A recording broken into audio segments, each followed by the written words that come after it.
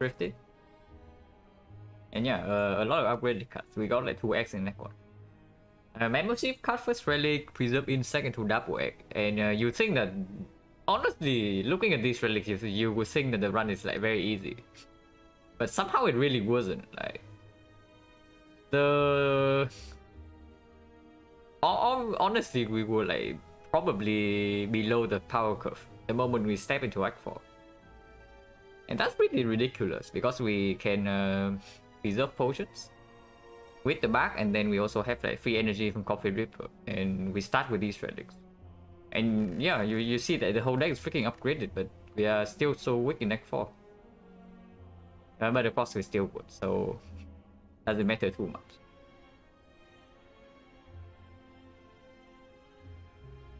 I just keep thinking back to like these runs.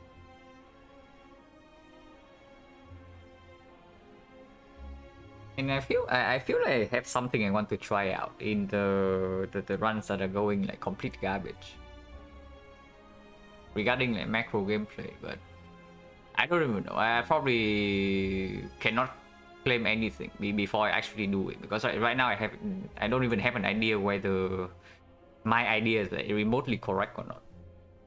So before I try it out, I don't actually want to say anything because it might mislead some people. But I do have something I want to try out whenever I encounter a run like this again, where everything's going wrong. I mean, I sure hope I don't encounter this like too often, but if it comes the next time, hopefully I'm slightly more prepared.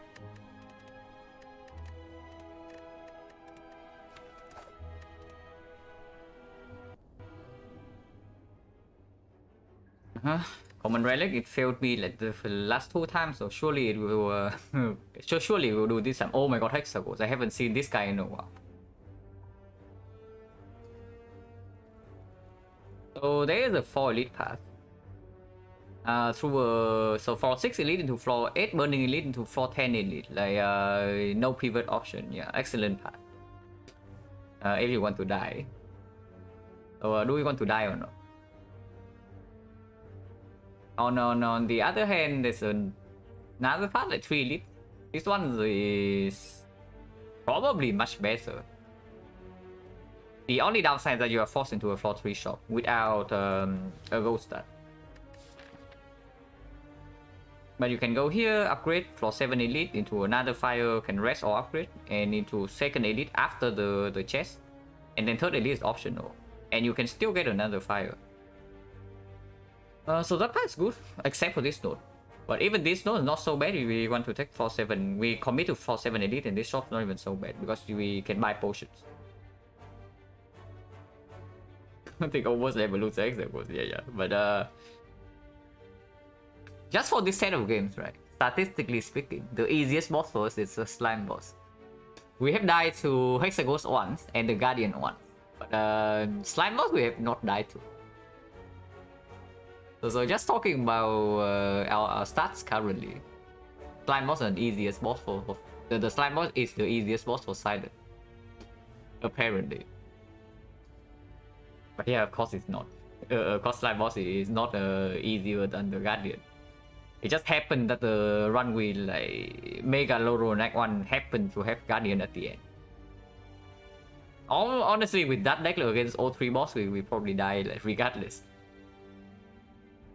It doesn't matter which boss it is at the end. We would die in that run to the boss.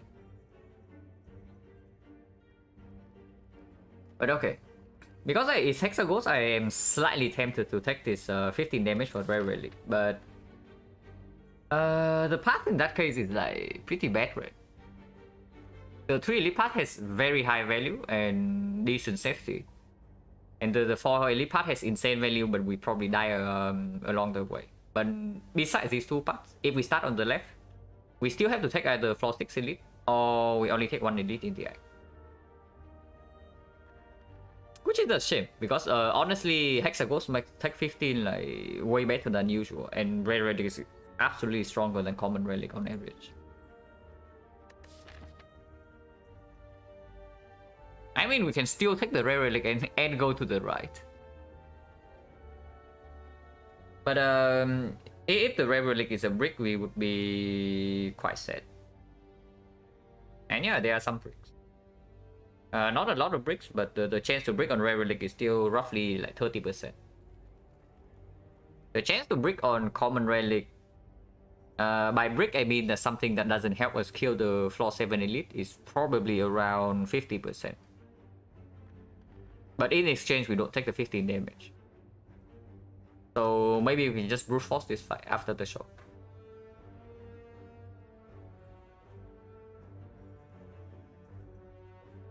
Yeah, if this elite is after a fire, I actually take the 2 elite path for the rare relic, because I think in my mind the difference between rare relic and common relic is worse on elite. But 15 damage into floor 6 elite is a little bit weird if the relic breaks. But man, would something like Pocket Watch be insane. Yeah, Pocket Watch Prayer Wheel, Dead Branch, all the things like that is in. They are insane in Act 1. If Common Relic is Morebank, we get 36 gold plus 30 gold.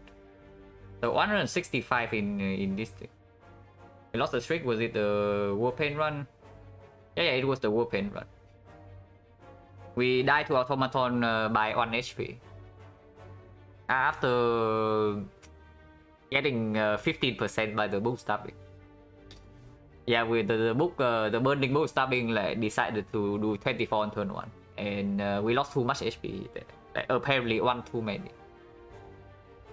Yeah, like it's a real shame that we actually lost by 1 HP. If we lost the Automaton 5 by like, I don't know, we died to Hyper Beam by like 20 HP, then I would not be sad. But when we died to we died by 1 HP, so like if any one thing in that run went slightly better, we would not die where we did, which was a shame. But yeah, it's fine, we move on. But yeah, 165 means that a potion can be bought, and then we can buy any uncommon card if it's a Morebank.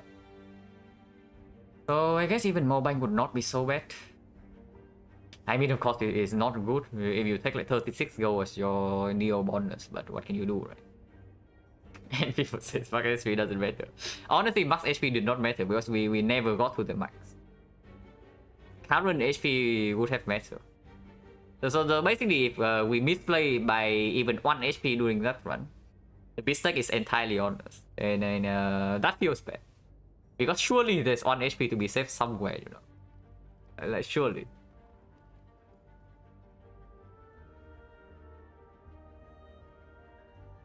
But yeah, common relic into the shop, into this, or are you saying that maybe we take a rare relic and go this way? We still go this way with the rare relic. If the rare relic is a complete brick, like Unceasing Top, can I still do this? Because the value of this part is very high. And in exchange, if we have to dodge this floor 6 or 7 elite, I mean, the path is also not that bad, because we can go to like a triple fire path into 1 elite at the end. I mean, sure, like, elite is way more valuable than fire, but if we cannot take elites, and then fire is not it's not the worst alternative. And I really want to take this rare relic, because yeah, old coin also puts us immediately in the high value path as well.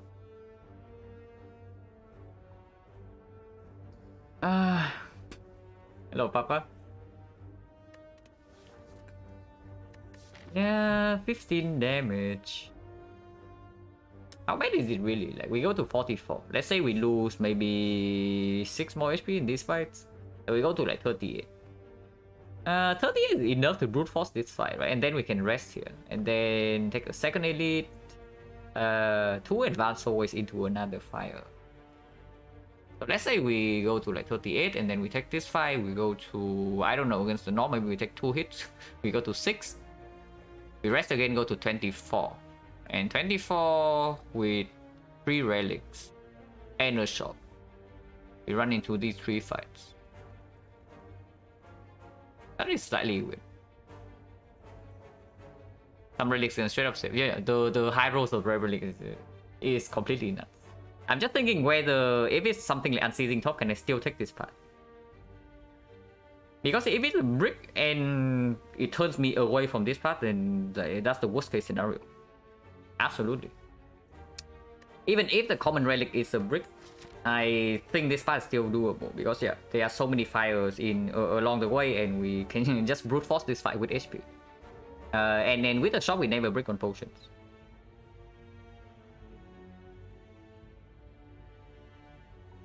So yeah, lost 6 here. And we buy a potion, so actually against the normal should not take a hit.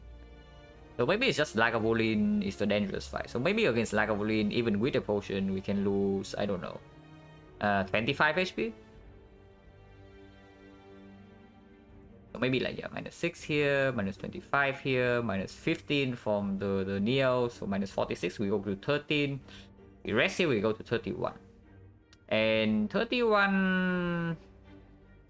Yeah, 31 can do this, right? With 3 relics. And then we can rest here again if needed. If not, it's freaking Hexaghost. And yeah, the elite fights can also go well. Like, it's not like we have to low roll every single run.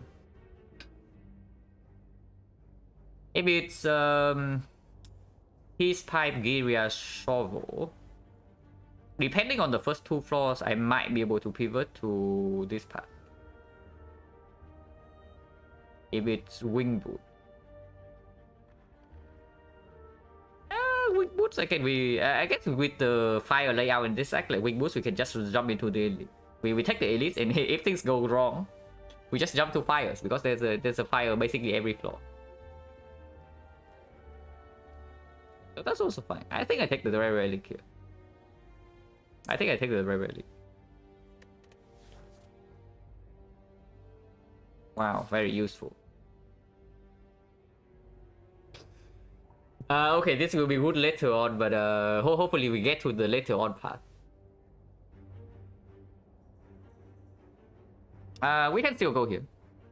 So okay, with the Bird Phaser and the Ike Boss being Hexaghost, the value of Noxious Fumes like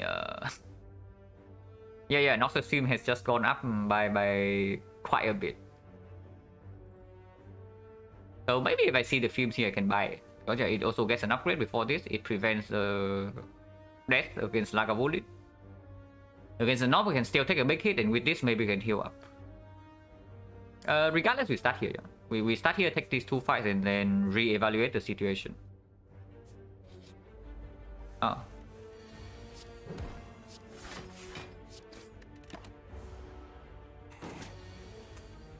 Okay, the buff on turn 2 draw woman, we have survivor next turn, and we draw 3 strikes. So not too bad currently. Hopefully not too bad this turn. Well, if he hits us for 17 next turn, we are screwed. Just saying. We draw too many blocks this turn.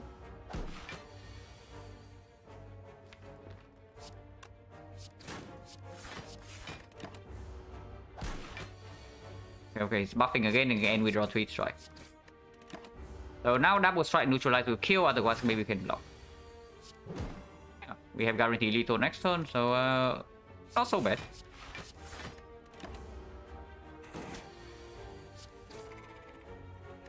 $14 gold, no potion. Yeah, okay, improvement over 12 gold, no potion. The usual thing. Not by much though, because yeah, we still brick on the potion first floor, and we still low roll the gold very slightly, and also these cards. Yeah, epic. So floor 7 they did. Well, if we are not fighting in floor 7 elite, I would skip here. And it's Hexaghost, so Acro is like not as bad as against Slime Boss, but it's also not good. And especially into floor 7 elite, it's negative. So yeah, the Bane. The Bane. It is Hexaghost, so at some point maybe we pick up Terror. Maybe we pick up Poison. If not Poison, then Terror. If not Poison and Terror, then we better have something else. But I don't even know what something else would be. And yes, the Bane does very marginally improve our deck, even without Poison. On floor 1, that is. The moment we get any kind of reasonable attack, like this card becomes complete crap if we don't have Poison. Where am I from? I'm from Vietnam. But yeah, Blur never, Acro never. So Bane no skip. And we do get a shop. So if we see Noxious Fumes in the power slot, 1 out of 14. Yeah, one out of is it 14 or 13? I actually don't remember how many powers. No, it's only 11. It's only 11. So 1 out of 11 we see like Noxious Fumes in the shop. So that's only 9%. And yeah, maybe we can also get I mean, Noxious Fume with Bane is complete crap. I talked about it before. Because you need to draw the fumes first and then the Bane can work. But yeah, with the Birdface Urn, we do have more incentive to pick up Noxious Fumes before Hexagons. And we can buy like Poison Staff, we can, I don't know about that Deadly Poison, but if we have nothing else, we can also do that. And maybe Poison Potion as well. When to prepare for Envenom. Oh my god, man, Envenom. Okay, now you're onto something. We do have Birdface Urn. And we are going into a path with 3 fires. And it's before Hexagons. So how bad is Envenom really? Yeah, probably still complete crap, but maybe it's fixable.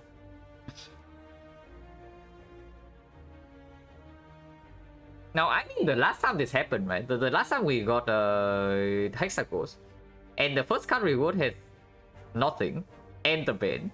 We picked the Blind Bane at that time, and it did not perform. It basically did not do anything until the end of the run, but we still won, so objectively it was correct, right? Surely.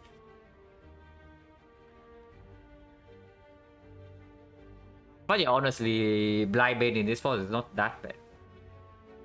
Because we do have more incentive to pick up like poison powers and it's hexable. So like, how bad can it be really? But Ghost is still better than the Strike. And then I mean, I know it's a very low bar. Everything's better than the Strike. Okay, maybe not Heal Hook. But yeah, it does deal 7 damage. At worst. And if we see Poison Staff, we are definitely picking that up.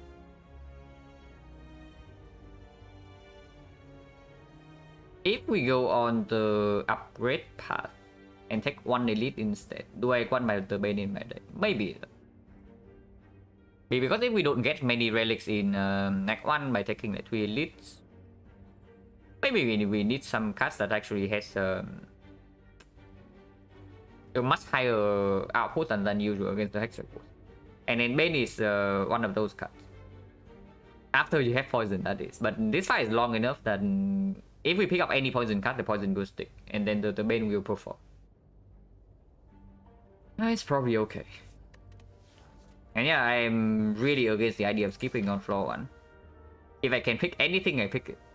Especially if we want to try for this one. For 780.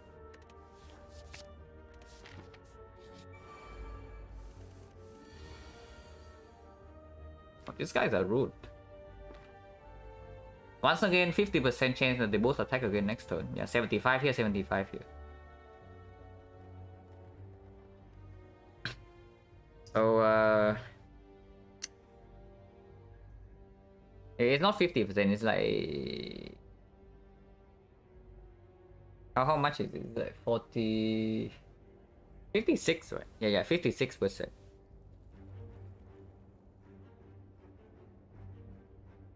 But otherwise, we take 3 immediately. If we draw into double defense neutralize next turn and they both attack, we are taking 4. But we can draw into single defense neutralize and then we are extremely set. If we put 6 damage here, we always kill this guy next turn, and if this guy attacks again, we take almost 1. In double block, we can also neutralize defense. I mean, we can also draw these 5. Hopefully it doesn't happen. But I think I take 3 here. Not drawing... Not drawing neutralize and drawing survival this turn probably means I should take 3 damage here. Because otherwise I can like triple defense, take 1 and see the situation next turn. Ooh. Yeah, take 3, right?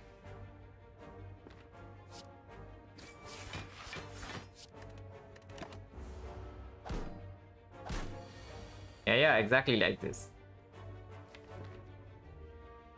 Yeah, we would have taken 4 this turn. But now we take 0. You say I never attack next turn.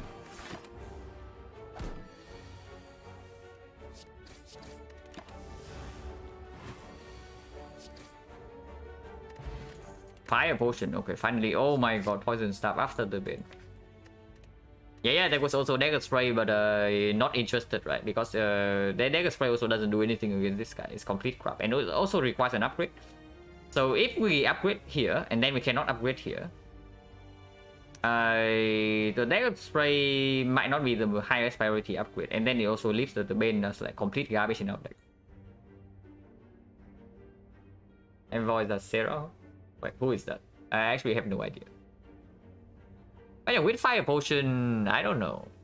So potion chance right now is like 40%. So can we really justify like buying a potion here? Or are you telling me the fire potion is strong enough that we take the 4 elite part? Like floor 6 elite, floor 8 burning elite, floor 10 elite, and there's still no healing until here. Yeah, okay, probably not. What can I buy at the shop instead then? An uncommon card, like, yeah, maybe Noxious Fumes? I don't know.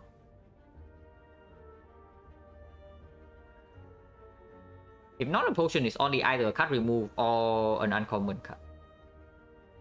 I mean, I guess we can also buy colorless, so... Dramatic Entrance can be bought. Maybe Dark Shackles can be bought.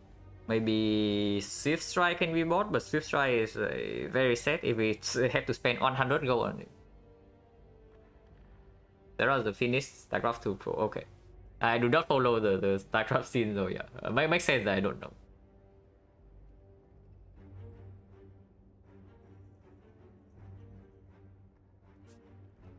But yeah, we go to shop and follow 780. Buy white beast. Yeah, we say goodbye to the white beast. And this is our colorless card. Okay, insane. We can remove defense into buying backflip though, if that's what you want to do. Now that is very backwards, but honestly it's not so bad because the backflip also... It's also couch shots against Hexagons. Can be the just finish, okay. We can also buy couch shots because yeah, it's not too bad against Hexagons, and it does heal us for 2. It's basically free heal against the Lagavulin. Free heal, free damage. Against the sentries is like kind of bad, but it's not too bad. Against the Nob is complete crap. Yeah, okay, probably not. Let's not spend gold on this. Defense remove into buying backflip. Now that's an interesting line because it does not really change the block density in our deck, so it doesn't make not fight any worse, but it adds somewhat good card to our deck. I don't think I will buy the dagger spray because the first upgrade probably goes on either poison staff or the bane. And this not being upgraded, and yeah, the second upgrade can go on the other one. We already have 2 upgrade targets. So adding another card that needs an upgrade, probably not an extremely good idea. Hello, my dude. Why is backflip good here? Just draws P stuff faster. Yeah, kind of. So, but basically, like, backflip is always a card you want to have in your deck later on in the run, right? And usually, the reason you do not add this card in deck 1 to your deck is because your block density of the starting deck is way too high. And yeah, you run into the Nob with a deck with 6 block cards, you probably get your face bashed in. But if we add this card and then remove a defense, it doesn't change the block density. And then it just draws into this combo faster in basically every other fight. And it's card draw after we leave Act 1, which would be good. The moment we get 4 energy, this card is going to become very nice. Dagger Spray, yeah, probably not in this spot. Because if I take Dagger Spray, I also cannot take the card remove. Are you telling me that I want to pay 103 gold for the Finesse? Because this card is also like garbage in the North fight. After the North fight, it's yeah, it's free block. Quote unquote free block, because the Chosen still exists, Neko still exists, Time Eater still exists.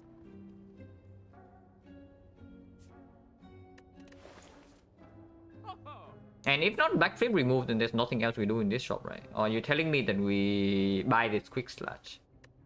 Now that I have daggers, Bane plus poison up and a fire potion, I don't know how interested I am in buying a freaking quick slash.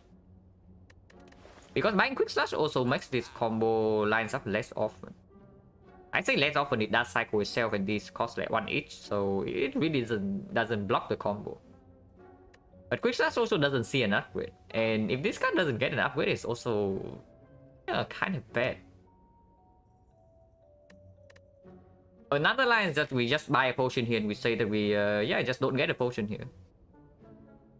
Because immediately after this fight, there's this fight. So let's say we brick on a potion here 40% of the time, 60% of the time, and then we brick again on the potion here. So it's 60 into 50. So it's like 30% chance we do not get a potion drop in one of these two fights. And immediately followed by this fight is this fight. So we use 5 potions here and we run into this fight without potions. Buying potion right now prevents that scenario from happening. So we hedge for the 30% low roll. But 40% of the time we just have to toss a potion here. We will just have to toss a potion here. Like, wait. And these potions are not cheap. There are no common potions here. They are all uncommon or rare. So wasting this much gold... Yeah, we're wasting this much gold is like super weird, right?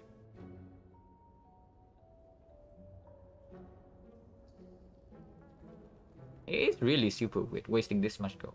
I think I just do defend remove into backflip. And if I do that, how much gold is that? It's like 101, right? So we are still left with 25 gold. So 25 gold, 40 gold. We can get Cleric here, but Cleric is not even that bad. Because we are missing a lot of HP. So we can take the heal. And then, yeah, if we take the heal, we can probably take these 3 elites without resting. That would be good. So Cleric showing up here is not even a bad thing. Yeah, backflip remove defense.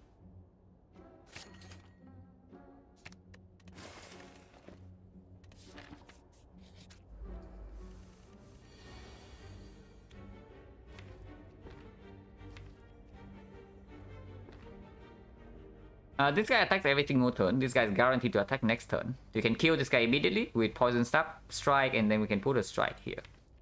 But next turn this guy attacks for either 8 or 12, and we are not guaranteed to draw into survivor. The other line we backflip, and hopefully we if we backflip and then poison stab here, for example, next turn we are guaranteed to have a Bane. Okay, not guaranteed, like 5 out of 6. But if we do that, it's like 11 damage here, and then the Bane next turn is dealing 10, so it's 21. 21, and we can put another strike here. So it's going to be 27, and 27 means that 1 strike will kill. So next turn we can do Bane and strike, and then we play 1 block to block this guy. And we probably leave this fight with either 1 HP loss or 2 HP loss. If we play poison stab plus strike here and then strike here, this guy goes to 25, but he does not have poison, so this card is a dead card. And the green slime attacks for like either 8 or 12 next turn.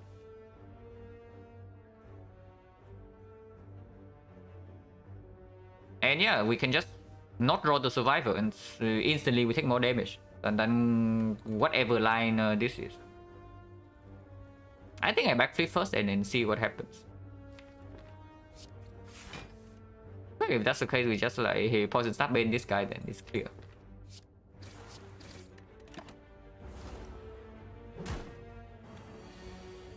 Yeah, now we have a kill here and we take 1 damage in this fight, hopefully.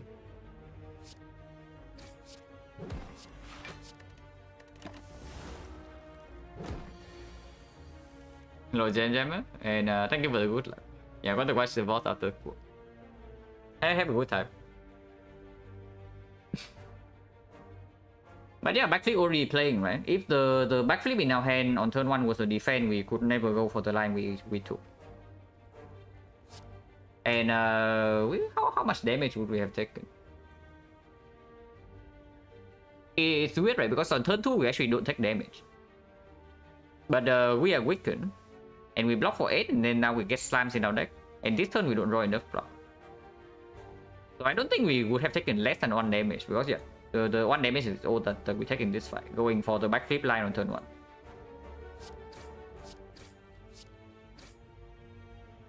No potion. Yeah, slice with the backflip. Slice before potential knock. There's also flying knee. I don't know about flying knee.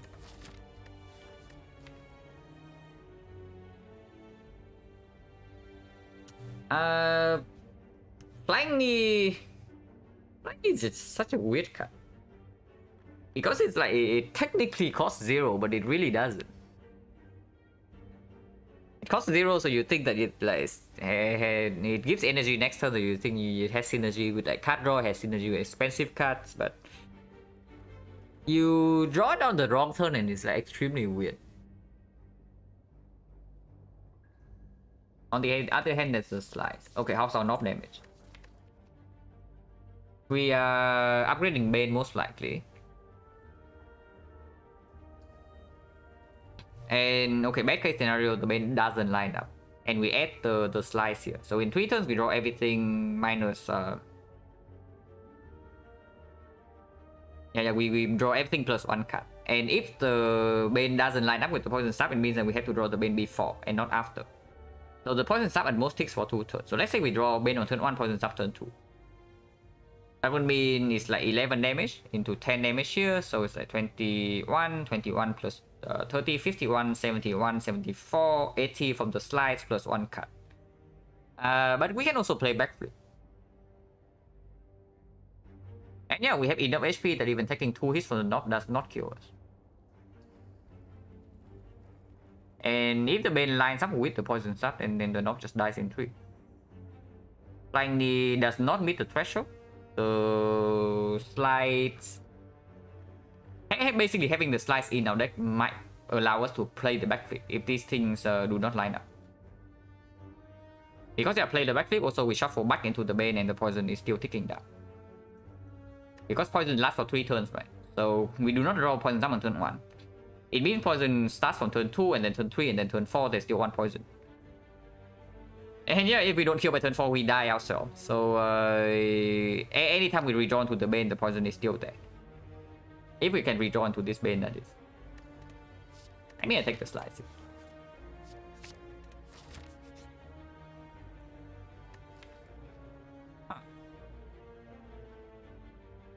Defend remove once again. I mean, with the defend remove, we should be able to kill the knob in 3 turns.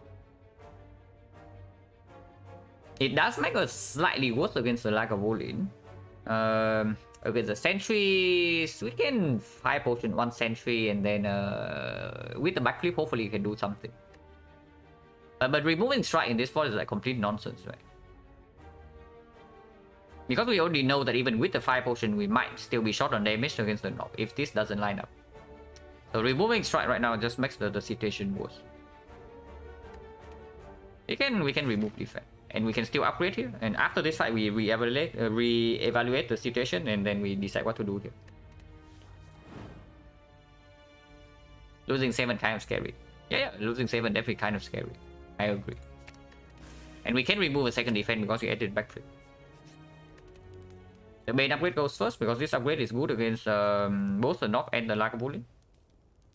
And even against the sentries, it plays more than this upgrade against the sentries also. Because there are sentries, we have to strip artifact first before the poison even comes in. And if the poison doesn't work right, then this is basically a 2 damage upgrade, this is 3 damage. So this is still better.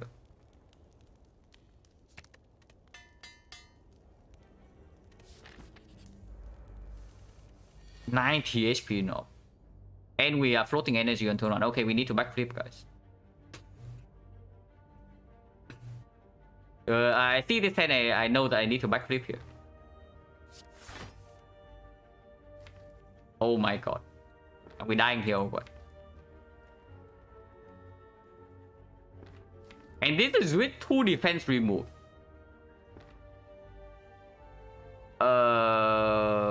Yeah, next turn we can play... hopefully we draw into 2 attacks.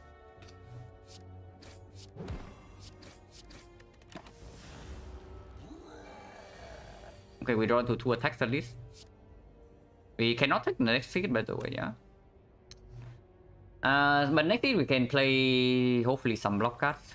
Holy crap, if we don't draw into any survivor, neutralize, or lethal next turn, we just die on the spot. But survivor here is not positive. It blocks for 5 this turn, but then it increased the damage by like 4 next turn. Actually, survivor is like purely positive, right? At worst, it breaks even. At best, it blocks for 1 damage. If we have to take the next hit. But I mean, defense is never the play. I'm just thinking about the survivor. The survivor right now we take yeah, he goes to 11 and next turn he goes from 24 to 28. So it's like +3 this turn, +4 next turn, potentially +5 next turn. So at worst it's +8. At worst it's +8, at best it's +7. And then we block for 8, so we just gain 1. Oh yeah, we play survivor. Hopefully we don't die next turn.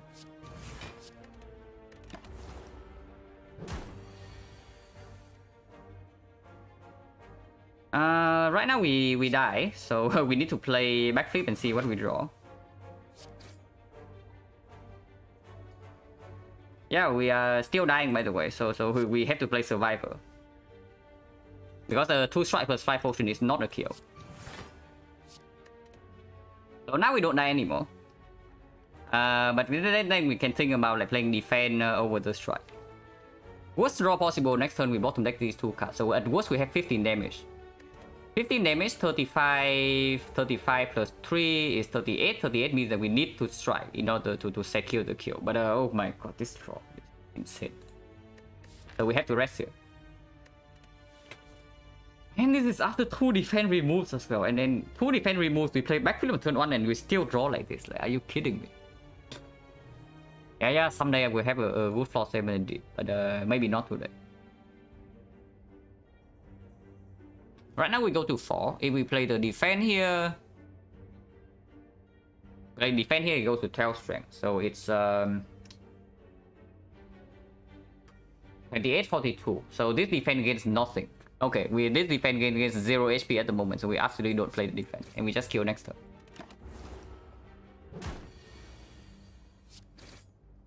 At least we don't have to fire potion.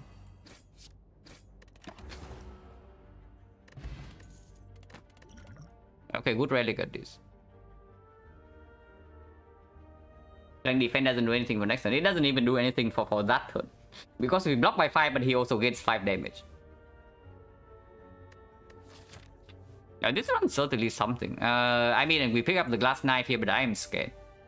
Because right now, even with the rest, like the dead range is very good later on, but it doesn't do anything for us right now. And yeah, Lagavulin can be coming. And I am terrified of the Lagavulin. I am terrified of the Lagavulin in this spot. We can also pick OR attack over the glass knife if we say that the upgrade never happens. And OR attack is like slightly better than the sentries. Probably not, right? And yeah, we rest here.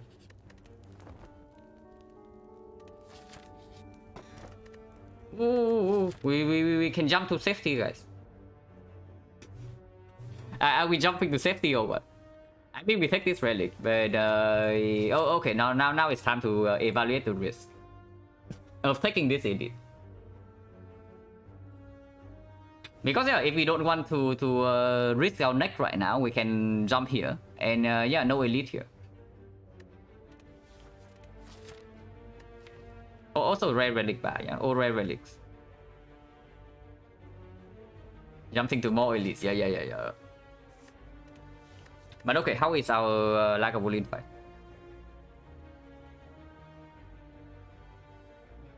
We probably always open with the poison stab. It doesn't matter what we draw together with it. We probably always open with poison stab in order for the bane to actually go.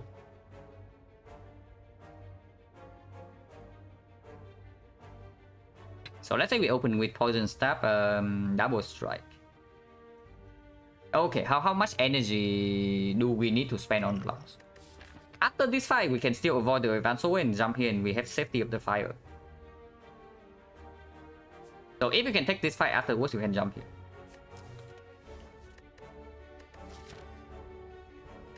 But yeah, 23 and Lagavulin attacks for 40. So we need to block like at least 18. And 5, 5, 5, 5, 8. So 2 blocks and a survivor is exactly enough, but most likely we have to spend 4 energy on blocks. If the neutralize lines up, it's only 3 energy. Okay, so let's count 3 energy, because if the neutralize doesn't line up, but we draw into like these 3, we can do that. If not, it's like neutralize plus 3 blocks. So let's say we spend 3 energy on blocking. So we have 6 energy on attacks, 3 energy on the open turn, and then 3 other energy on the off turn. So 12 energy in total, and we open with... I just count the Poison Stab as 12 damage total, yeah? Because we don't redraw into this fast enough for the poison to stack up. So I just count it as like basically 12 damage. So we open with, let's say... How much energy do we have anyway in one deck cycle? So in 3 turns we draw a whole deck. We play backflip whenever we draw into it, so we draw a whole deck plus 2. And we spend 3 energy on blocks. So we have 6 energy on attacks. It's like 1, 2, 3, 4, 5, 6.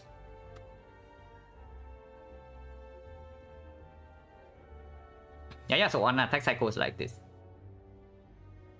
So we have 12 damage, 20 damage is 32.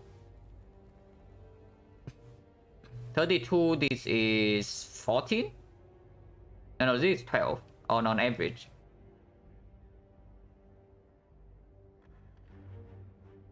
No, we only go 2 deck cycles, so it's like 15 and 16 and then 12. So it's like 14 on average.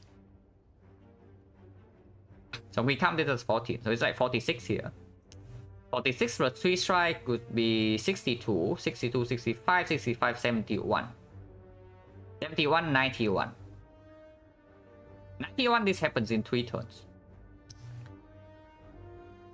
91 in 3 turns, but we open with 16.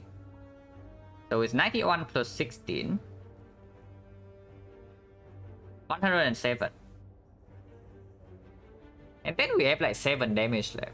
So if we draw reasonably well, we don't even need to draw perfectly. We only need to draw reasonably well.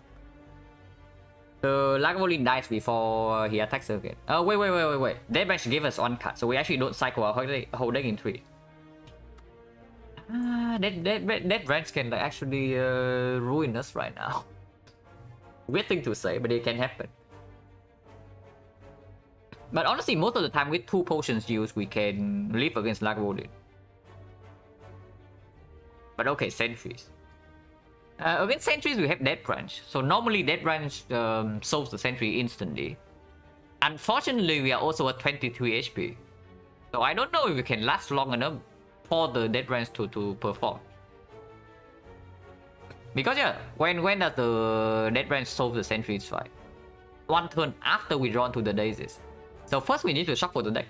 It means that we need to get to turn 4. And then turn 4 it doesn't even do anything. So by turn 5 we get value. Yeah, that is way too late. We probably lost this city. We will probably avoid this city. Like I think Lagavulin we don't die against, but Sentries sometimes Sentries just straight up murders on the spot. Usually not, but it can. And honestly, with Dead Branch Burst Phase Urn, I do not think we need to take a heavy risk in this spot.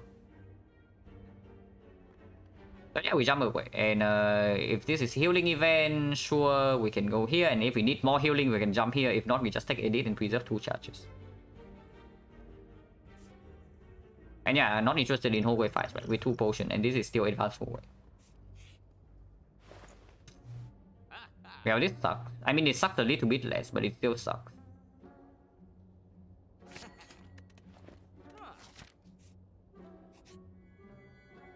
Wow, Shining Light. Exactly what we need right now, guys. The Shining Light. But okay, real talk, we can actually take this Shining Light. So we take the Shining Light, we go here and rest, and we jump here and we rest again.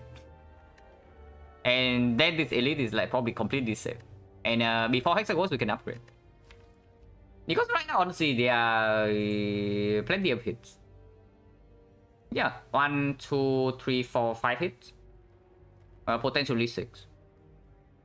Potion chance. Okay, what's the potion chance? 1, 2, we did not buy potion here. So 1, 2, 3, 4. 4 fights, 2 potions, 40% only. And even backflip is a Disney. Of course, the downside is that we lose 1 wing boot charge. But how important is that?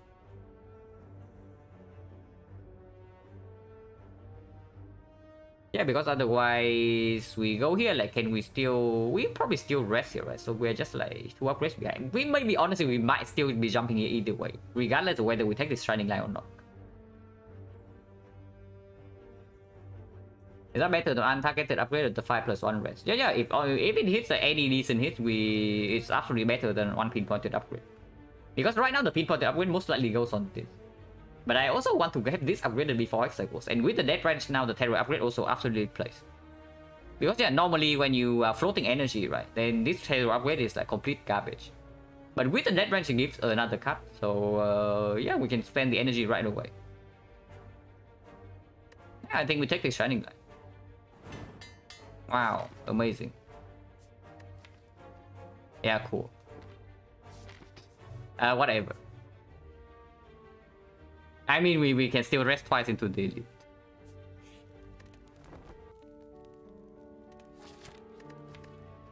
And with Glass Knife Plus, with the Terror, with the Bane Plus, maybe we are fine against Hexagons. Unless you tell me that we want to take this Advanced Always Fight at 22 HP for Death Range fuel. But I don't think so. Actually, do we need to rest here, by the way? Now that we have Terror, Lagavulin is no longer a problem. And if we get Glass Knife upgrade, the Sentry is also not a problem, right? Because Glass Knife plus this is an instant kill on 1 Sentry, and then 22 HP is safe.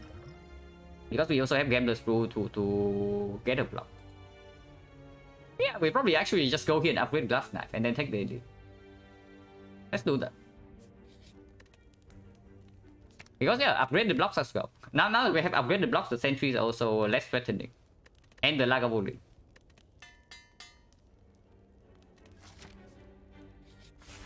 Yeah, Lagavulin. Wow, main point is not turn 1, but we open... we do not open before Terror, right?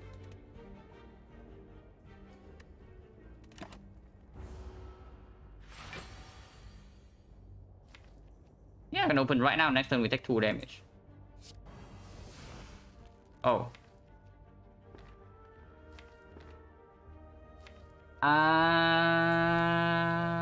We still open right now. We still open right now. I'm thinking of some like silly setup plays on the Glass Knife, but that also doesn't make sense because we are floating energy next turn if we are not blocking. But yeah, this card's like not very good. So Death Branch is giving us is making our deck weaker.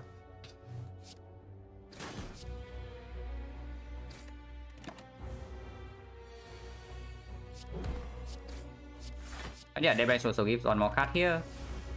That is nice.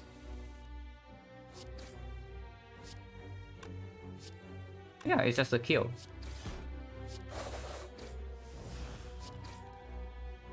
Oh, yeah, good fight. Yeah, very rare relic bar.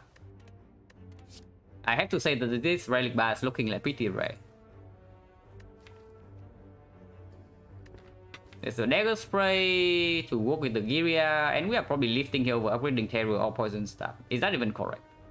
I guess it's fine, because we do not need the Bane to always land anymore, now that we have Terror and +1 strength. And yeah, we are absolutely not picking up another Bane. So it's only like Dagger Spray if we say that we really need AoE somehow. But for some reason I don't feel like AoE is that much needed, and not now, right? It's not now. Because in actual we can also see this being like upgraded, and this card doesn't perform against Hexagons.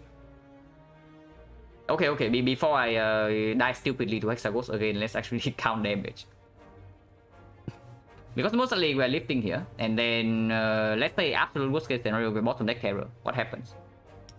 We still draw terror by turn 3.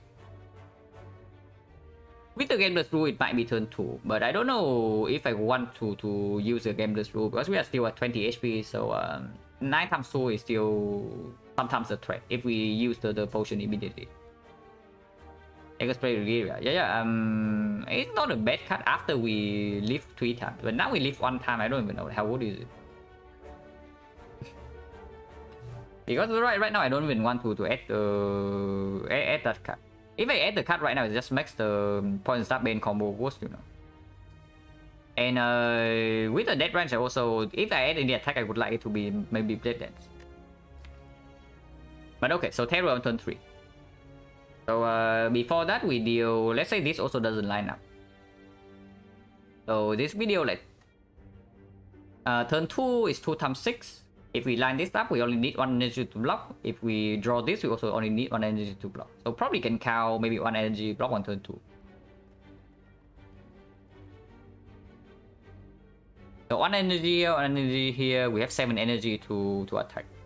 So 1, 2, 3, 4, 5, 6, 7. No, we count only 5. Yeah, we count only 5 because the last 2 energy is on turn 3. Actually, on turn 3 is like 6 damage, so we still need to block that hit. Which means that we can only play 1 attack on turn 3. So 3 attacks on turn 1, 2 attacks on turn 2, 1 attack on turn 3. Okay, and let's say the Terror doesn't line up with anything on turn 3, so it's on this. So by turn 3, Terror deals 3 damage. It means that this deals 10, this deals 10, and this deals 7 each. So it's like 10... Now we have one less energy, right? So it's only 2 strikes.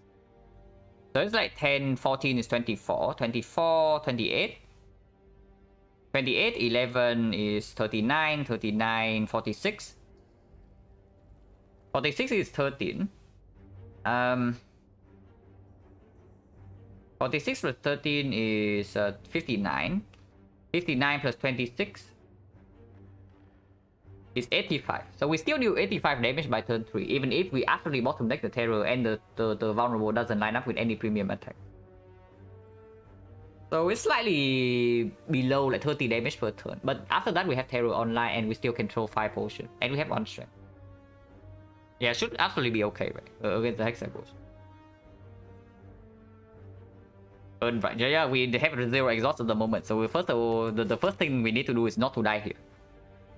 If we don't die here, we can leave a bunch, we find maybe some Blade Dance, the run's looking up. But for now, we need to not die here. But yeah, none of these help. The Dagger Spray doesn't even improve our damage output. I mean, maybe it does. Because okay, Dagger Spray is going to be like 5 times 2, so it's like 7 times 2, it's 14. And these are 10 each, so it's 4 damage better than a strike. This is 16, so it's slightly worse than the Poison Stab, and it blocks the Bane. And it's worse than Glass Knife, it's worse than the Strike. So basically it's like better than all strikes, but it's worse than these 4. Maybe okay in Act 2, like maybe... For example, we pick up Final Stone and we need a bird answer, and then yeah, Dagger Spray can do something. It does decrease our block density though, and honestly having a too low of a block density might be a way that we can die to the Hexagons. Because damage wise, right, even I just calculated the case where we actually bottom deck the Terror. The Poison Stab does not line up with the Bane. And we also do not draw any premium attack on the turn that we play the Terror on turn 3. And even then we still have enough damage. So the only way that we actually die in the Hexagons fight is to, yeah, 9 times 2. So maybe you should not add a garbage damage card. That's not even... It's worse than like half of my attacks. Yeah, probably not. Because yeah, if I add another card, right? If I add the Dagger Spray here, I need to play Backflip at some point. Otherwise, I risk the chance that 1 out of 18 for this to be on turn 4. Or I have to waste this potion. And this potion is the way to bail me out of the 9 times 2 hit. If I happen to break on block. And the Hexagon is still alive by then. I don't like this. Like, I don't. I think of the Forge... probably not better than these. With the dead range, maybe you can say somewhat okay. It does give on energy with the terror. But this potion bails me out of the 9 times 2 turn if I break on blocks, and this potion just has for like 20 damage. Upgrade potion probably deals more than 20 on average, but sometimes you also don't just don't need the potion. Because if you want the upgrade potion to have value, you have to use it immediately.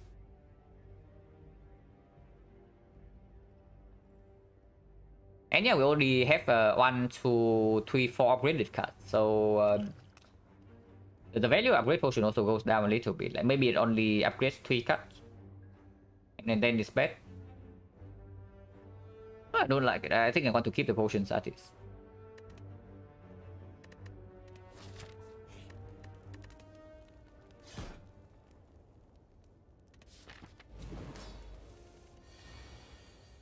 We can also draw like this. Yeah, guys, we can also draw like this.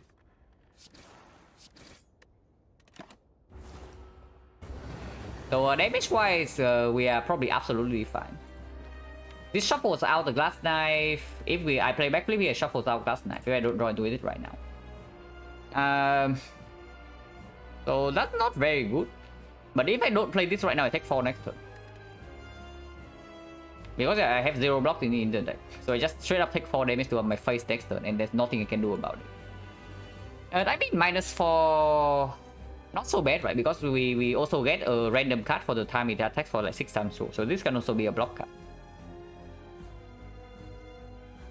And with Terror on turn 1, we have a decent chance to actually kill before the 9 times 2 turn. If we can redraw into this and redraw into the bed.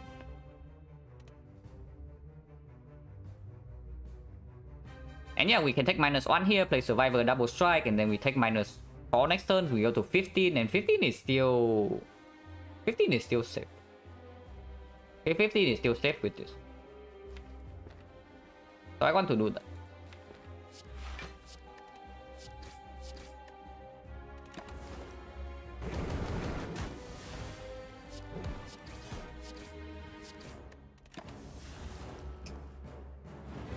Yeah, very useful card, guys.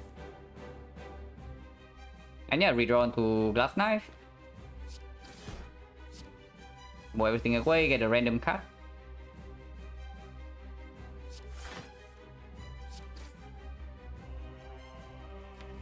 With damage like as high as this is, I think I want to full block here. Over playing Sucker Punch. But Sucker Punch blocks for 4 only. And then we are still taking 5 damage to our face. And suddenly like 9 times 2 might be a threat again. If I full block this, the 9 times 2 is never going to kill me. Well, we still blick on block, so we take another one.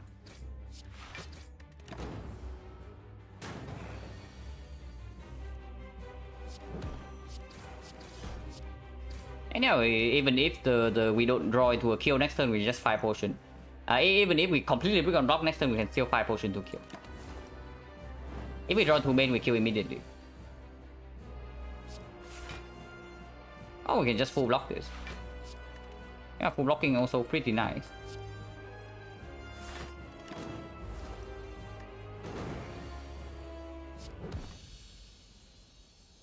Yeah, no potion.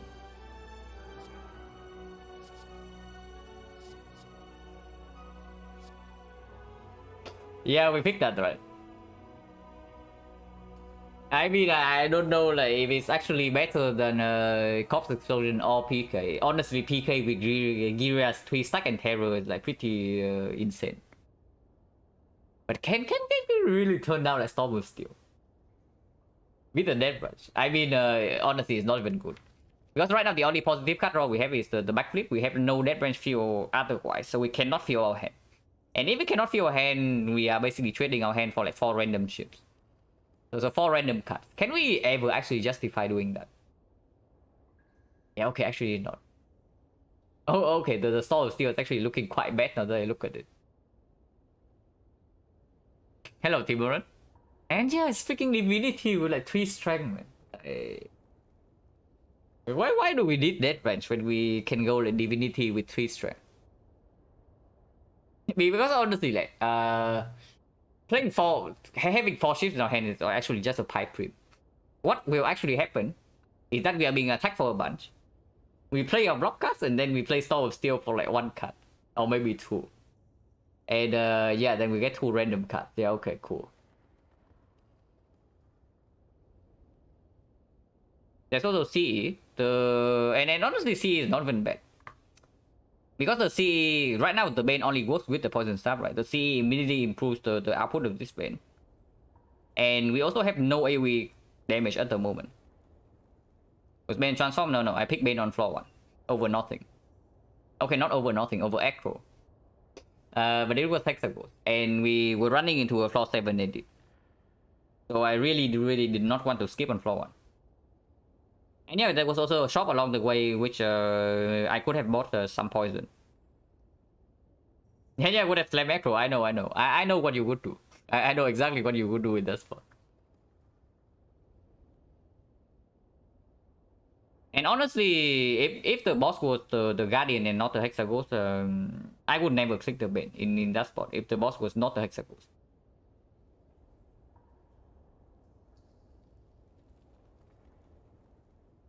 Yeah, is PK even stronger than CE?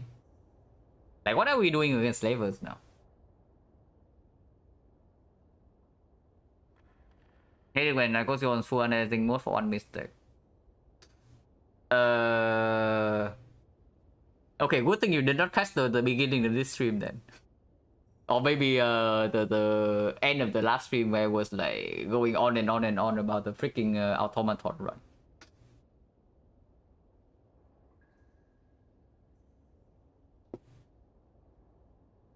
But I mean, it's just natural, right? If you care enough about losing, like you just every mistake will hit you hard. If you really care about winning. But okay, so the PK is so nuts, but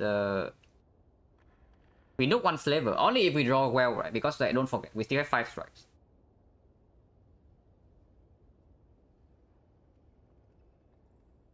Yeah, PK is just like super strong.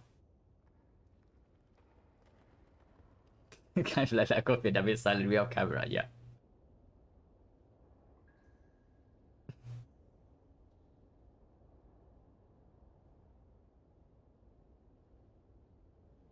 Yeah, like PK. So something about the PK is that it also gets slightly worse with the fact that we have Death Branch.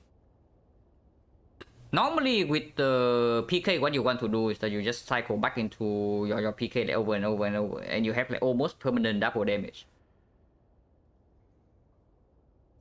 But in our case, we see a Blade Dance, we easily pick it up, right? Because yeah, Giria, Death Branch, Birthface Zone. And then our deck is eventually going to be flooded in the second cycle. And if that's the case, the PK no longer is that strong.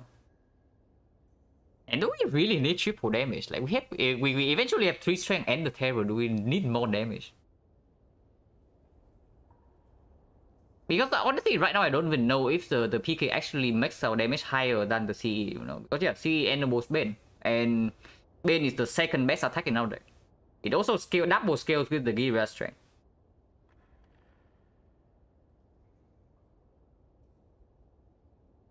If we are stuck on 3 energy, we are still lifting, right? So yeah, if we are still lifting, the PK upgrade doesn't even come, and then the energy reduction after upgrade is not even a consideration. Like, it's really not a consideration. All we see is that requires quick energy. Not really, right? Honestly, I see that if you are stuck on 3 energy, CE is probably better than PK. Because it actually gives you an out against slavers. Normally, when you're stuck on 3 energy and you run into the slavers, you are extremely sad. Because the 3 energy is simply not enough for you to either block or deal damage. So you either accept like 30 damage to your face on turn 1, and then you accept another 30 damage to your face on turn 2. Or yeah, you do nothing in the fight. Because you spend all your energy on blocking, and then what? The fight doesn't progress. So you're like, yeah, you are looking at it. You are looking at it right now.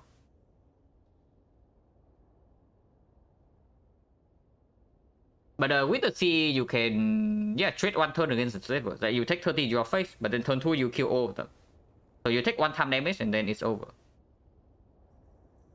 Free energy.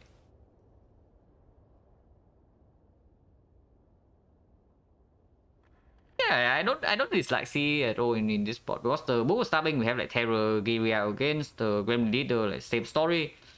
But the slavers we have like absolutely zero AoE. And after the Terror is deployed, and then don't forget, the Bane only deals damage after the Poison Stab is deployed. So we play Poison Stab on one of the slavers, we nuke that one slaver with the Bane. But then after that, like, we have no more Terror, no more poison. And yeah, if we have no more Terror, no poison, killing the second slavers is like a lot more difficult than the first one, because we are also going to be weakened. The Glass Knife also deals less damage. And now we have like 3 wounds per turn into our deck.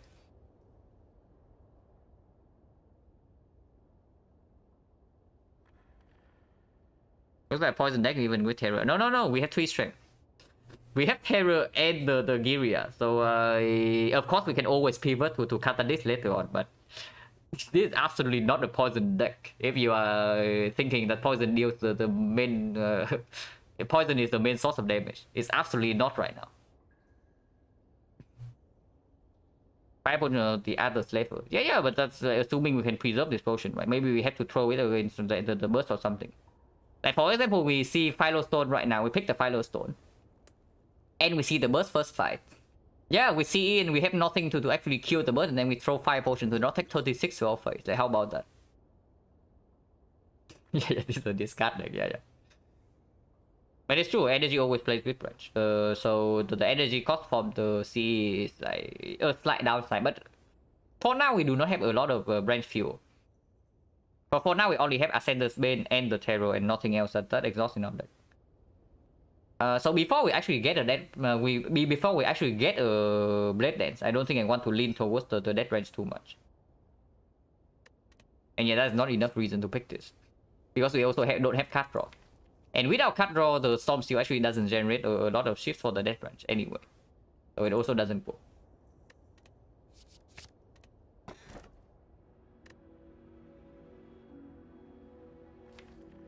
We are definitely not Snecko, guys.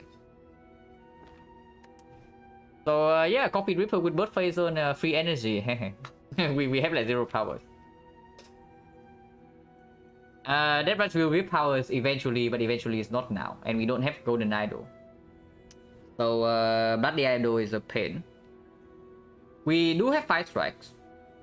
So buy straight possible. And if we see the buys event, suddenly Coffee Ripper super mega free. On the other hand, there's Sozu. Yeah, not interested in Sozu, right? Sozu probably even costs us more HP than the... Not more HP. Okay, so what is the downside of the Coffee Ripper? The Coffee Ripper sometimes force you to take a more defensive path, because you are scared that yeah, you low roll in too many elite fights in a row and you just die on the spot. But the Sozu is the exact same thing, you know, but actually it's just worse.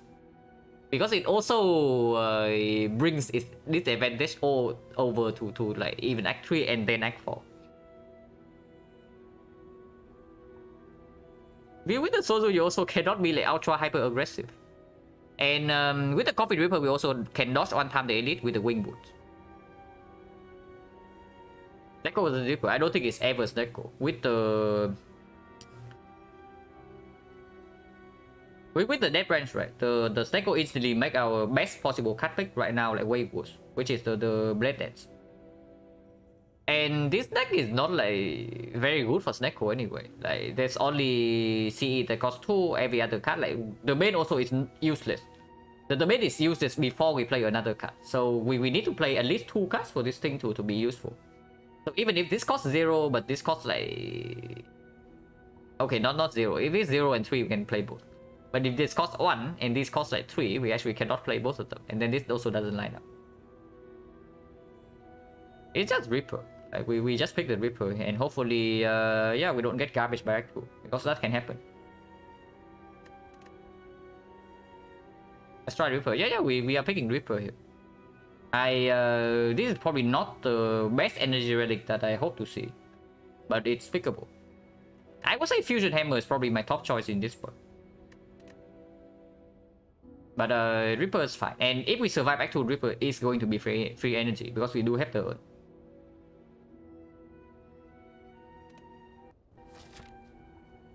It's quite close. It is quite close. But it is dangerous. It's one of the... It's good, but it's one of the few energy relics that can kill me in Act 2.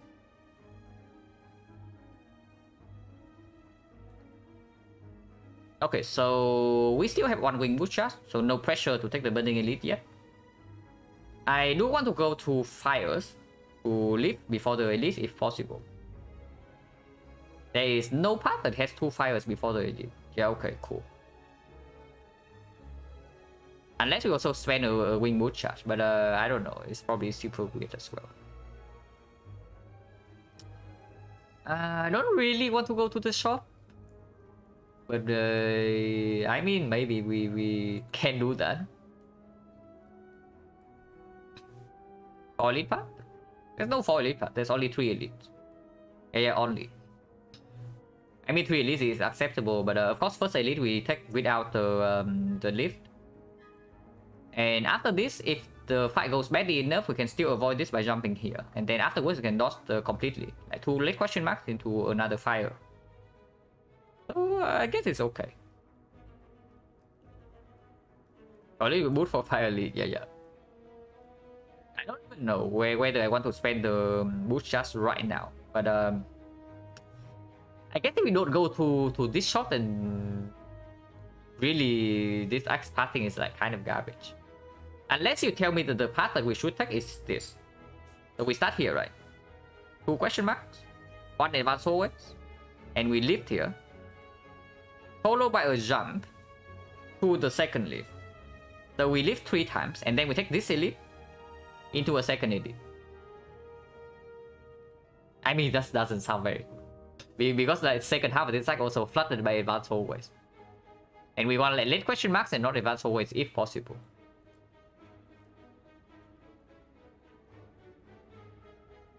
So honestly, the most valuable part in this cycle is probably still like this. It's probably still start here, 2 question mark, go to the shop, no advanced hallways. It's still normal hallway into early elite, into lift, into second elite, or the fire if we are dying. And then by this point, we can re-evaluate the situation.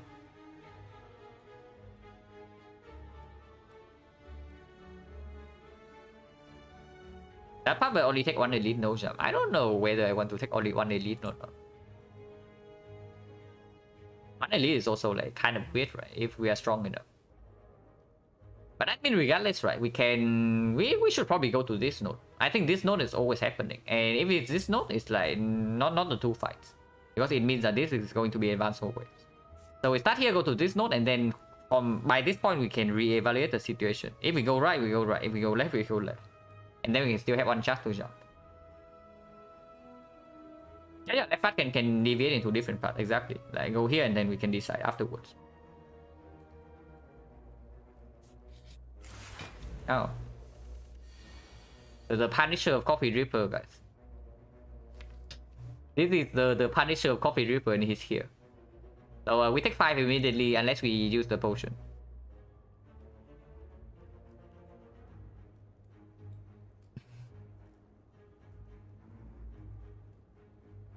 So do we want to potion for 5 or not? Because yeah, potion chance is 40%. And we can also just buy a potion here.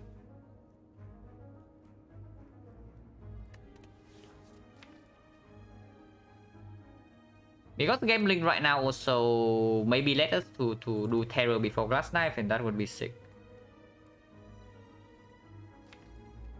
Yeah, honestly I think I want to gamble for 4. I do not want to I do not care about Ascender's Bane giving me Death Branch card for next turn. Don't think I can expect to take less than 5 in this fight and potion to be better later. If we draw Terror on turn 1, right, we can actually kill this guy by turn 2. Or is that not possible? Because the way I see it, if we draw into Terror right now, this deals 39 damage. 38 damage. And this also deals 10. So we deal 48 immediately, with potential to do Bane combo next turn. And that kills, right? That just kills.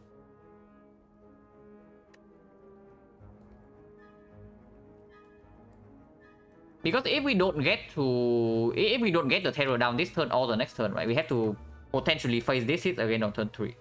Is what I'm afraid of.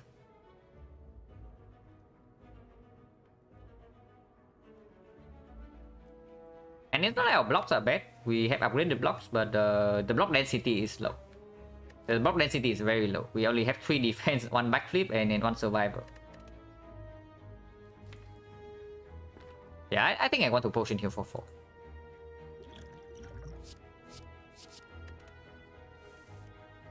Right, no terror, but we still take 5 damage by the way. But we get 1 step closer to the terror, and the bane also comes down. Would be worse. Would be better, of course. Do this to strip more plated.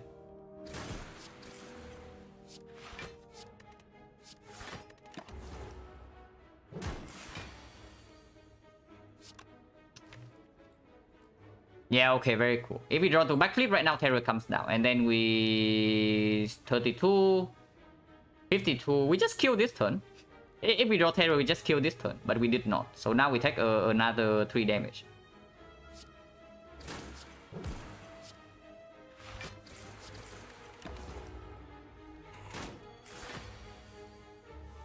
But I mean, it's fine, right?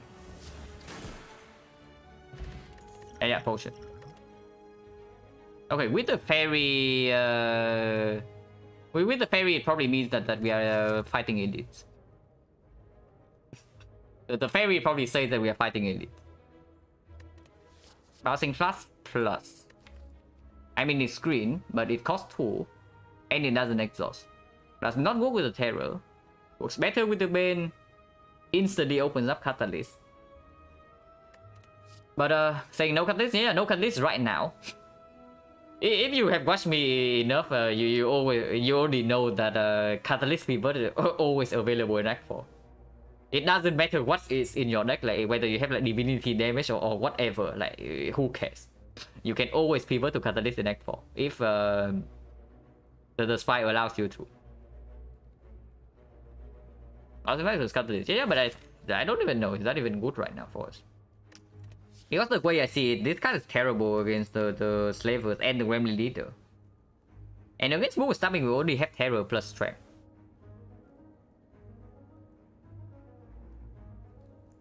Always end up picking Kata, not in early game. If you have watched enough Act 1 that I play, you know that I do not pick Catalyst in Act 1 usually. No matter how many I see, like I have skipped like 2 or 3 Catalysts in a Hexaghost Act before. And with Poisonous Shield, we never know until until the end of the game, because the Catalyst always open. It doesn't matter what you have. You have like 2 poison. Yeah, 2 poison instantly becomes like 161, 162. So that is enough to kill the 105 turns. But yeah, I also don't like this bouncing plus at all. Like, absolutely not. I really dislike this bouncing plus, especially after we pick up the CE to enable the Bane already. And honestly, I don't even care. If we end up pivoting to Catalyst later, we better have a damn good reason. And by a damn good reason, I mean we have a way to multiply our Catalyst plus. And yeah, if we can do that, then 6 poison is enough. Like, why do you need 12? If we can multiply our Catalyst plus, then 6 poison starter is only enough. We do not need 12. So this card is basically just a burden right now. I think it's a very bad pick, the bouncing plus here.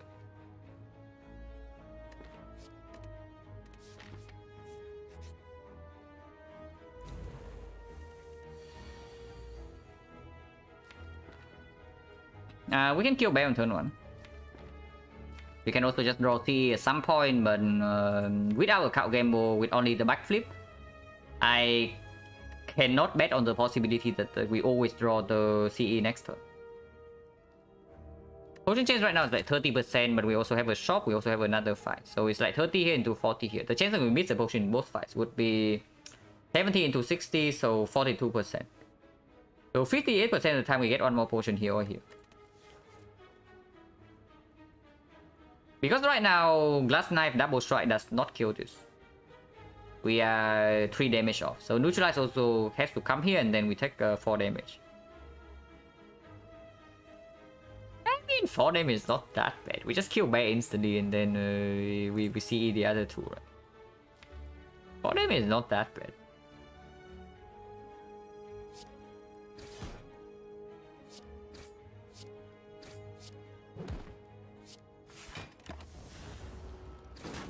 Oh. But if you tell me that we get an acro right now, maybe the line would have been different. Okay, guarantee CE Terror Bane next turn. But we are also weakened. So how much damage do we have exactly? This is going to deal 11, but then weakness vulnerable, it goes up to 12. So it's 24 damage. So it's like 24 here plus 6 here, we have 30 damage next turn. So we only need to deal 8 damage this turn. Yeah, excellent, we have 7. But I mean, we can only have 2 energy for defense, so we can always play 1 attack. So it's not so bad. So take another 3 here and then we win this fight.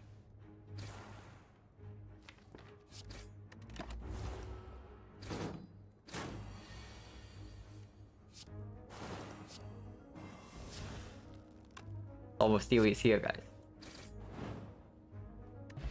Okay, no potion, so 40% chance now. Complete garbage. If anything is a deflect with Death Branch, but before I get real branch fuel, I do not want to add a card that is actually good with the branch. Because yeah, right now we cannot even use the branch. Of course, any footwork is stronger with the Birthplace Urn, so it does speak for the deflect a little bit, but maybe not now. It could be later, but maybe not now. Especially not a deflect minus. Deflect plus I pick.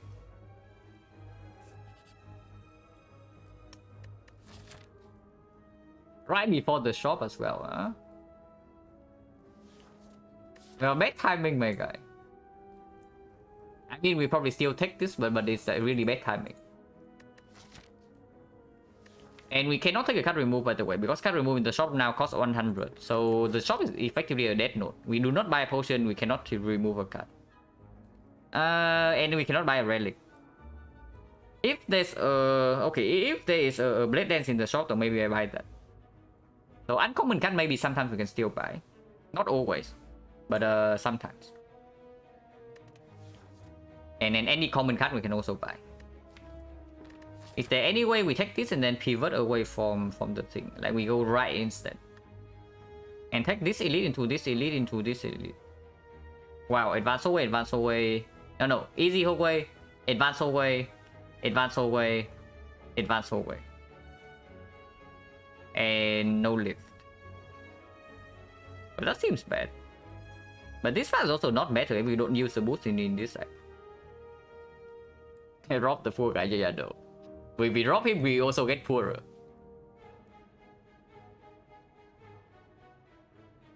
So the pathing in this act is just bad no matter what if we don't use the boost. Yeah, drop and remove cost. Remove cost like 100 right now, so it's just a negative trade. Middle 2-5, yeah, middle 2-5, but no elite. Like you see, we are not trading elites for fires. Like, that is complete nonsense. We just take the elites. Jolly always dangerous. I mean, we have like we have the fairy now, so like how scary is it really? And at some point, I also want to see a Blade Dance, if possible.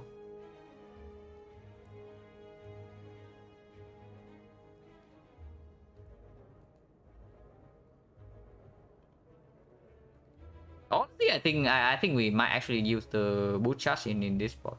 If not, we can go to late question mark and commit to burning it. So the path is probably mid path have fire plus sunshine. Yeah, but you trade away 2 elites for like 1 fire. That cannot be a fair trade.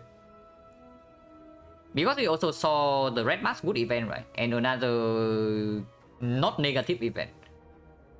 So what can this be? Like this can also be the Forgotten Altar. We get completely wrecked. It can be Mausoleum, then it's complete trash. It can also be Apparition, which is insanely good. With the synergy with both the Coffin Reaper and the Death Branch. But yeah, cannot expect a high roll every time. But right now the thing I'm seeing is that maybe we just accept the Death Floor here. We can still buy any Blade Dance. Maybe half of the time we can also buy an uncommon card. So any power, I don't know, rare card on sale sometimes. And then we take these two elites, live once here, and we go here, and then we pass for the left part. We save on Wing Mood Charge, but we also commit to the Burning Elite. That's also possible. Because now that we have the Fairy and the Red Mask, the chance that we can do this actually increase a little bit. If not, right, if things go badly after this fight, we go here and then we can still pass for 2 late question mark and a fire. And save the Wing Mood Charge for Act 3 instead. Because the late question mark Act 2 also still valuable. So I think we still commit to the left part, even if this is a death block. Because the going right from this spot is, it looks super bad, you know. There's actually no good path. In order to actually get a good path, we turn right from here. We need to use the Wing Mood Charge. And if that's the case, we might as well just go left.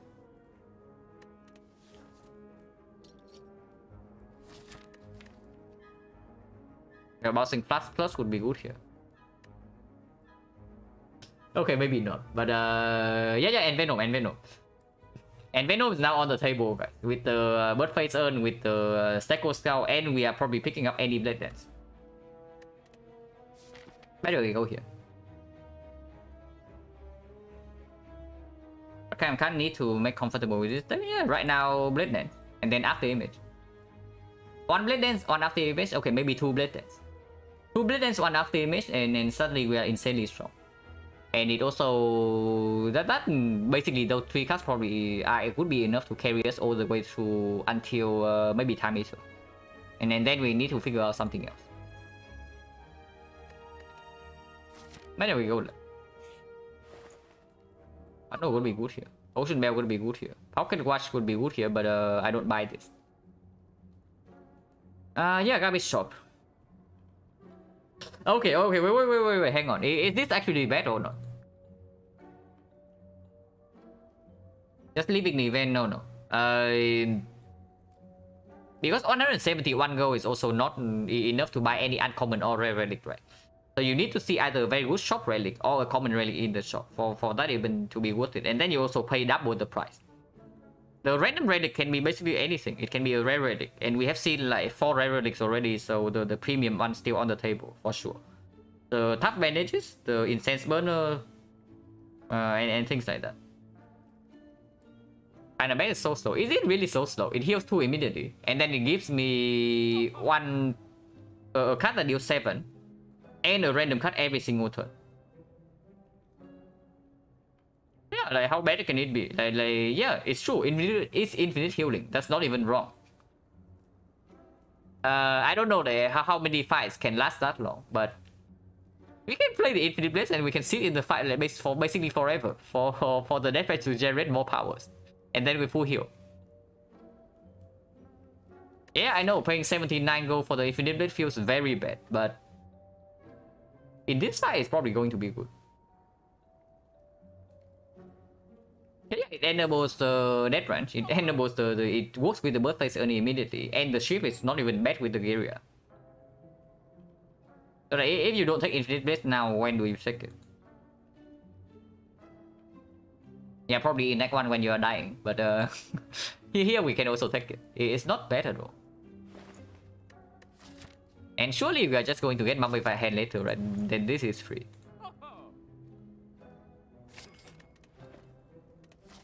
Could have also bought the Shift Potion over the Fire Potion.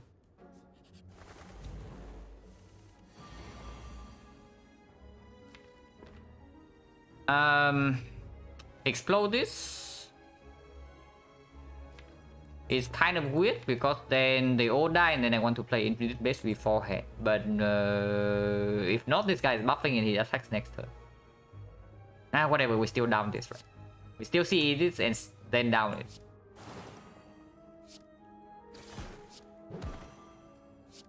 Is this too much damage? It is too much damage, right?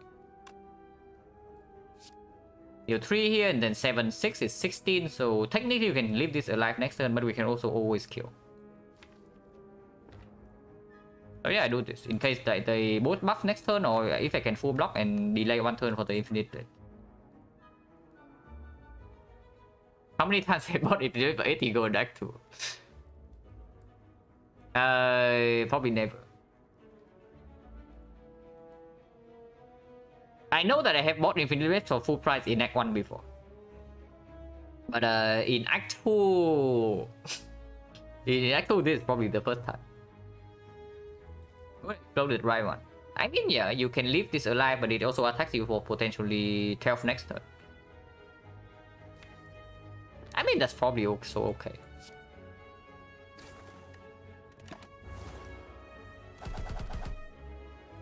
But this is also okay, right? Because you straight up just have to block less this turn if you don't draw into this thing.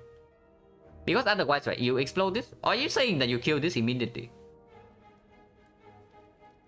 I can also see that. If you kill this immediately, you kill this turn. And then you only need to block for 6 or 14. So, but doesn't matter, right?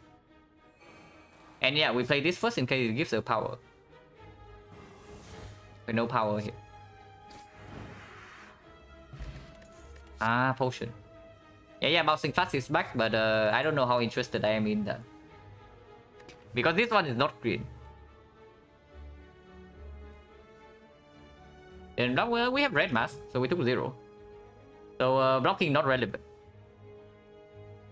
Wait, you say that I block and then I play the shift next turn for 1 card. Okay. So potentially slight misplay. I see what you were saying. Yeah, fish for another power, but 1 row only, because the poison will kill next turn. That doesn't matter too much. But bouncing fast, not interested, right? Honestly, right now, if I pick up any poison card, it's probably the Fumes, because it also heals me for 2. And yeah, and Venom, maybe. Flex Potion... probably not as good as Fire. It's only better than the Fire when we already have a good draw. And if we have a good draw, I don't think we actually need potions in the elite fight. Also, yeah, we draw a potion right now, so potion chance is 30%. Flex might be better than Fairy. No. With Reaper, and if we are running into potentially the Burning Elite, I keep the Fairy around. Because the moment you drop the Fairy and you draw badly in 1 fight, you instantly regret it. The Flex Potion, I say it right. The Flex Potion is only better when we already draw well. But if we draw badly, we absolutely want this in our belt. Especially if we try for the Burning Elite in this side.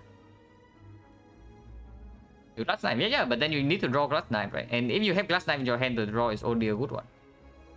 And even then, right, if you only have Glass Knife and nothing else, it's still not better than this Fire Potion. The Fire Potion has for the hand when you draw into like potential slavers, and you draw only strikes on turn 1, for example. And then suddenly this Fire Potion can help you kill the rest slaver. Yeah, not interested.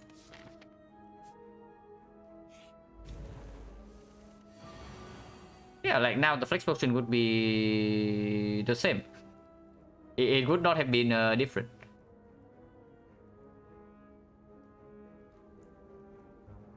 I think I play Infinite Blaze over over Backflip. I think I do play Infinite Blaze over Backflip, and we kill the rest level instantly, right? Like 26. And we do both with the Fire Potion. Without the Fire Potion, this is 3 attacks, so this is 11, 18. 18 plus 26, 44. That's not enough. Let's get Burning Book. Yeah. It deals 10x damage, but we also deal 10x damage.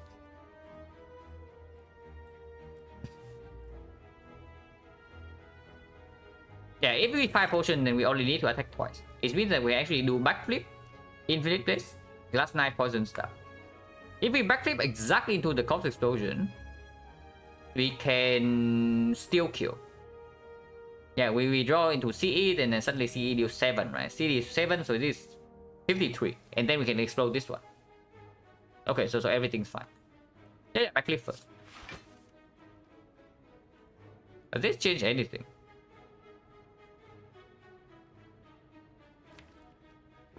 Henry is honestly better in the reshuffle, right?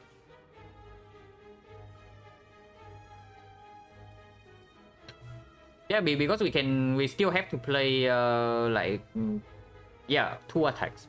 2 energy worth of attacks, and then last energy on the Infinite Blades.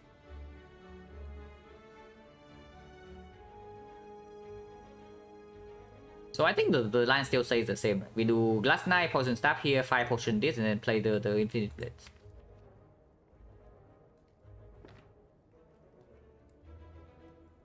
Yeah, the line is still the same.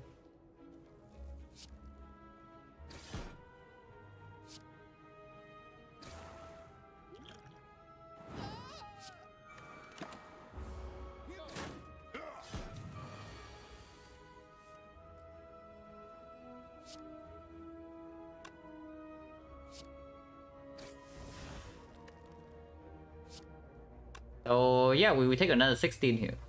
And you want to toss away the fairy. Arrow means can kill with our pot, but don't play blades. Yeah, not playing Infinite Blades is probably nonsense. Because it heals for 2 immediately, it gives 1 cut every turn, and then even with the CE, these 2 don't die instantly, you know. We still need to deal damage, and our deck is like having wounds now, after the redraw. Because we can also just draw the Bane before the CE. Now this turn is actually lights up, but we can also draw the other way. And I don't even know, am I even playing the Bane here? Is what I'm thinking. Like I play the CE, maybe I just double defend instead. Because next turn I know that I have full block, I am still not weakened. And Ascender's Bane give me 1 cut, the Infinite Blades also give me another cut. Playing Bane right now lose me 5 HP immediately, and next turn I still have full block, guaranteed. But regardless, this happens, yeah. And 1 defense always happens. Because yeah, this is not a kill.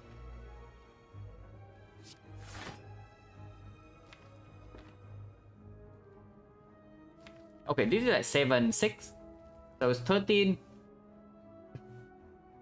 And it's 13. Next turn we have 7, 7, 4, 18. 18 plus 5 is 23. 23 plus actually it's like 3 turns. Yeah, 3 turns, 23 plus 18 is 41. 41 plus 6, we have a shift that deals 5, and then we can do something else. Yeah, no reason to play Bane here, right? For -5. Ah, the fuse.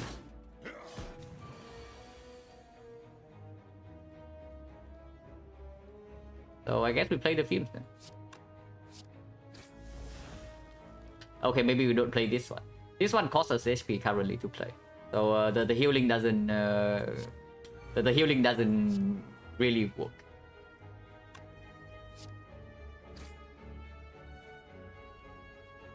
And Film is going to deal 3 damage to this. We only need to deal 11.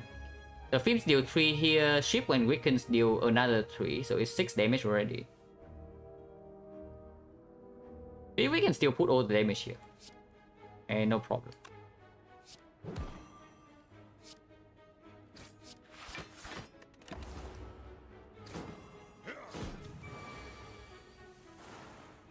Especially if we draw CE again. But we fish for 1 power. And this turn we cannot full block. But Ship can still go here. I mean, maybe we get a red form. And then suddenly we play red form defense instead. Okay, no red form here. We can store for 1 more turn. We can store for 1 more turn to redraw into this 1000 card. Like we play Survivor and then kill this, and then we play Blur. Yeah, just kill Blue Silver, exactly. We don't need to end the fight right now.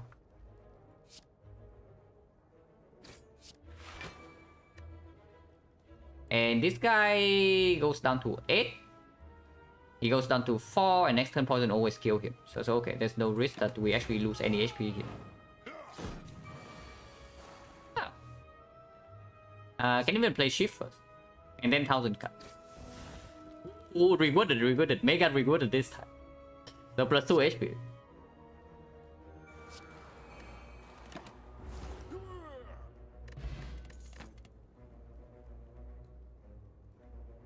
Another backflip. It's okay. It actually opens up Storm of Steel now. If we pick up a second backflip now. And our block density is quite low. This guy we actually need to block against. So backflip is okay. I don't mind the backflip. Yeah, plus 8 HP for Infinite Blades in 1 fight alone. So we go in and lift.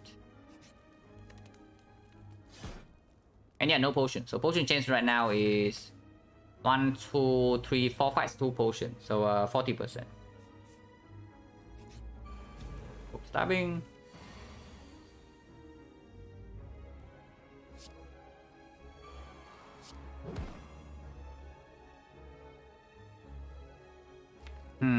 Kind of want to play C to enable the Bane, but that loses HP immediately, or I don't play the glass die. I mean, I guess the Bane is not that important. So now the question is whether I block this 2 damage or not, and then 1 wound. Or 8. Yeah, wound's pretty bad, right? Wound's pretty bad. And we have Terror coming up, so don't need to rush too much. Ah, he's 50% us again. Draw first in case Terror. Unfortunately, this cannot land. So we take 13 here or what? Yeah, I guess we take 13. Like drawing into block also doesn't make a lot of sense because we lose a lot of damage in that case.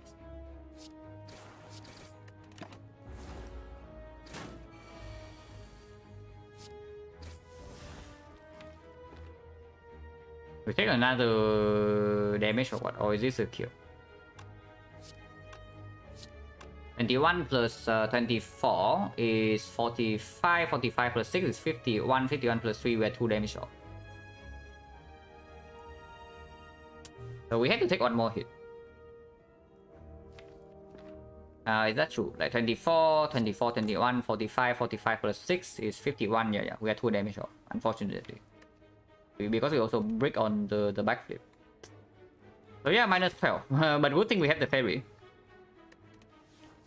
If this is the case, we probably don't run into the Burning Elite, right? Because the chain fight we also might need the fairy for.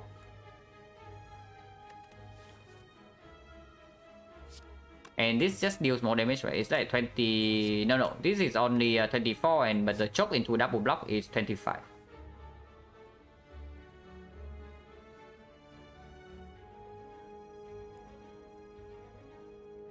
Telltale 21, 6, 3. Where does the 3 come from? Yeah, poison. But I counted that already, right? That's 54.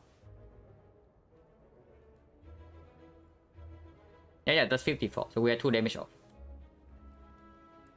Choke here deals 1 more damage than double strike, so we do that.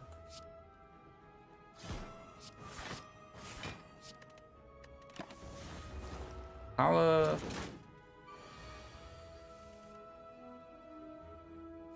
This kills no matter what, so we can play shift first to fish for power. And no power this time, and no more exhaust.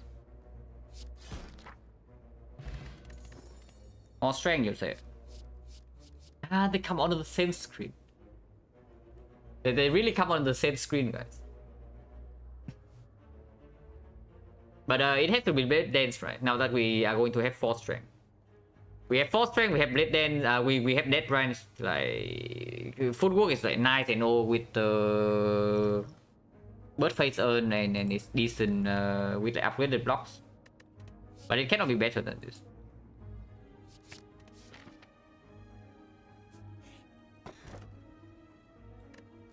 Yeah, Dubudo Synergy. Yeah, suddenly Mausoleum no longer dead for. I'm also thinking about it, that I don't actually key this thing. But I mean that's probably bad, right? Because even if we land 1 curse, it's still worse than a strawberry. And do you really take a strawberry in this spot? I mean maybe you do, because it also protects the fairy somewhat.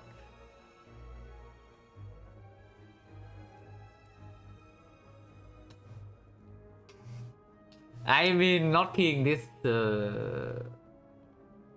I refuse. I refuse. It cannot be correct. Even if I see Mausoleum right now. And yeah, if we see Forgotten Outer, we can actually take the curse for 1 strike instead of losing the fairy. But I guess so. Forgotten Outer and Mausoleum would give us yeah, HP. And then in Act 3, we can also take the Mind Bloom.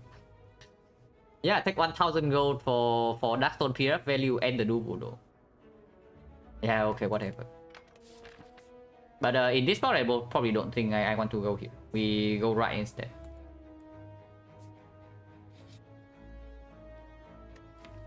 Cleric.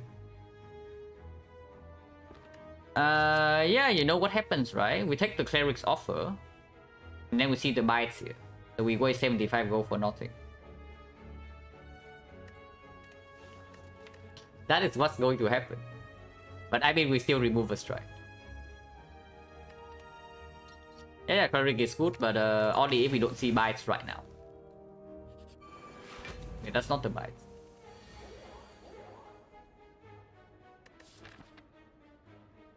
We got 2 more advanced hallways, we want 5 HP. And you want to toss the fairy away for the flex potion. Yeah, okay. But I mean, honestly, if we had the flex potion over the fairy, we would have saved 12 HP in the bull stabbing fight. So now we would be at 17 instead of 5. Leave and do 5. I leave, but I don't do this because the champ, we do not have a consistent plan for the champ yet. Those and then yeah, our block engine is like non-existent, so we might lose the fairy instantly against the champ.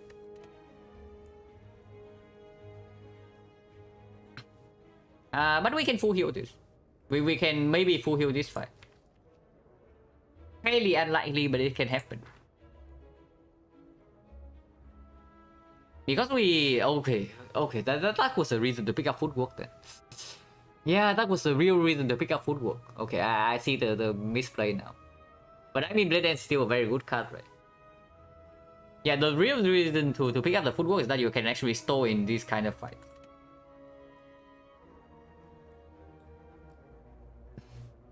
The block will still be super easy. Full heal days is full heal. Yeah, but we can also just die instantly next turn.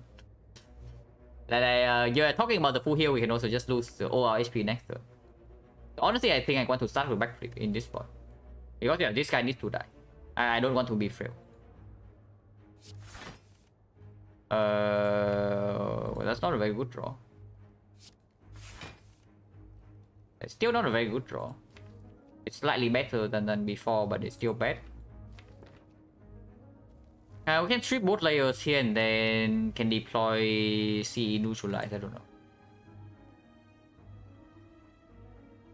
Yeah, we can also full heal by going back to the wheel. Like, actually, we can die here, so let's not fool around too much. Because next turn, if we block only 5, right, we lose the fairy instantly by this hit, and then we lose another 11. And the turn after, we need to block for 22, which we cannot do when frail. Maybe we should just kill this guy right now. Maybe we should just kill this guy right now, now that I look at it. The draw is not good enough for us to pull around here.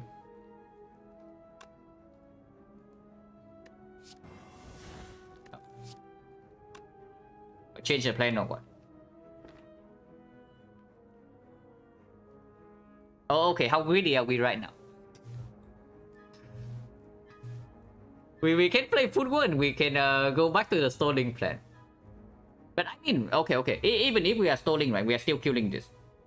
I think even if we are stalling, we are still killing this first. I don't care about the daisies. Because with the footwork right now, maybe we can stall this guy when frail. And we can also generate the cards from these anyway. And this guy gains more HP than we can deal per shift per turn.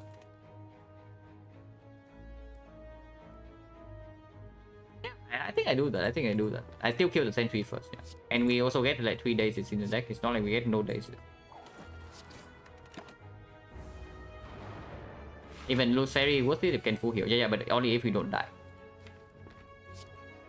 We break on Infinite Blade, so next turn we are crying, unless this gives us something good.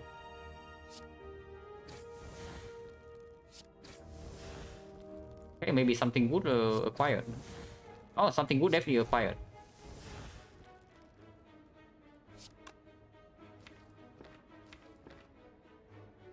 So blur defend is probably clear, and then we strip 2 layers with neutralize Piercing Veil.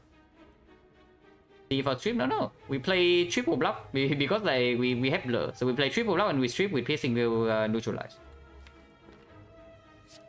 Neutralize first in case we get something good. Because like next turn we don't have guarantee block, so I want to retain 10 block over for next turn. This we don't need to do, but we can.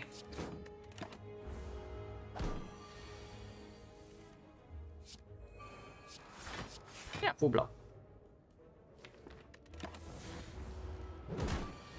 So now we just wait for the... Hopefully we can wait out of the frail. Because right now we are also taking 6. Just kidding, we are not taking 6.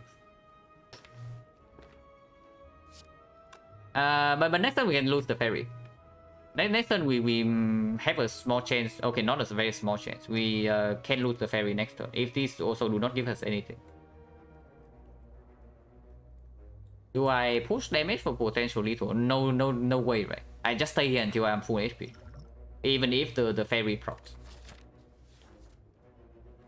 Hey, damn Panda, thank you very much for the prime and in the 5 months, and thank you for the good luck as well. It's 5 months already. Time sure like flies quickly. Yeah, this is definitely a fun fight, but only if we generate defensive powers quickly. If we don't, we are just losing HP. Because like, if we lose the ferry immediately next turn, right? Afterwards we are still in one shot range. The next time this guy deals the 22.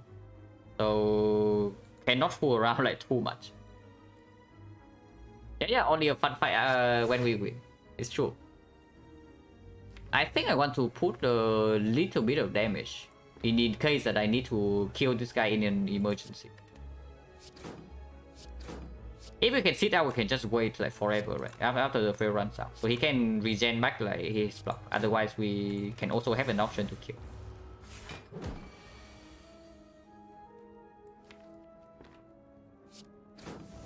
Yeah, because the dead range is not giving me block right now. Can I kill him with the cast in hand? Like 20 here? Yeah, absolutely. 3 energy is enough to kill if I choose to do so.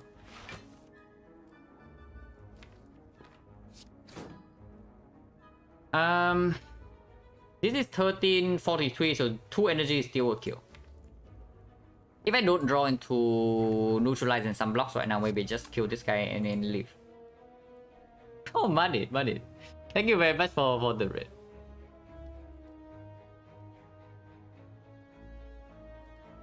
Yeah, back to streaming Spire, like really cool. So are you still playing League regularly, or it's like a long break now? And back to the Spire. Riddle's good hold is so strong, I don't know about Riddle's good hold. Like you see the glass knife right next to it, right? It's the same amount of damage and 1 energy less. But yeah, we aggro, right? We got 2 energy is still a kill.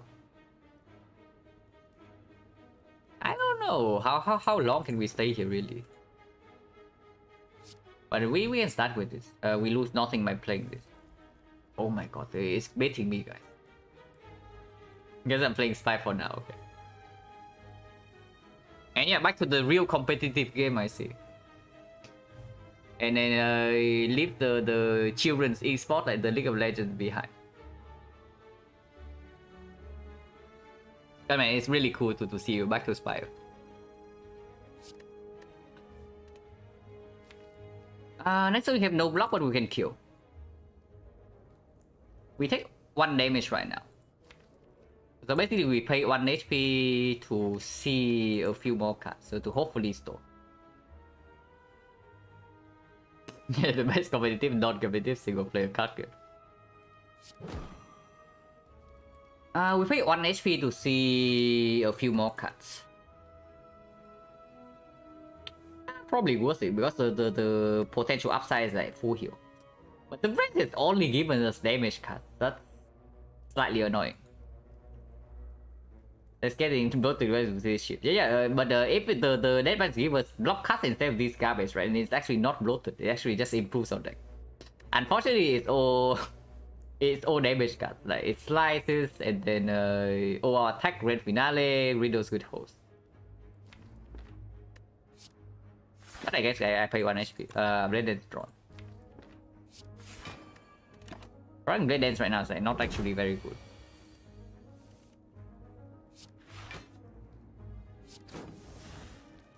Yeah, another attack.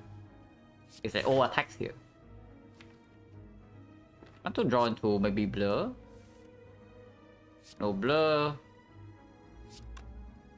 But can play Blade Dance.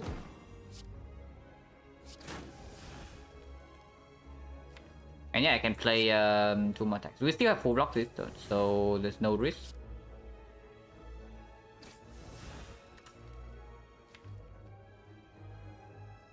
He gains... Yeah, this guy gains 15 block next turn and shift deals 7. So any attack we draw, we will kill. We always have lethal next turn, so we can try again one time. But yeah, the branch is simply refusing to give us block.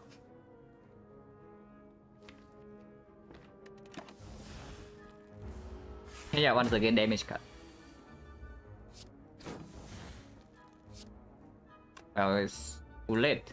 I mean, I guess 2 heal is better than nothing, but it's too late. So we still kill this guy. So I guess we heal 5 in this fight. Could have been better. Frey runs out though. Frey runs out.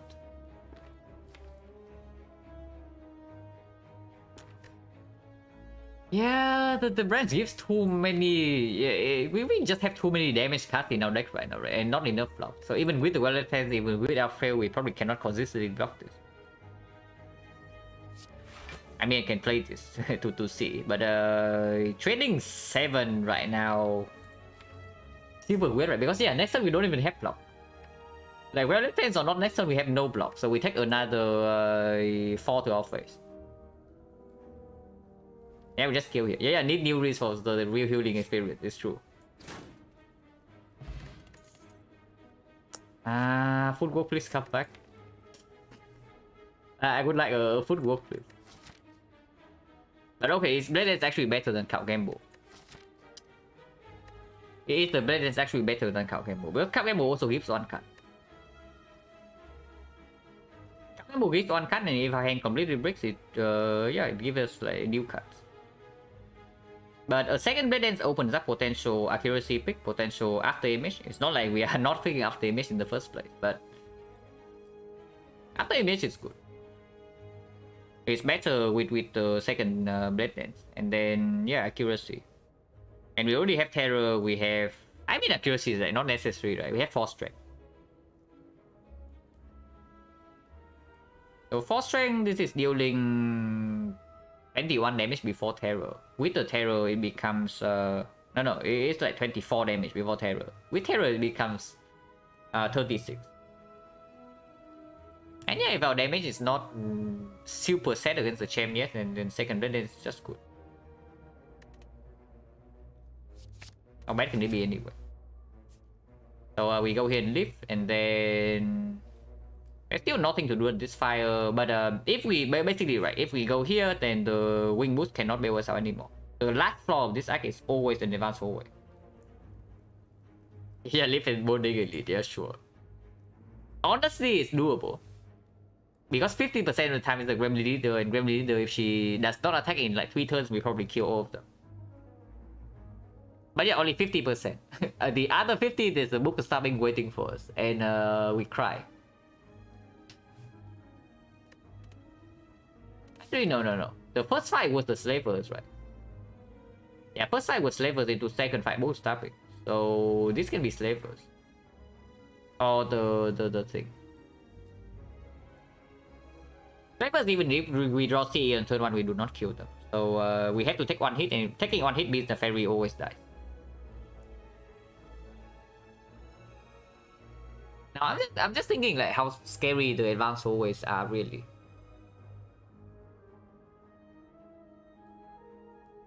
Centaurian Mystic sometimes we can full heal, but Stack Clan, Avocado, Mushroom, Chosen +1 can all kill the fairy, and then the second advance always also waiting. But regardless, we go ahead and we live first, and then we see. Or are you telling me some upgrades, like maybe if 3 base is better? But probably not, right?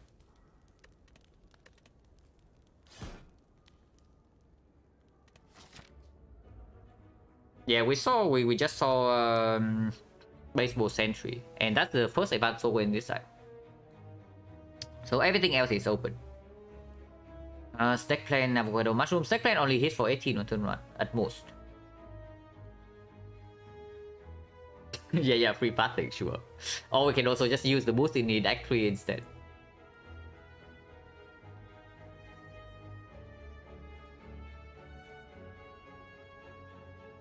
I'm just thinking whether we are scared enough of the advance hallway that we jump to the fire right now.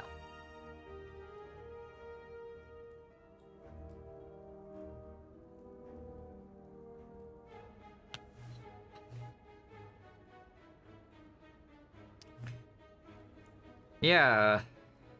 Okay, what advance always would be free? What advance always would kill us? The triple cultist is probably pretty free. We have the CE, we have like very high damage, and they give us 1 turn to prepare. But upgrade bit then? The problem with jumping to the fire right now, right, is that you lose the wing boost charge for Act 3 and then suddenly you have force sparking. And the upgrade is like decent value, but it's not even that good. So you basically just give up one wing boost charge for effectively nothing if you don't die to the advance always in the first place. So triple cultist would be free. Chosen +1, depending on draw order, but Chosen also does give us 1 turn to prepare. So maybe we can also deal with Chosen. Centurion Mystic should be not a huge problem unless we get like garbage on turn 1. But we only get hit for almost 16 with the red mask. So we only need to block for 7, which is doable. Just take the whole way abuse double blade of potential healing. Yeah, potential healing, or we get hit for like 20 in our face on turn 1, and then we heal by going back to the wheel for the next run. That can also happen.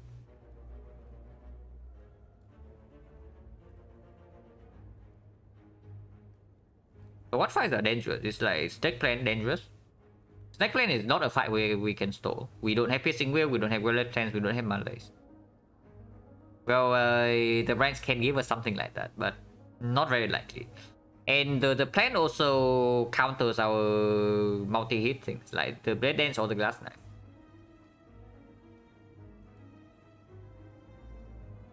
So Snake Plane is dangerous, and the counter chance is quite high. Yeah, the Snake Plane has the highest weight of all the actual advanced hallway fights.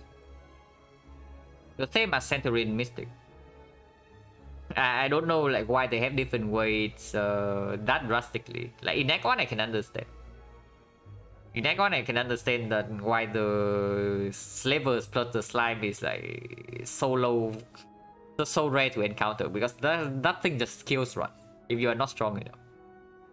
But Act 2 is like quite weird.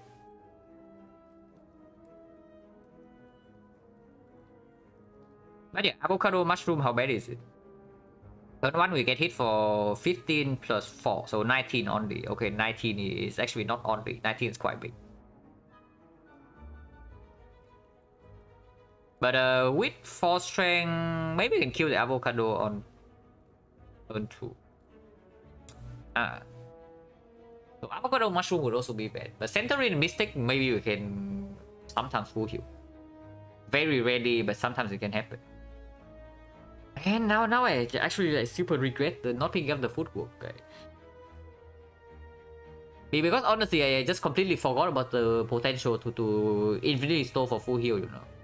If I think about it, I would actually click the... I would probably click the footwork over the Blade Dance. Good morning, Don Legend. But yeah, now we are stuck in this situation, and I don't even know. The last floor is always advanced always too.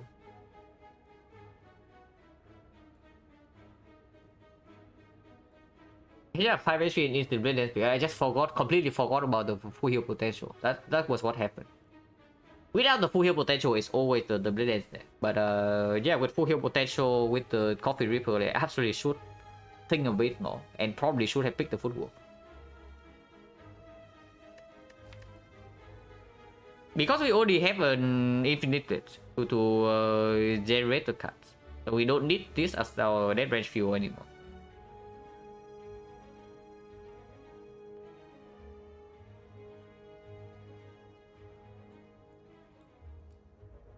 Man, jumping to the fire right now feels so bad.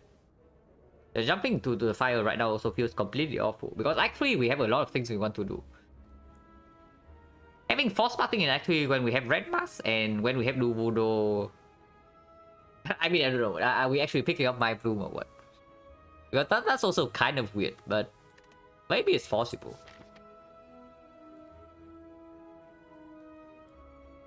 But yeah, the main thing is that we're free passing. If we give out the last Wing Muchas right now, it probably costs us on Elite in Act 3. And potentially even more. Because Act 3 with the red mask, we also want to go to hunt for question marks. Jump to Birdie Elite, yeah, probably not.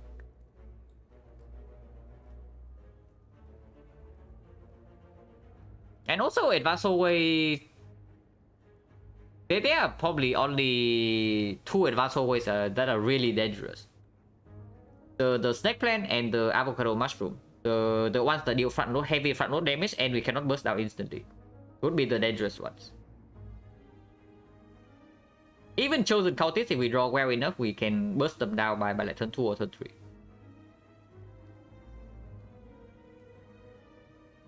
But may ask me anything.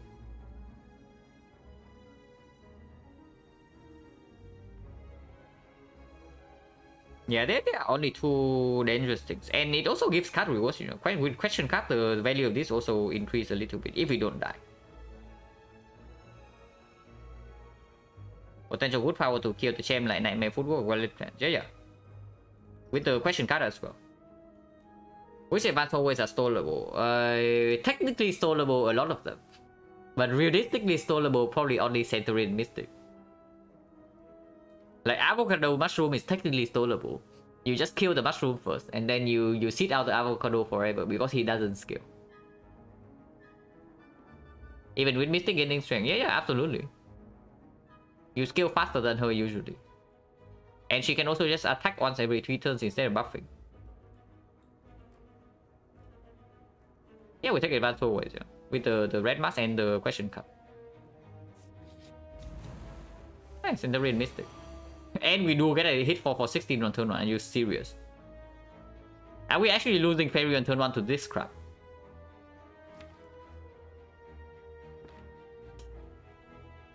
Ah! Okay, then they need to get some block here or something. Because otherwise we are losing Fairy immediately. Yeah, we got what is the percentage of this? It's like...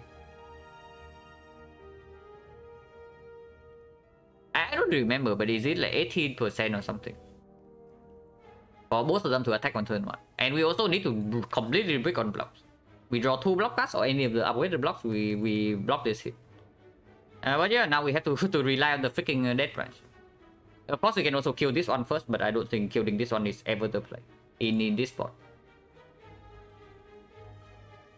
Can we actually kill this on turn 1? No, now that I look at it. We have like 24 here, 34, 34, 32. With 66, actually we can kill this on turn 1. Yeah, okay, everything is fine. Everything's fine, right? Okay, yeah, power.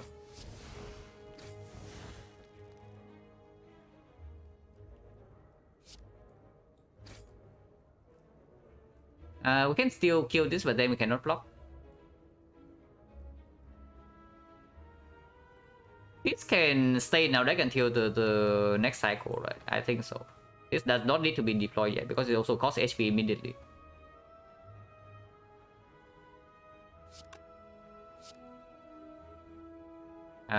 This does not overdraw. Now this will overdraw though.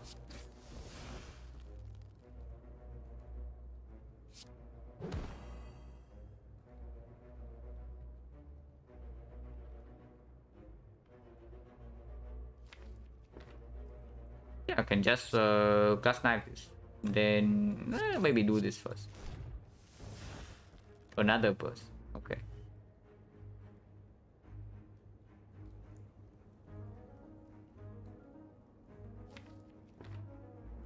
If we want to force her to heal next turn though, instead of buffing, we need to actually strike here and then glass knife here.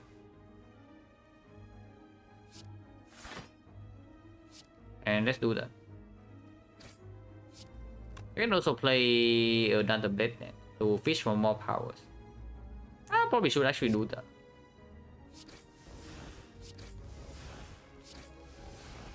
No block cuts. And yeah, apparently getting block cut from the Death Branch is like fairly difficult.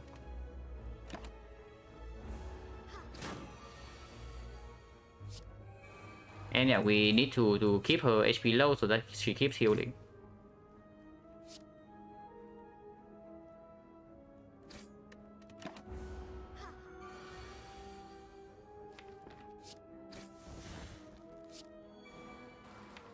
We will never heal next turn, but we have the Violet Plants in play. I don't even know, do we want to play Terror or what? I mean, it's probably okay. It reduced the number of rolls we have on Blade Dance. It does exhaust. Nah, Terror is bad, right? Terror is bad to play here. Yeah, Terror is probably just straight up bad to play.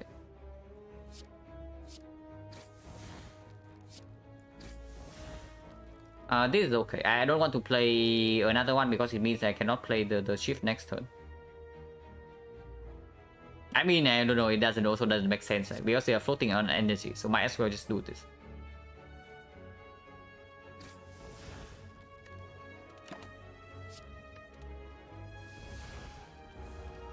I think goes fine. Oh, she heals again. Did she heal for 3 turns in a row or what? Or am I like crazy or something? She attacks on turn 1. Turn 2 she heals, turn 3 she heals. What did she do on turn 4? Or did she heal 3 turns in a row? Like, what just happened?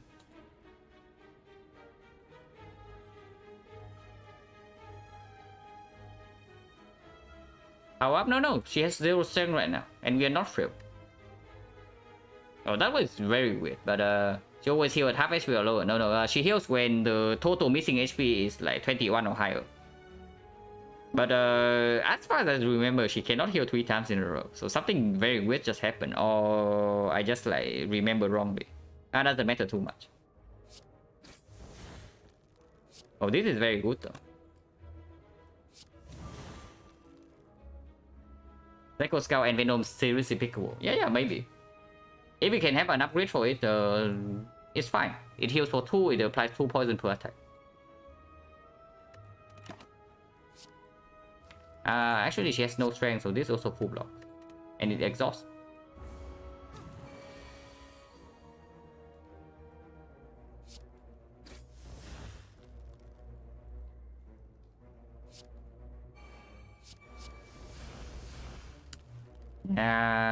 Once again, it's freaking Terror. I don't want the Terror. I can exhaust this. Yeah, okay. Interesting. I mean, I think I keep this for next turn. If she doesn't attack, that is. And she most likely doesn't. Yeah, she's healing again. Fishing for powers. Yeah, we are fishing for powers with the Burst Phaser. For as long as we can.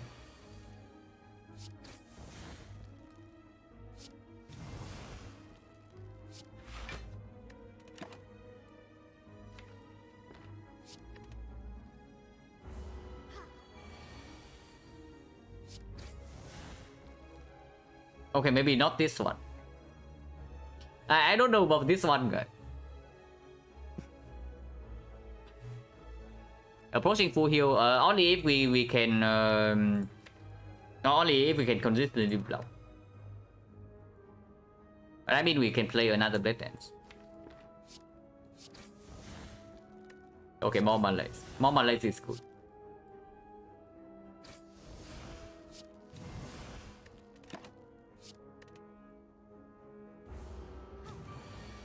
And yeah, she's still at -3 and we cannot do this.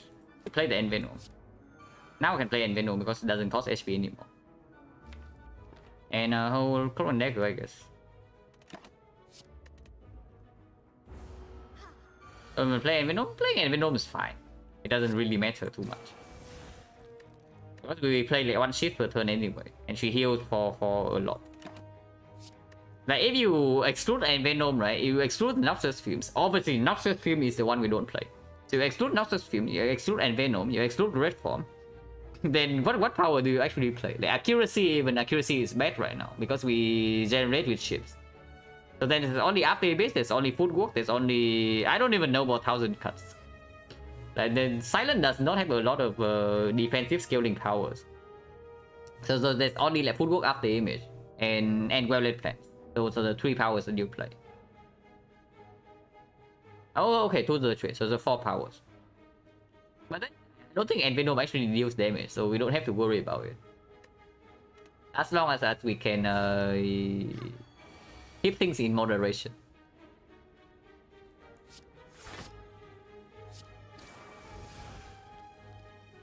Oh my god. We wait for the power, guys, and then Nightmare will perform. Okay, we can stop here.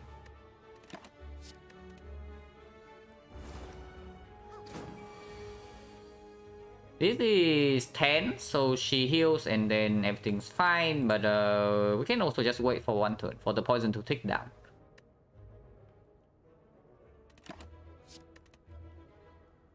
And yes, Deku Scout is actively harmful here because we don't want to kill her. Aha! Okay, everything's fine, everything's fine. Oh, that is very good.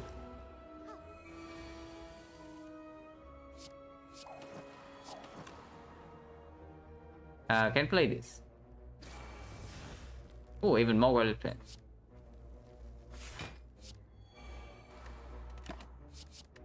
Yeah, we are 23 and counting up. Okay, we actually need to make sure that we don't accidentally kill her. I'm even thinking of keeping this thing around in case we generate another Nightmare. Yeah, keep a football around the Nightmare again, absolutely. It's also what I'm thinking, and I don't think I'll attack here.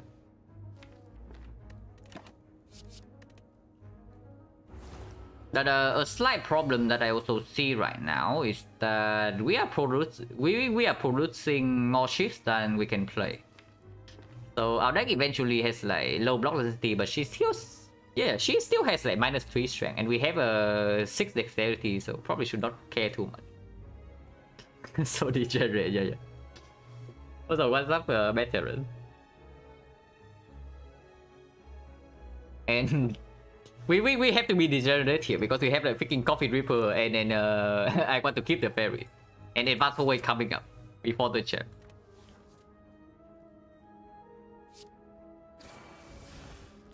This is good, so we keep full walk back flip around.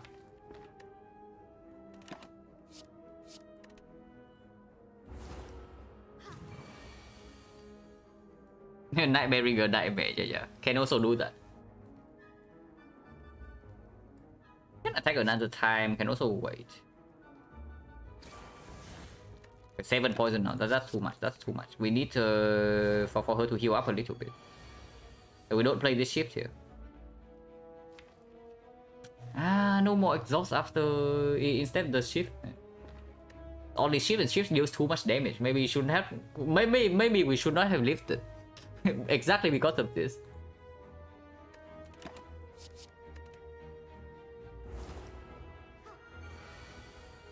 Oh, 10 now. It's dealing 10, guys.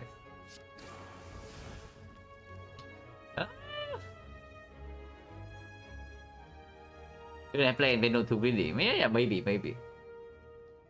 But we just like before the thing is that before the Nightmare Footwork, I was not even sure that we can stay here like for this long. But after Nightmare Footwork and after second Well Phase, and of course like the Envenom should not be played. But before that, I think I was thinking that at some point she deals damage, and now deck is like full attacks, and we cannot consistently block enough. That we actually have to leave this fight with like 20 something HP. In a vacuum, we pick colors, transform 2 focus, early shop lineup. It depends on how early the elite is, I think. And how many elites you are planning to take in the act. Like, if you are forced into potentially a floor 6 elite, and there are a lot of elites in Act 1, then Catalyst is probably slightly better. But if you take on the late elites, and you have like a bunch of fires along the way and an early shock, then Transform 2 is probably more valuable.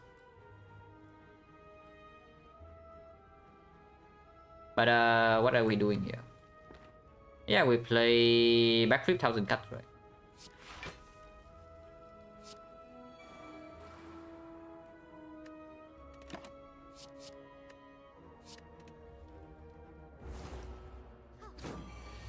Several passing options, yeah. In the Neo choice, like when they are really close, it usually always comes down to passing.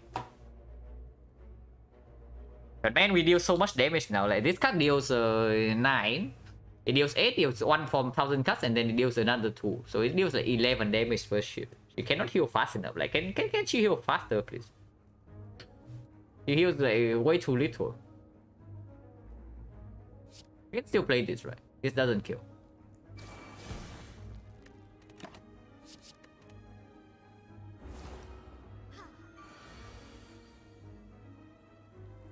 She heals up to... So she attacks next turn, we don't attack again. If we attack again, poison ticks up like a little bit too much.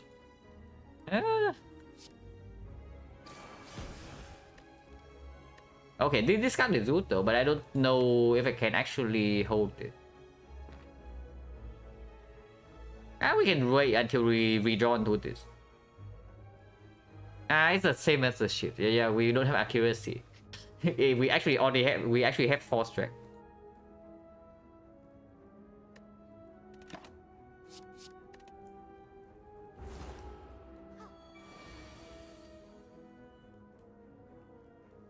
She is not healing this turn. But she heals next turn, so we can wait for one turn for poison to tick down.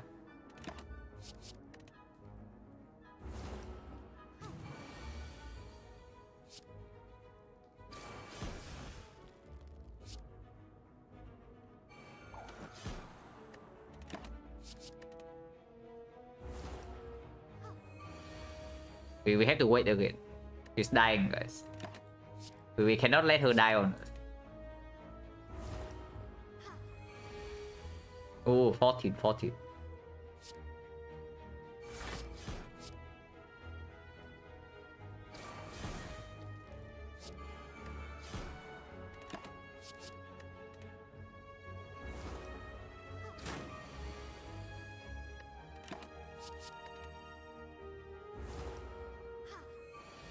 And Venom plus Sweeping Cloud can complain, at least one of them is good.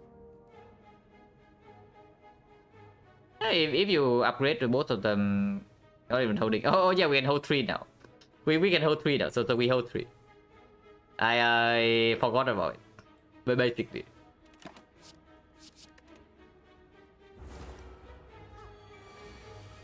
Another 14. Oh, she's pissed. She is kind of pissed.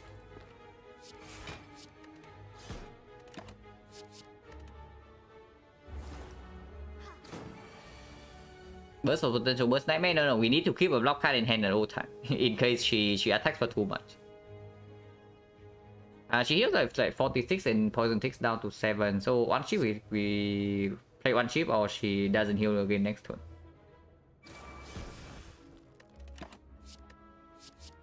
And I want to keep both powers around in case we need to make the executive decision to kill her. And then before I do that, I play the powers first.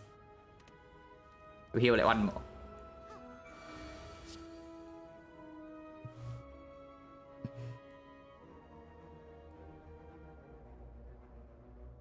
Is it too much damage? It's 19, it's not too much, but it will be too much if she doesn't heal in this turn or next turn. So we don't do anything here. And yeah, we are no longer frail.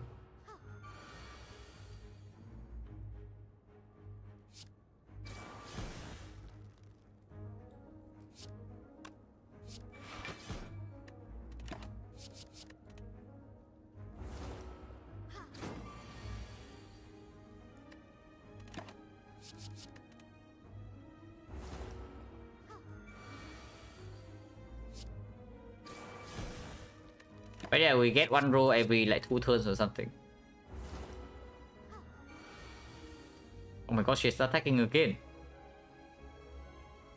And then this time we actually cannot full block with one backflip. So we are playing full work or what? I mean, you can burst defense, I guess. Burst backflip.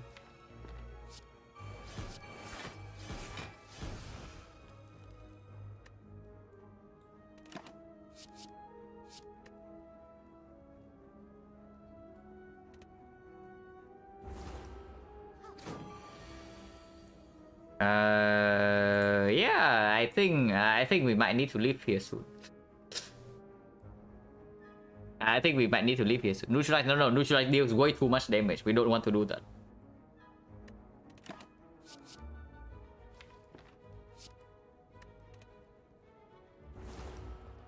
Slowest heal ever, yeah, kind of. Okay, she cannot out-sustain this, but we can still play it. I mean, I can also just play the footwork, but if I see Nightmare, I want to Nightmare footwork instead of Nightmaring this because it's cheaper and it also allows me to store more. One more damage per card, like how bad can it be?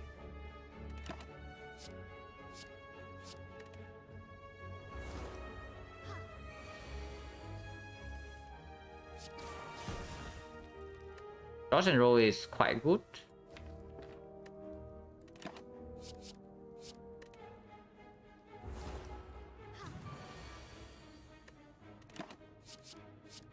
But she never attacks 2 turns in a row, so I guess defense is still better.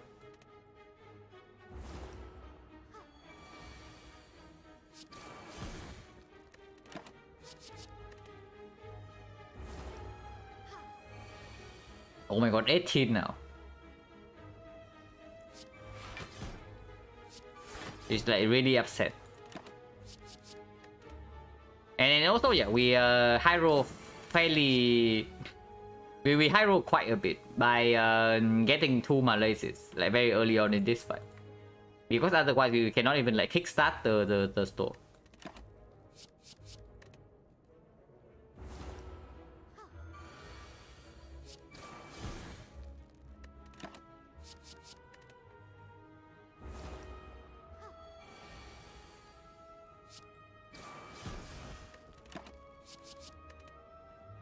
Can we get like maybe 1 more, 2 more tries?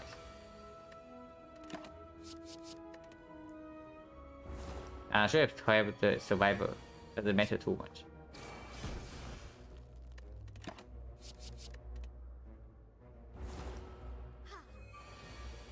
Oh my god, 22 now. Yeah, 22 quite a lot.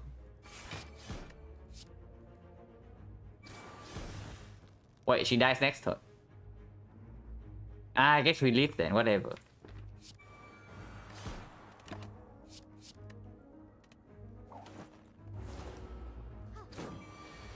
Yeah, whatever. We leave this fight with like 35.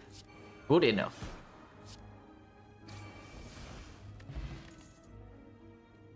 Yeah. Brand Fuel.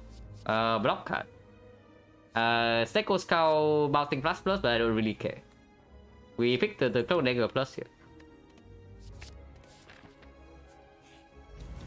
Okay, this fight we should be able to do fairly easily. At least I hope so. We do have CE, but even without CE, we probably can just kill them one by one. I think it was last week, last fight.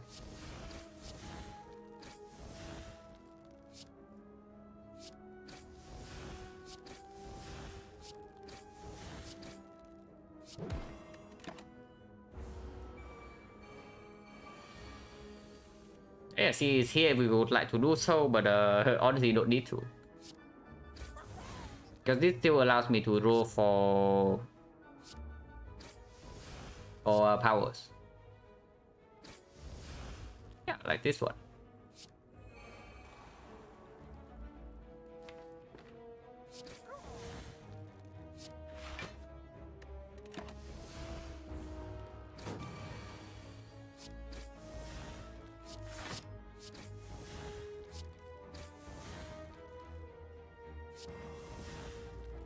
Oh, wait, this is too much damage already.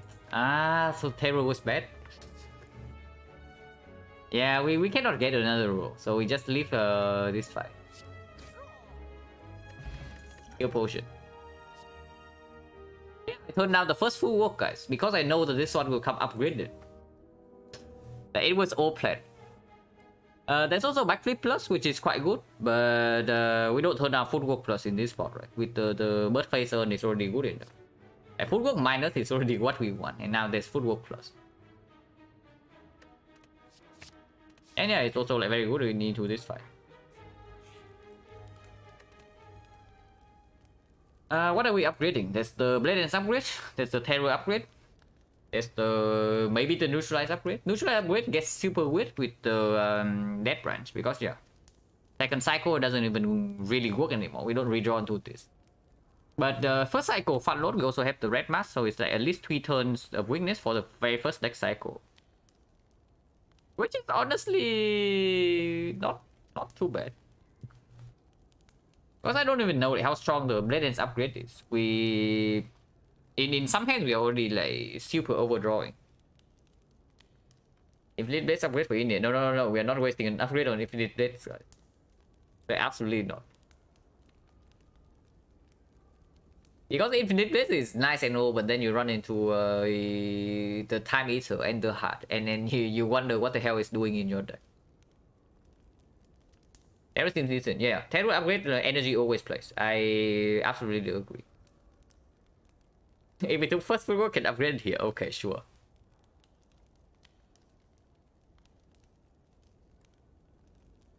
But yeah, the Neutralize upgrade plays nicely in the first next cycle, but the champ fight is not going to be very short. I mean, it's going to be fairly short though.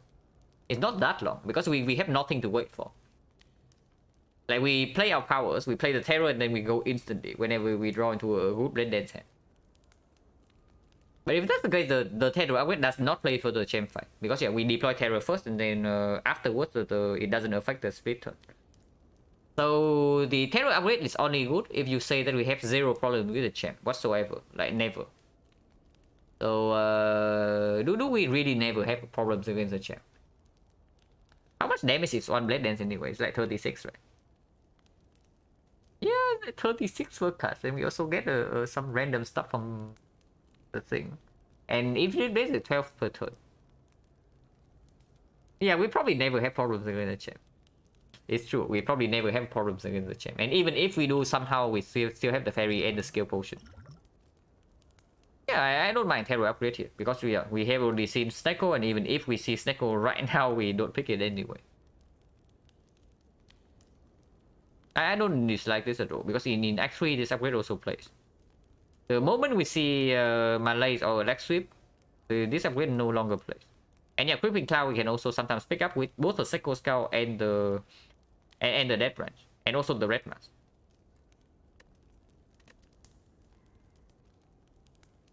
And we just go to make an early recall. Recalling here.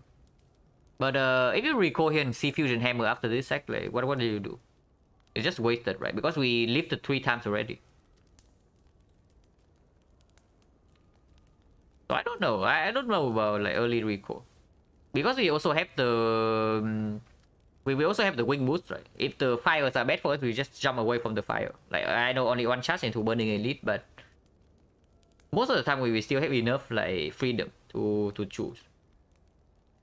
I don't think I recall here. Like recalling before actually needs some really good reasons. And yeah, this Terror upgrade will play for the whole run. Like after this. Energy with Death Branch always plays, especially when we have a bunch of ships.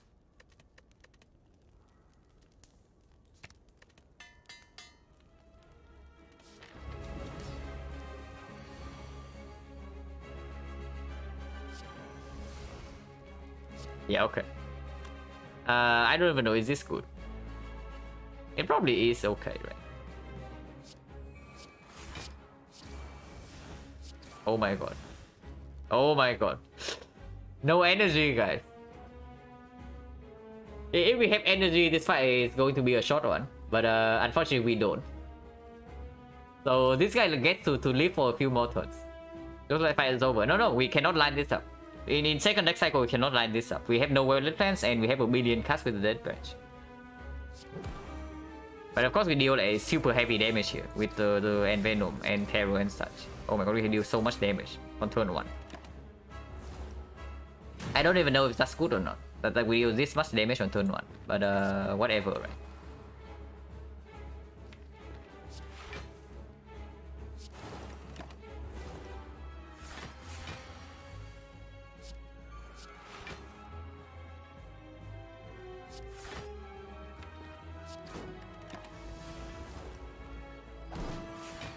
We're weaken now, so ideally I don't want to split until 2 turns from now. But poison is also ticking down.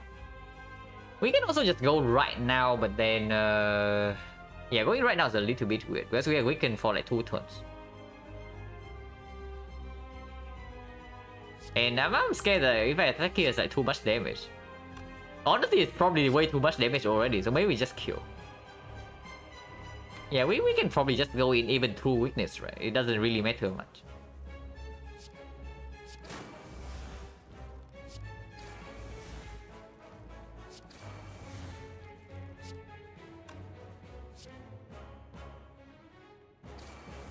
Yeah, because this also deals a median damage. It's not like it deals nothing. Like, look at this.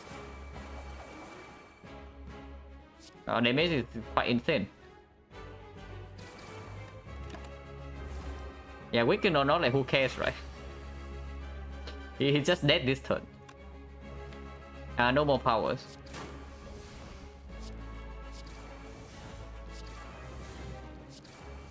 Okay, actually no powers. Can draw into Blade then. No Blade then. Yeah, no 0 cost power, right? So...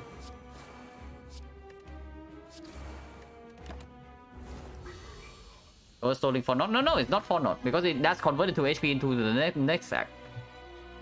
You saw how we died to Automaton with by 1 HP. HP in this act actually transfer into Act 3, and then it transfer into Act 4 if we don't get a full heal with this at some point. Power. But yeah, complete garbage, right? So we skip. Or are you telling me the 1000 class is good enough? Yeah, absolutely not, right? We have 4 strength. We have 4 strength, we have terror, so 1000 cards also demands an upgrade. If anything, maybe we pick up Doppelganger. Man, I would really love to see a Malaise here.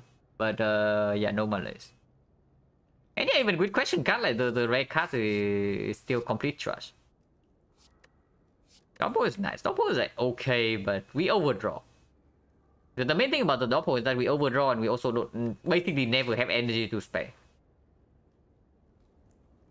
The Doppel is only nice if you draw like a bunch of bricks and then you have energy to spend on the Doppelganger to make your turn also not complete garbage.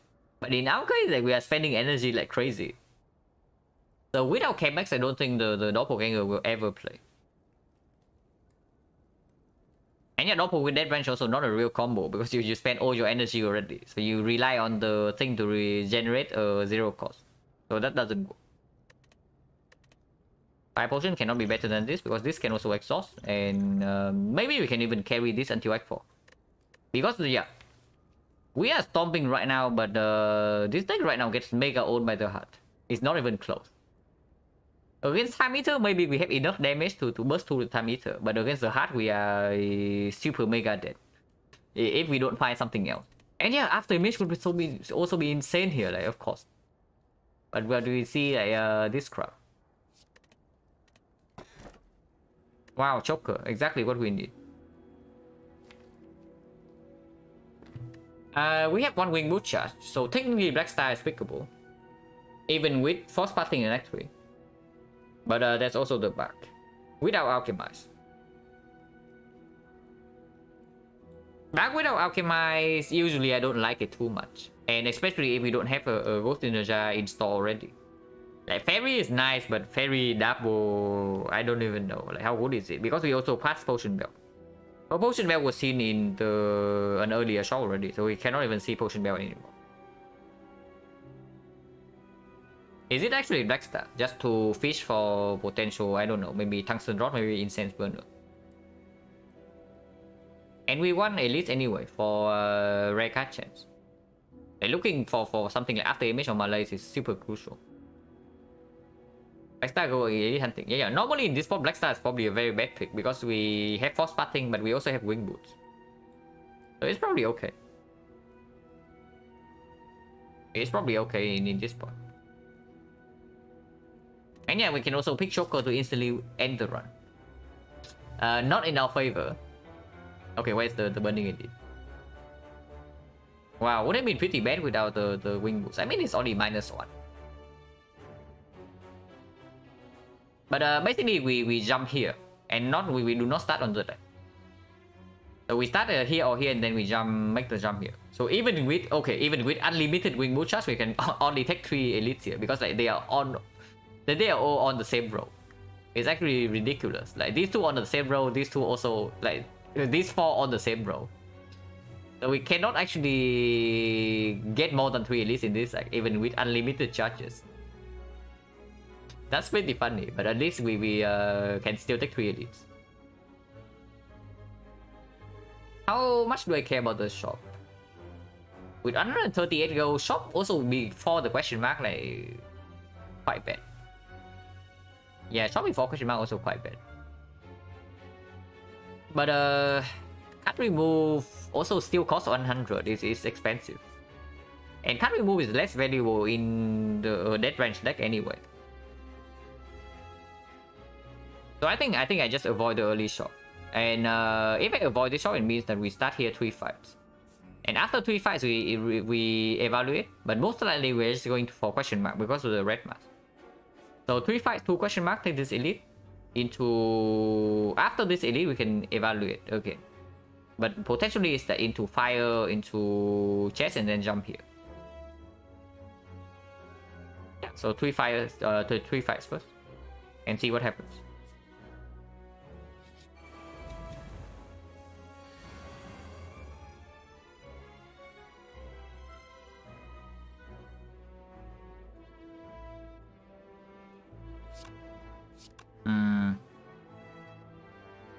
This is 30. We can kill one of them instantly, but then we take 4 damage. If we kill this one, the other 2 being aggressive next turn. I think 4 is like acceptable. We do heal at least 2 every fight. Potentially 4, potentially more.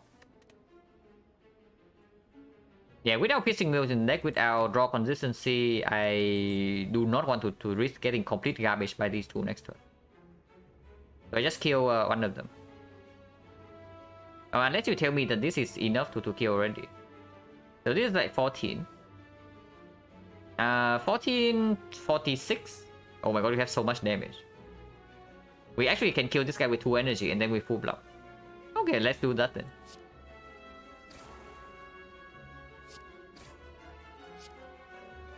And yeah, do this because otherwise Glass Knife lose energy, lose damage. Doesn't matter either way, but and just do it.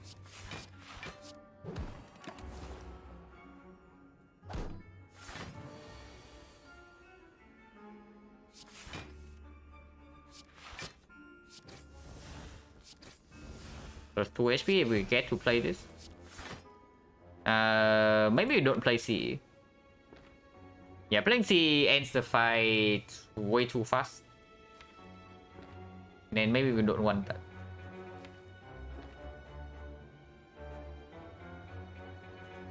This is not full block, so we have to play defense or survivor.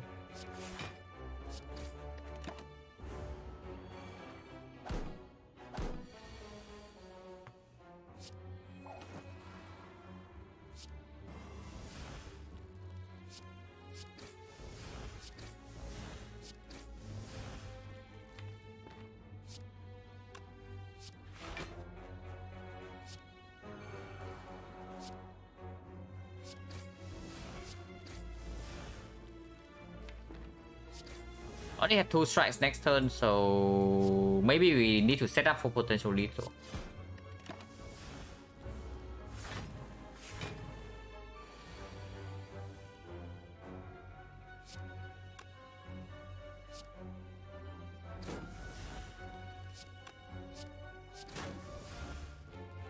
Yeah, we heal like almost full anyway. Oh, we actually heal full.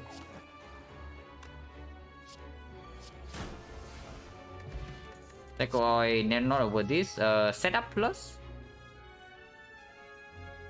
Setup plus is interesting, but over another backflip.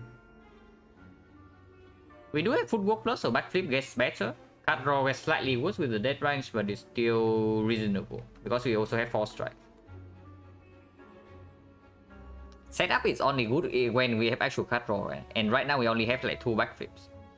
Dead Branch is technical card draw, but not real card draw, so we cannot actually use the setup with the Dead Branch. That was interesting with Dead Branch. Yeah, but we cannot draw the card instantly, at least reliably. If we cannot draw the card that we put on top instantly, then it's not that good. It's like energy. It's kind of like Outmaneuver, but worse in that case. Because it also costs a card draw for the turn after. I think backflip is just solid. We pick up backflip. Who's the boss in it? Don't do Deca, right? Yeah, don't do Deca. Decoy, not over this. And yeah, we need to remember very carefully not to waste the wing boot charge. Because if we forget to jump here, we lose the run on the spot. So better not do that.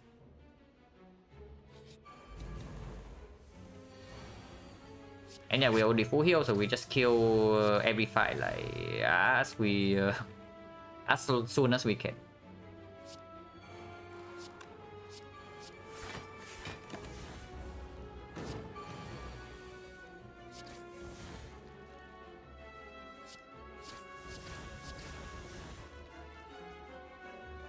Holy crap. But that's a lot of damage. 40% potion chance, Gauntlet Plan Plus. Yeah, it heals for 2, it's upgraded. It's very good with the Dead Branch. And opens up some nasty stuff. And yes, Gauntlet Plan Plus. I probably don't need to talk about it too much. Gauntlet Plan minus, maybe you can talk about it a little bit before I click it. But Gauntlet Plan Plus, we can click instantly.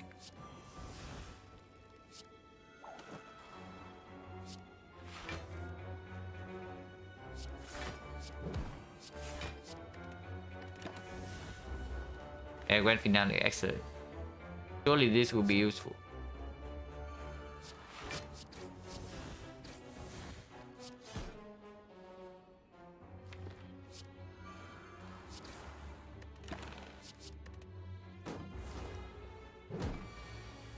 But we still need a proper quick chain, by the way. So any leg sweep, any malaise, any crippling cloud, maybe even sucker punch.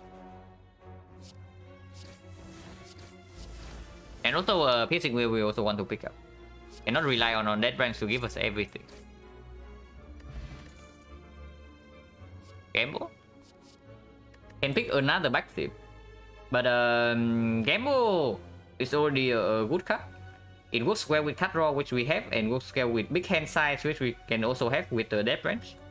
And it generates a card. Because yeah, it's unupgraded, so it also exhausts. Probably Gamble over backflip here because we have like 3 copies already and we are not exactly screaming in energy. We have energy, but we are not like having super abundant energy. Sometimes our hand is also complete crap. Big chest, oh my god. Also weak sauce, yeah, looking for weak sauce. Definitely looking for weak sauce here, guys. But we can upgrade the neutralize at least. You can at least upgrade neutralize here or maybe here. Does Gamble generate card before or after? After. So you get a new hand and then you get one more card from the Dead Branch. Ah, lose strike. Not my strike. Man, it has been a long time since actually folding is just a free remove. Usually folding asks for some complete nonsense, so I just don't see this thing. But here we can say goodbye to our strike. Goodbye strike.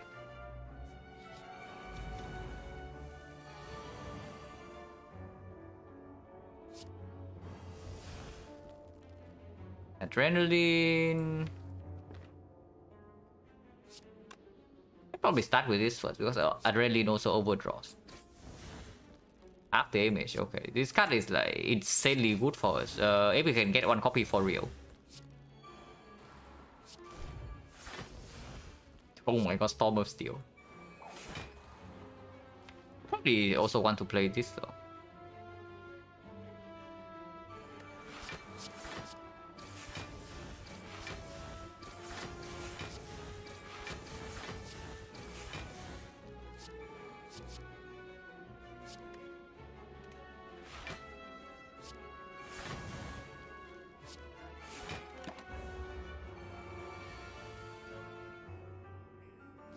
Wow, so we can actually brick on some turns. Interesting.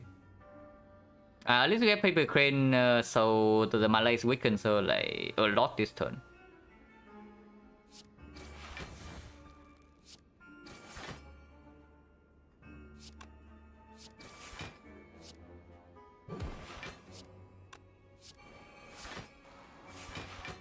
We can save this for 2 heal next turn and probably shoot.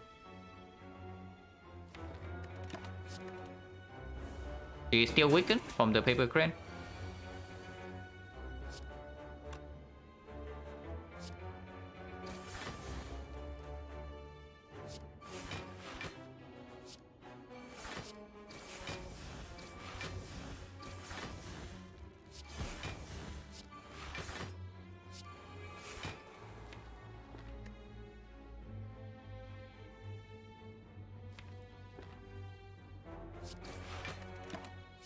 I want the option to kill, but also the option to not kill, depending on what she decides to do.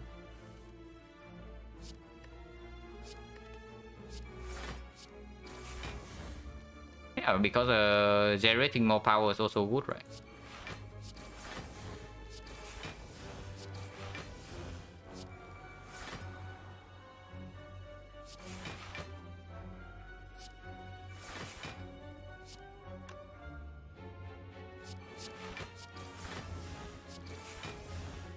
Yeah, generating more power is also good.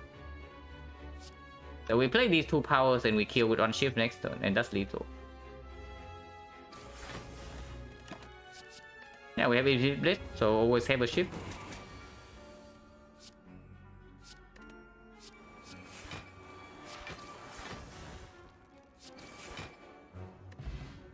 Shuriken, you say? I mean, Kunai would be slightly better, but I don't complain about Shuriken. It's here, guys. It's actually here. So, yeah, it's bad, right? It's even worse than before now that we have the freaking Shuriken. It's only good if we say that we need Artifact Strip, but the Artifact Strip we can get from these 2 cards. And then front load Artifact Strip from the Red Mask as well. It also demands an upgrade, which, yeah, maybe we don't even have right now. With the Blade Dance. And right next to it is the pickable card. So do we actually pick Acro, or do we pick like Outmaneuver, or do we skip? It's unfortunate, but now that we have Shuriken and Venom doesn't have a place anymore. Unfortunately. I mean, maybe it still has a place against the heart. We still need to figure out how to block against the heart. Like Shuriken solves damage, but damage is not what we need right now. We need how to... yeah, we need a way to freaking block. So something like Leg Sweep right now would be super nice with the Paper Crane. Yeah, maybe it's actually time to pick Caltrops. Honestly, probably time to pick Caltrops. 2 poison per attack. Yeah, 2 poison per attack is tempting, but this also says 2 on top left.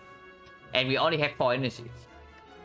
So if you pick up the Envenom, you need to spend an upgrade on it, and then you have to draw into it, and then you have to play it over the other cards. And after that, it doesn't even deal significant damage, because we also have like Shuriken Terror and 4 base strength. I think I just pick up Acro here. And Envenom's Artifact Strip. Yeah, the main use case of Envenom is actually Artifact Strip in this spot. It's not damage. If we say that we need Artifact Strip.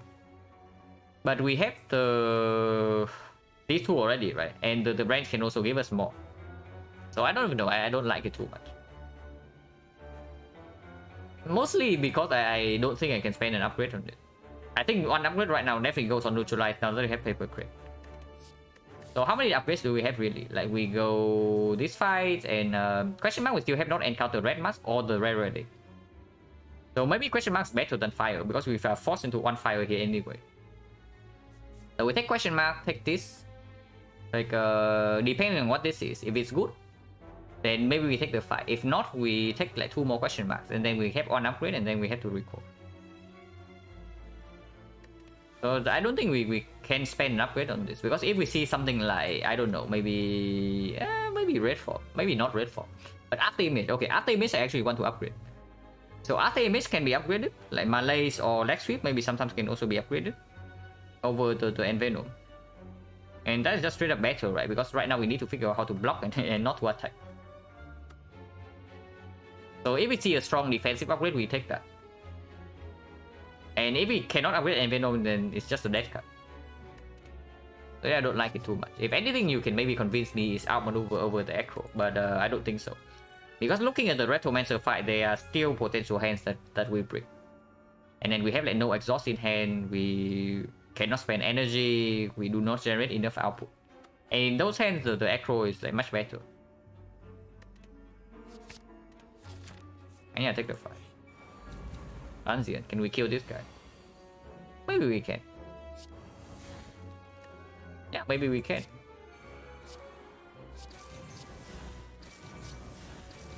I mean, if it just gives me after image in the hard fight like instantly, then I'm not so worried. But the branch is completely random, so we cannot rely on this. Yeah, Power Potion would be sick. I think Power Potion is one of the best potions we can see here. To bring into the hard fight. Of course, Ghost in the Jar is still probably the best one, and then after that is probably like Power Potion and maybe Liquid Memories at some point. Or Duplication.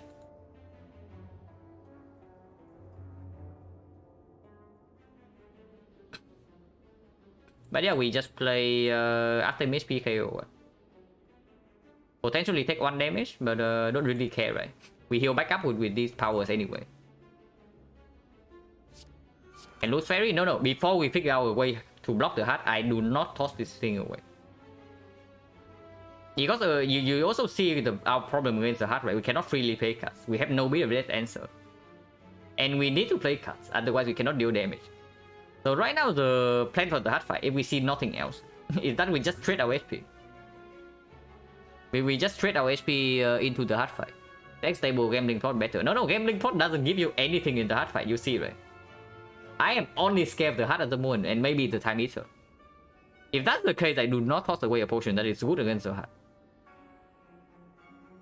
And the Gambler Through is a good potion for sure, but it doesn't win us the hard fight. You see, like, how are you winning the hard fight with this deck? Yeah, we brute force with HP if we don't see like real defense. So absolutely not this potion. At least not before I see a premium potion. I toss this away for 2 Ghost in the Jar, like for sure. But other than that, I keep this. And yeah, we can take 1 damage, like who cares?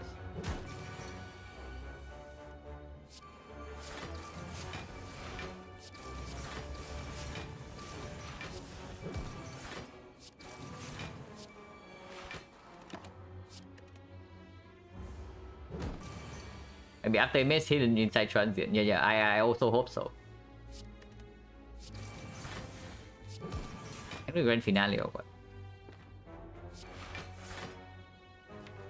We cannot. Ah, we can next turn.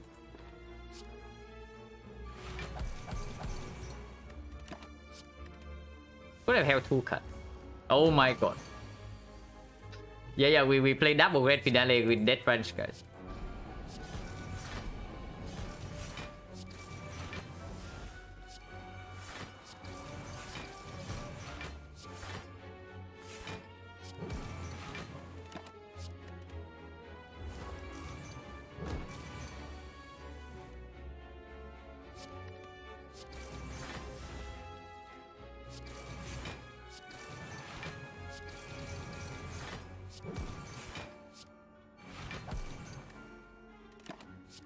Yeah, we can actually kill this guy.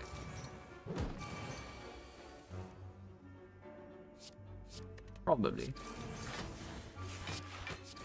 Yeah, definitely.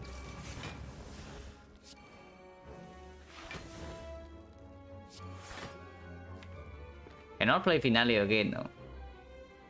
There's no weak sauce to draw with heal hook.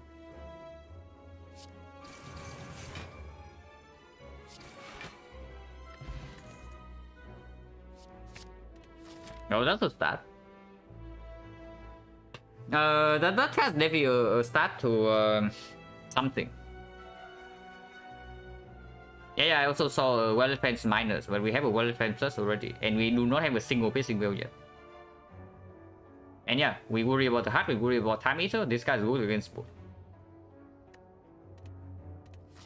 And fire doesn't have anything, right? We have one upgrade right now with the neutralize. Question marks are good. We have not seen any premium events yet, and even if we see something like the madness, I don't know, madness minus honestly not so good with the death range, because you see the you see the discounted cards also less often.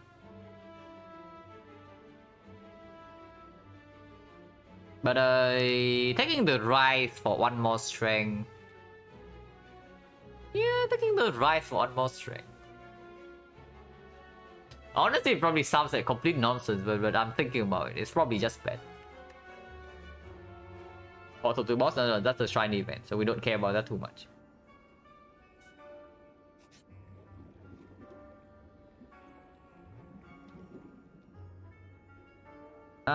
Do we talk CE before these guys?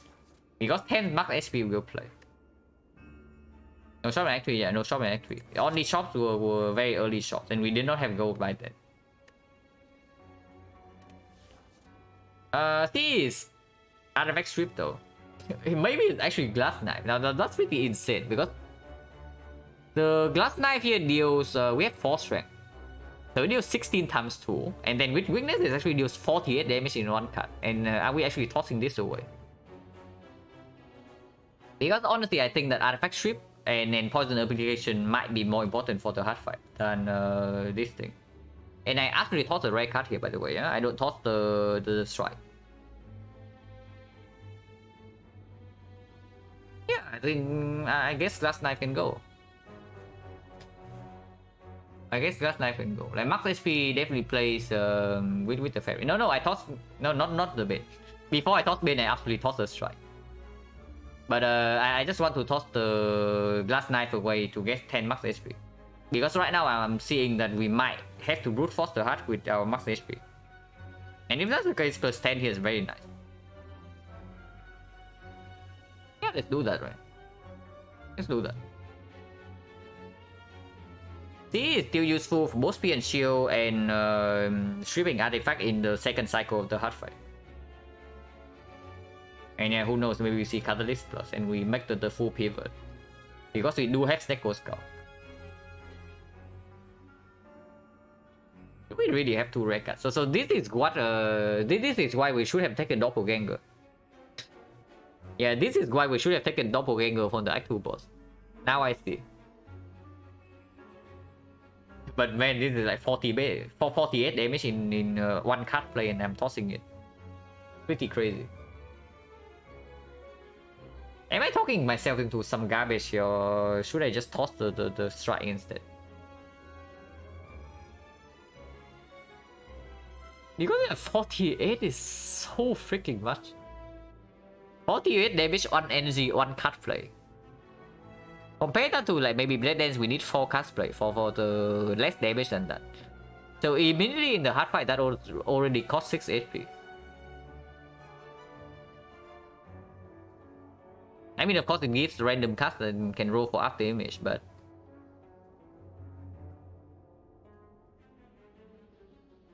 this card's actually so good. Like normally in Act 3, right, Glass Knife falls off. Normally in Act 3, Glass Knife falls off, so you are very happy to give this away here. But not in our case. Yeah, we have 4 strength and we have terror.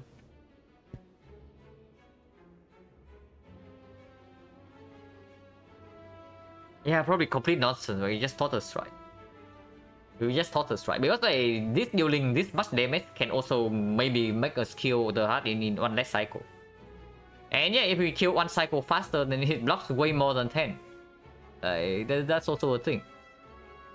And also against speed and shield, sometimes this allows us to burst one of them down immediately. And then yeah, it skills double with the shuriken. Yeah, okay, we remove a strike, I guess. Max irrelevant silent head ripper. No, Max is irrelevant if you do not brute force the heart with max HP. With the death range, you need max HP. With the dead range, without after image, any intangible, you need max HP to deal with the HUD.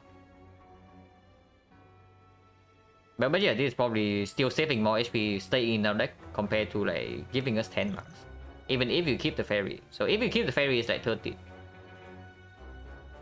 But yeah, this probably saves more than 13 HP in the hard fight. And that, even before that, against Spear and Shield, it can save like, I don't know, maybe 30.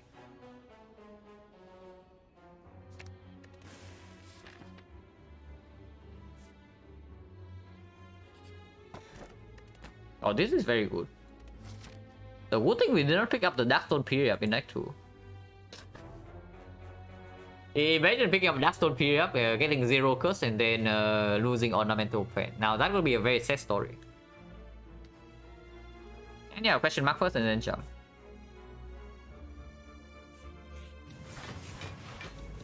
Yeah, we already know that this can happen because last event was Bonfire Spirits.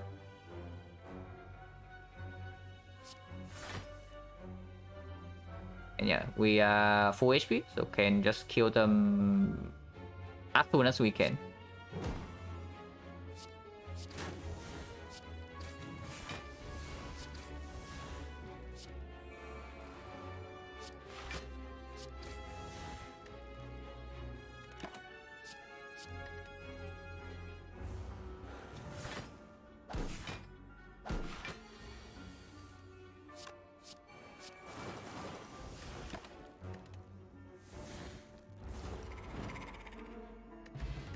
Sleep Potion. Okay, now we can pick up Bouncing Fast Plus. I know that we have a million strength. And we have Terror. And we have Shuriken. But now we can actually pick up the Bouncing Fast Plus. Because this card is going to save a ton of HP in the hard fight. Acro Plus. Yeah, I know Acro Plus is very good. But we have the... We ended 1 Acro and like 3 backflips already with a Cow Gamble. And our deck right now, we also just remove 2 more strikes. So the deck consistency is actually not so bad. And this card is like basically Cow Shots, but better, you know. It deals more damage than that to the HUD. Of course, you also need to play it maybe more than once, but it strips artifact, it opens up Catalyst. Even without Catalyst, this card probably deals like 200 damage to the HUD. And then that just saves like a ton of HP. It's good. We turn this down in Act 2, but now is the time, because we still do not receive a Beat the Death answer. Oh yeah, that damage already carries us through the other fight, so we only need to worry about the heart and the Time Eater, and this card is good against both. Quick Potion over skill... Well, I'll probably keep the skill, because this can hero into Nightmare. This can hero into Nightmare, it can hero into like Leg Sweep for 1 turn weakness, for 1 cycle weakness with the Paper Crane. Can also be Catalyst. Now Catalyst minus, not so strong, but it is still okay. And yeah, right now we need to jump here or we lose the run, so we jump here. Giant Head. Wow, surely this fight will be difficult, guys. I'm certain that this fight will be slightly troublesome for us. I don't know, do we play this tech 2 or do we gamble right away? Because we can do both. Honestly, I probably like taking 2 more.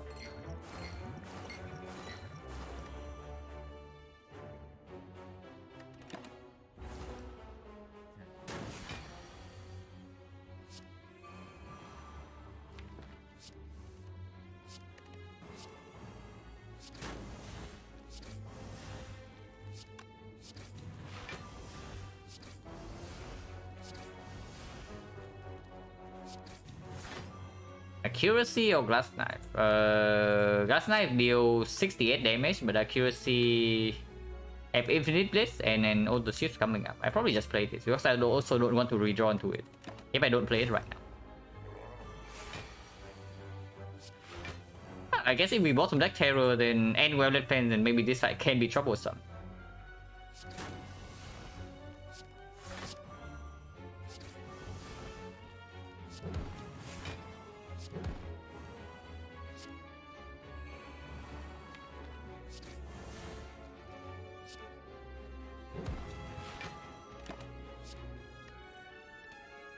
And yeah, next turn we have a bunch of ships, so I don't want to hold like more cards unnecessary.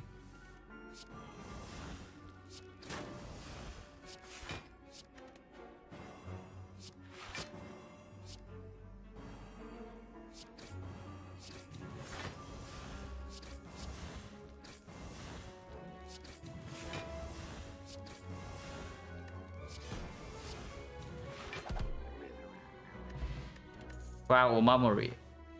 Mega synergy with the Nubudo. Oh, that was a scroll bar. I just clicked this the go to path and we killed the scroll bar. Honestly, it's very good.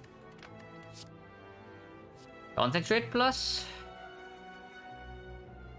I talked about the concentrate with Dead Branch before, right? And basically, my main logic is that like whenever the concentrate is good, your hand is already good enough. So if you only rely on Dead Branch and you don't have actual card draw, the concentrate is just going to break your hands. But in our case, it's probably slightly different, right? Because we do have triple backflip. We do have triple backflip, we have infinite blades. So after we deploy this, we always have at least one card randomly generated. And then we also have an Necro. So in this case, Concentrate Plus can probably perform. In our case, the Concentrate can probably perform. And if it can perform, we should probably pick it, because it's just a good card, even in the hard fight. Gameless Brew, yeah, now we get to choose a Gameless Brew over this if we want to. Do we want to? Yeah, do we want to or not? Gameless Brew is good against the Act 4 Elite. Yeah, and it's green. Green, not really a big problem with this thing when you have Dead Branch, but green is probably still better. Yeah, Gameless Brew is only for the Act 4 Elite, and if we say maybe we don't get a second weak sauce and the skill potion is like what we need. Because yeah, we have gone like through the whole run. We have not seen Malaise, we have not seen Leg Sweep, we have not seen Creeping Cloud yet. So right now we are stuck with Neutralize and the Red Mask as a whole weak source. And yeah, we have freaking Paper Crate, so better have some weakness.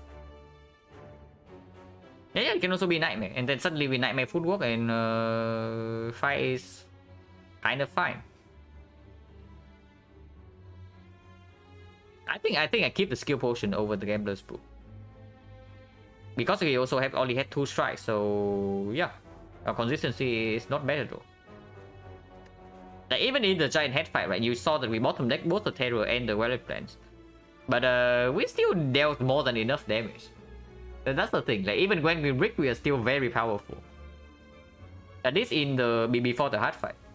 So if it's scare bricking in the Spear and Shield fight, then yeah, we don't actually need the Gameless Brew. If we can kill them on turn 1. Or maybe turn 2. Because yeah, even when we break, we still have a ton of damage. So don't need too much. And this potion can also bail us out instead of the Gambler's Brew.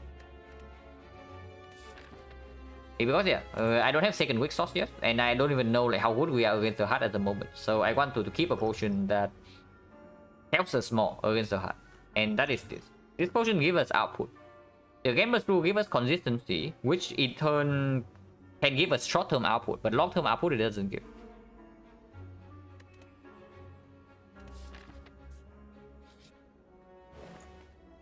Yeah, Orrery. Nunchaku is like very cute, but Orrery we take. This will kill the Act 4 shot. If we take the Orrery here, we cannot buy any ready in the Act 4 shop. So something like Orange Pellet, something like I don't know, Clockwork Souvenir to block vulnerable. We cannot do. But Orrery is very powerful when we are looking for so many cards with the Paper Crate. And the red chance is high. We know that there are a lot of red cards that are good for us. Like After Image. Excellent, Mala is insane. Red Form we can upgrade. With Red Form we have an upgrade for it. And yeah, Nightmare also good with the footwork. And yeah, we also have question card. Like surely this has to be good. Rally is okay, doesn't solve our problems. Yeah, footwork plus. Reflect plus. There's also a Blur Plus here, which is slightly interesting, but I think I take the second Footwork over it. There's also Creeping Cloud on the same screen now. Worth noting. We do not have any weak sauce here. I mean, this we take. Yeah, there's actually no weak sauce here except the Creeping Cloud. This I take. Yeah, Footwork Plus or Creeping Cloud, a tough question. And I honestly don't know. My gut feeling is that it still has to be Footwork Plus, because the thing is that weakness sauce, first cycle, if we upgrade this, we have weakness for the first cycle, and then in the second cycle, either this can give us some weakness, or the Dead Range can give us some weakness, and suddenly the Creeping Cloud doesn't really perform. But the Footwork Plus will perform throughout the whole fight. And it heals us for 2. Play the good card, believe in you. Yeah. I also got to play the good card. Yeah, Footwork with the deflect we just pick up as well, and we have like 3 backflips. This one I don't know, because we do have Acro and Cow Gamble, but there's only 2 discard, right? So I don't even think that Tradition is that good. We only have Concentrate for energy purpose anyway.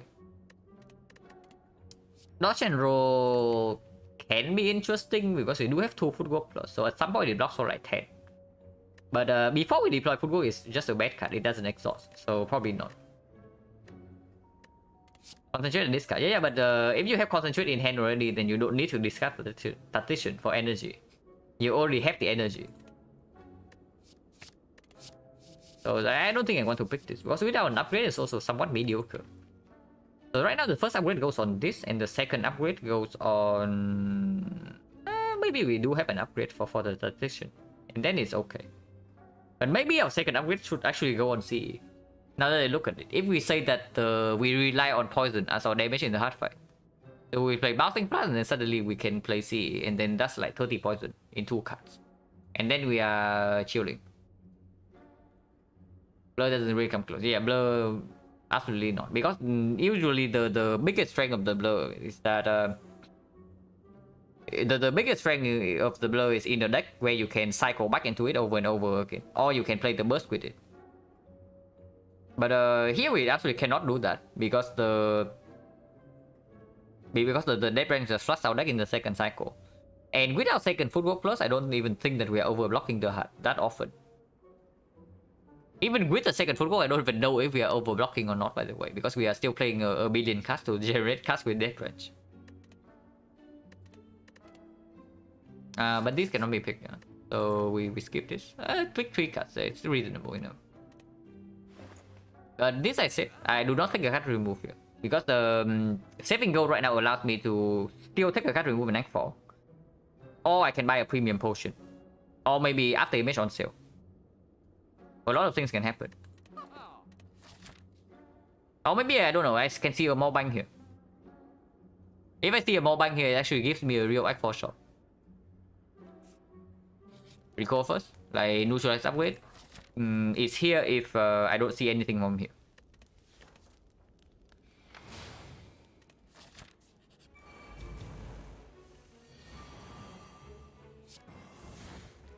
Yeah, the fumes.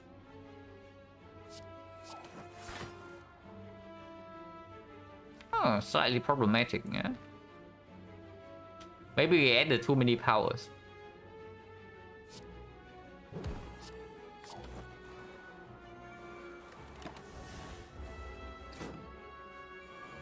Fine, it's fine. We have Horncliffe. And anytime we draw into something good, we just kill all of them instantly.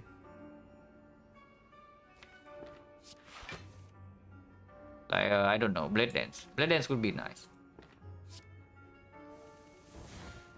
Yeah, like, C into Blade Dance just kills all of them. So we can do that.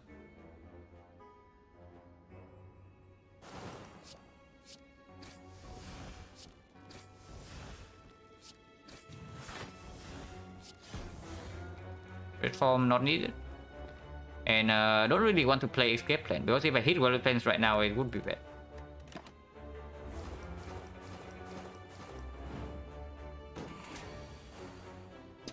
Would actually have hit World Plans. So that was good. And now we just kill her. Catalyst.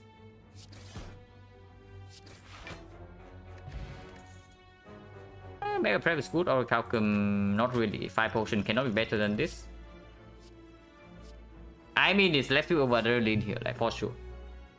Unfortunately, they are on the same screen, but it's absolutely leg sweep here over Adrenaline with the paper crate and 2 footworks. It's probably not close.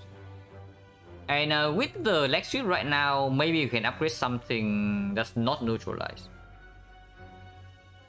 Maybe we should still upgrade neutralized. Like usually, so before, right, I was thinking that with the neutralize and leg sweep, usually the upgrade goes on leg sweep because you also gain 3 block. But if that's the case, if you bottom deck leg sweep, you actually don't have a weak chain in a fight.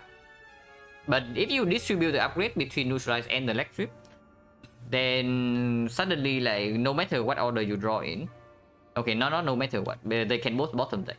But it improves the chance that you actually have weakness like throughout, like, by quite a lot. And overall, the weakness you get is still 4 weakness per deck cycle. It's good. And yeah, not picking this with Death Range is like quite sad, but you pick the leg sweep for sure. And we probably still upgrade neutralize. And in Act 4, we can make the other upgrade on the leg sweep to cover weakness cycle. Because yeah, if we can actually reapply weakness constantly, then we do not need to rush that much with dealing damage. Because yeah, Paper Crane is like very powerful in the hard fight. We still need to make sure that we don't die first cycle though. Not dying first cycle can be slightly problematic because we are vulnerable, but we have Horn Clip. Okay, this upgrade go first.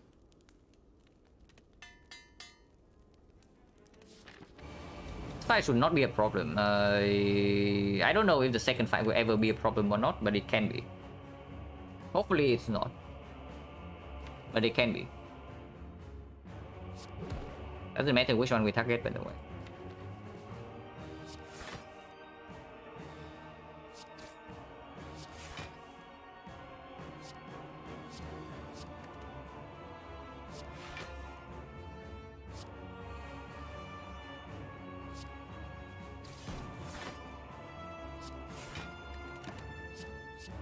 On click next turn.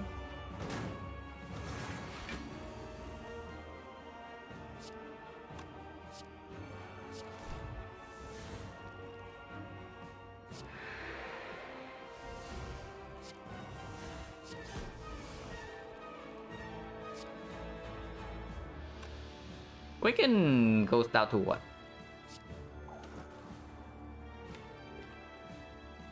We need to Improving Cloud. This goes down to 9 times 2. So we take 4 damage and then we heal back with the footwork. No more powers though.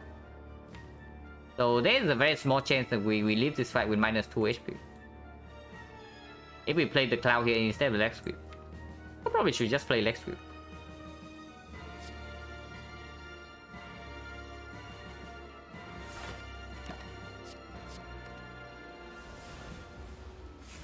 Oh, well then.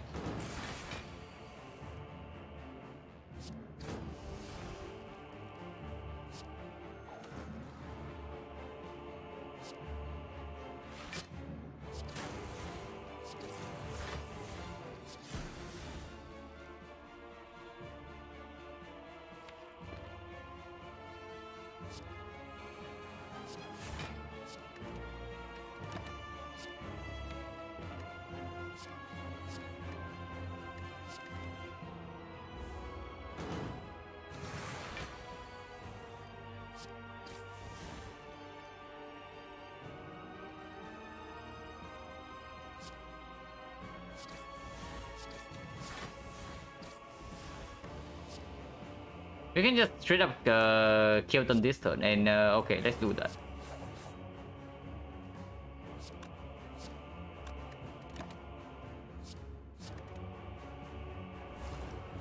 And hold 3 cards. Yeah, but I only hold 1 to hold 2 because I know the next turn we are overdrawing. With the Infinite Blades and then the Blood Dance is coming up.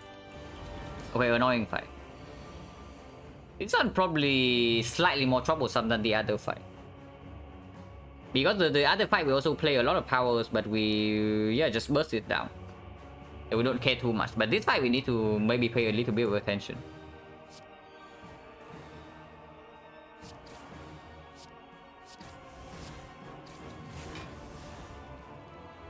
I don't want to play dodge and roll, but I also kind of want to play the fumes. Let's play the fumes and stop here.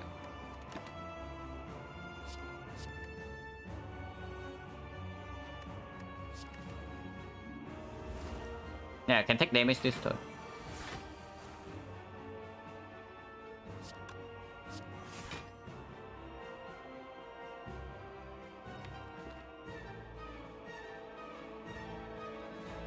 One, two, three, four, five. We block for 7 more. This guy goes to what? It's like with Paper Crane vulnerable, it goes to 0.9. So he's at 34 and 0.9 minus is 30. So we take 1 damage. If we play Blade Dance defense. Blade Dance can also give us a block cut better than the defense. Yeah, fun eater. Like this one. I mean, we take more damage this turn, but it is absolutely very good to play that card.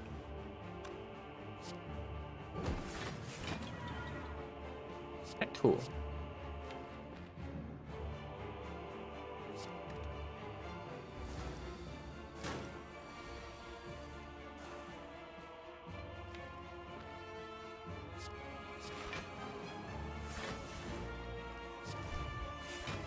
Bottom decking all the footwork is not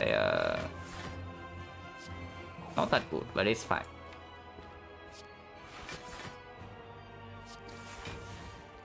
Yeah, Malays. So with the Malays, maybe we stop here.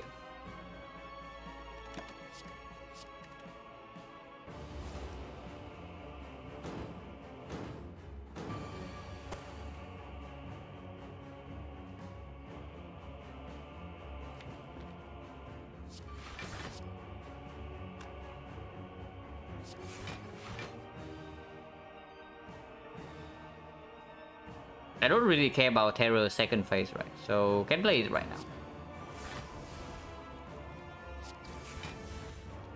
And yeah, we get Terror second phase anyway.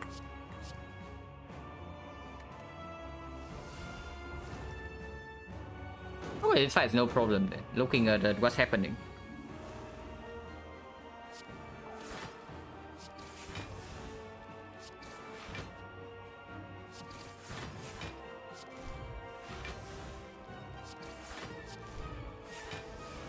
Yeah, another Malays.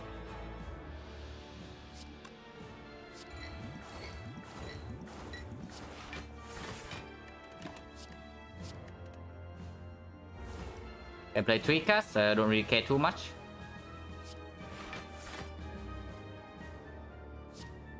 And we can concentrate Malays if we don't run to Piercing Will.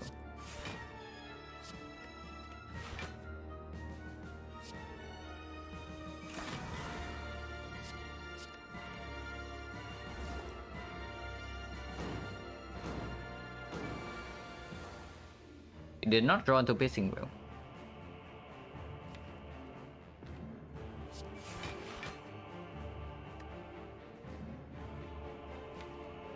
Doesn't really matter.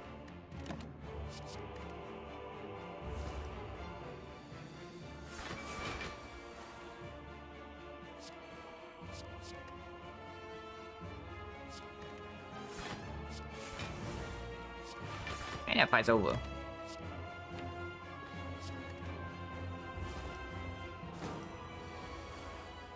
Three times 3.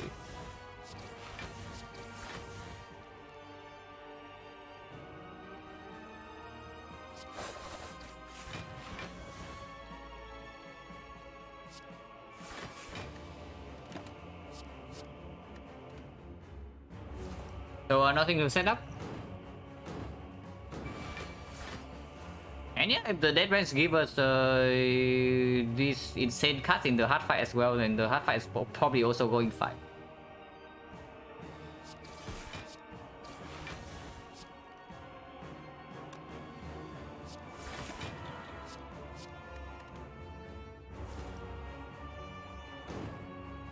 very fast after image, and then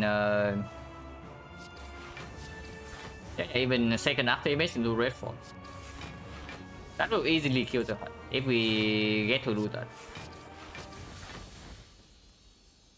Anyway, we have a shop that can buy a potion and can still remove a card. In fact, 4.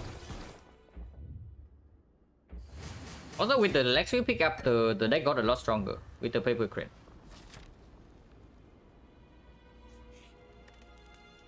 But yeah, upgrade goes on either CE, the Adrenaline, or the Lex Sweep, one of the 3.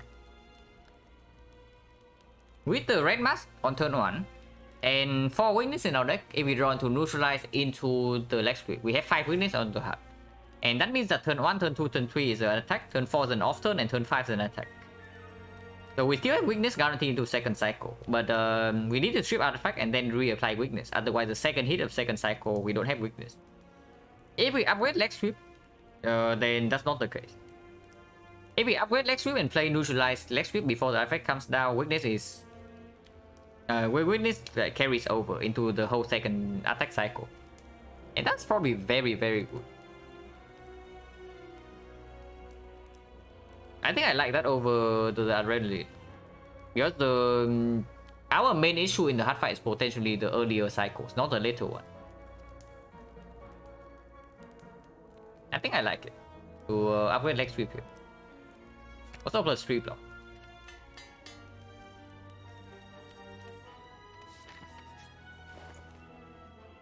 And max my lace guy.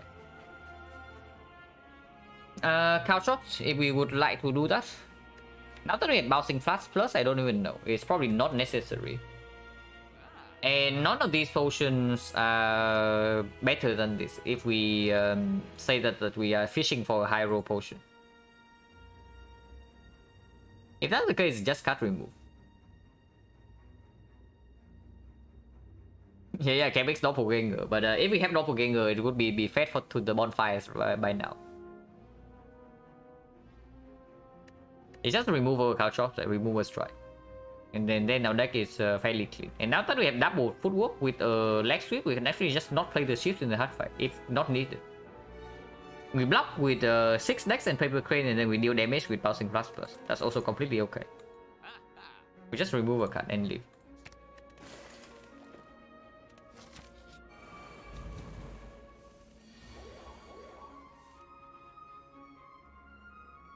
Okay, hopefully we can kill this turn. Hopefully we can kill this guy this turn, otherwise next turn we are hoping to not break.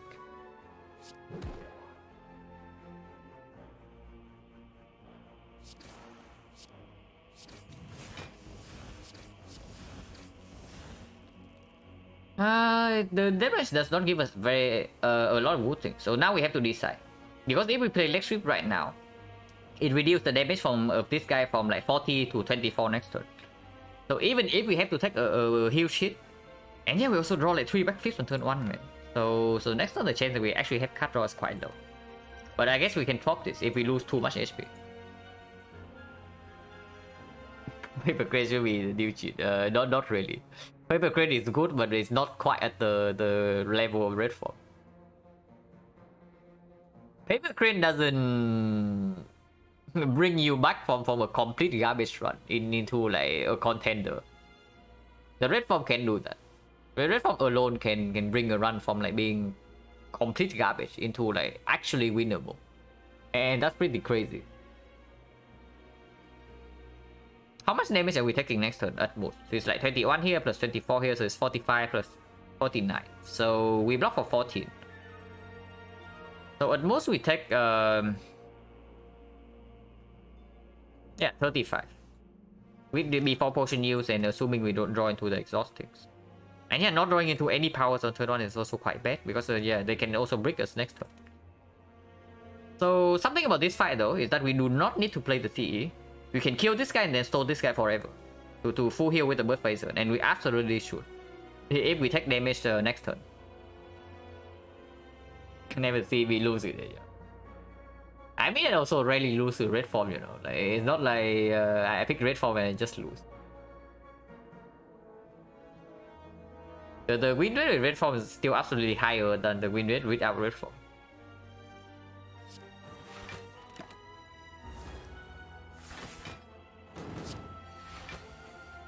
And yeah, we just brick. So we can potion here, or we can full heal later. If we say that we can store this guy for full heal, and we can. And with the poison cast in our deck, right? Even if we get to negative 20 strength, we are still okay. There's probably no reason to potion yet. Maybe if next turn we take like super heavy damage from this guy, then we can potion. But this turn we can still hold. Same fairy as Act 2. Yeah, it is the same fairy. And yeah, no reason to potion now, right? If anything, potion next turn. Can hit this. -22.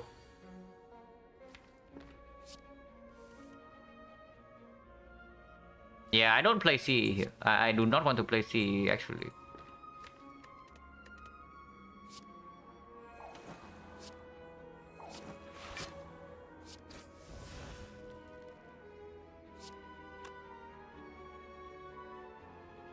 It's still 2 damage, we can give a random cut.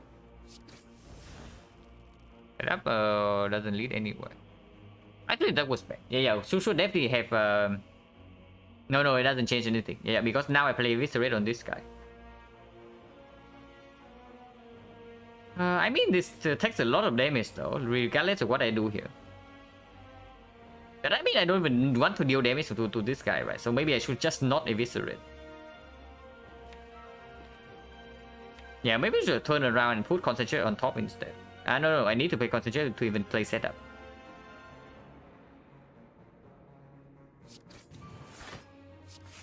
Take another 9.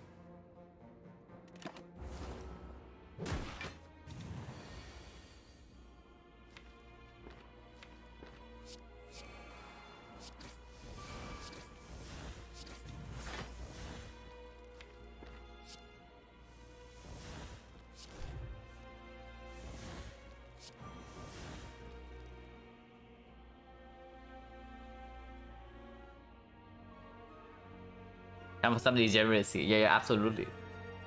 But for that to even happen, we need to not take heavy damage this turn. I think playing Violet Cleanse, playing Defense, playing Infinite Blitz, and then hold Backflip Piercing Will Terror might be the play. Take 1 damage, but you get to hold Piercing Will for next turn. Because I am slightly worried about next turn.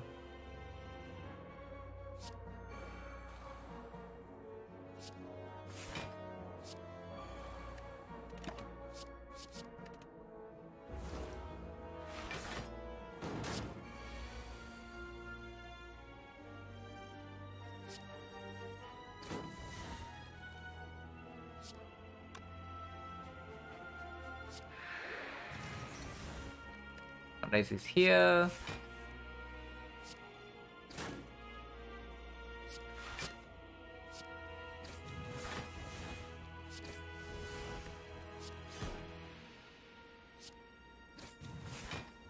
Okay. So now we wait for powers. And while full blocking this guy. Hopefully he can do that. Not even playing terror ever. But yeah, immediately this guy is like coming in hot. He comes out like swinging.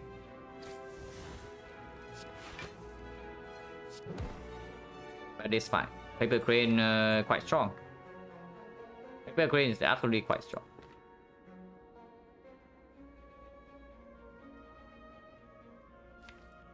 I don't want to Malaise, but Malaise this turn means that we also need to play the dash. Probably fine. This guy shield himself for like 99 fairly often, like once every 3 turns, and if he shields for 30, we can freely attack anyway. And we don't even need to Malaise this turn, we can just Malaise next turn.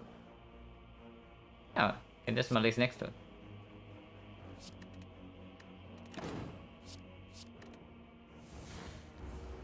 Yeah, even get the Concentrate.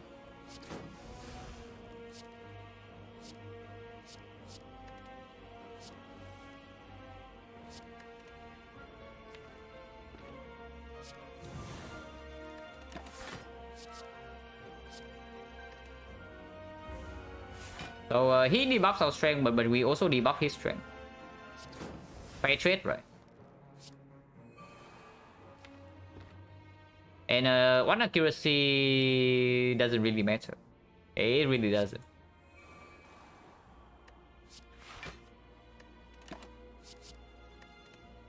I should have held another block card because 20 is also not that easy. Wait, 15 is a little bit too much.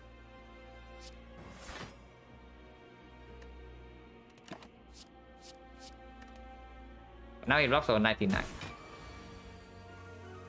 Playing 3 shift one turn, we actually gain strength though, so the shuriken like kind of forcing us to only play 2 shifts per turn.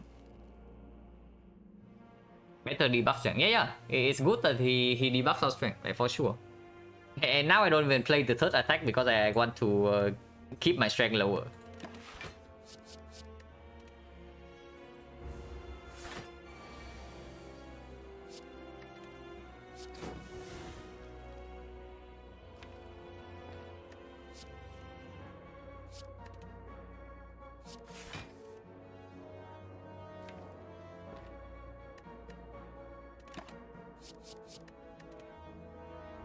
What are we trying to do here? We have birthday soon.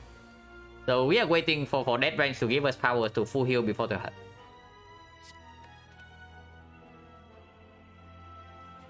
20, so 2 blocks would be sufficient. This runs out some points, so maybe we can reapply, but this can also be kept for next turn. I probably should, yeah, we also have Leg Sweep Plus. Actually, it's only 10 damage, who cares, right? If I kill at least a third one, yeah.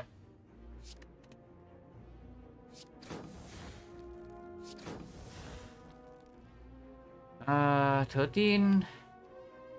We actually don't have a lot of blocks in our deck, so better be slightly careful for the next 20.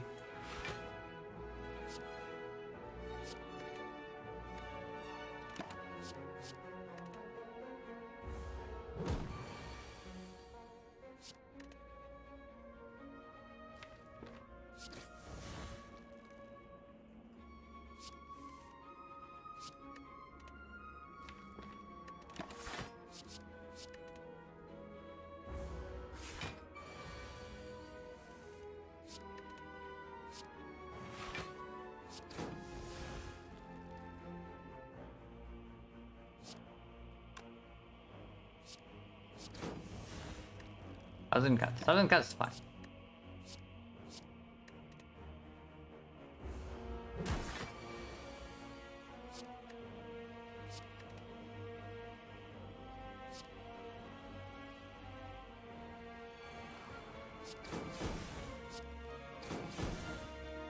And yeah, we have like all the outcomes, so don't we need to waste a block here.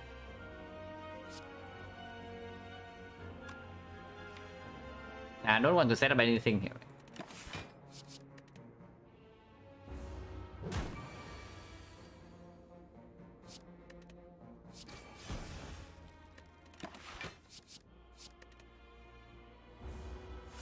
In the exhaust twice? No, I don't want. Oh, I also don't want to proc Shuriken.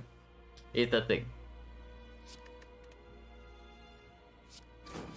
I want to not proc Shuriken if possible.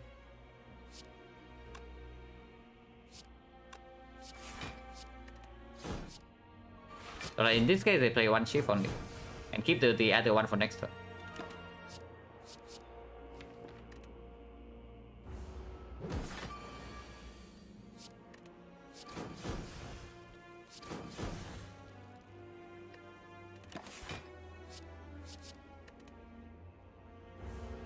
And yeah, only 8 more powers to go, guys. Like, surely this will not take long. Surely not. No. We are not killing this. We are not killing. We are staying here until we are full HP. So Tetero just makes our job like slightly harder.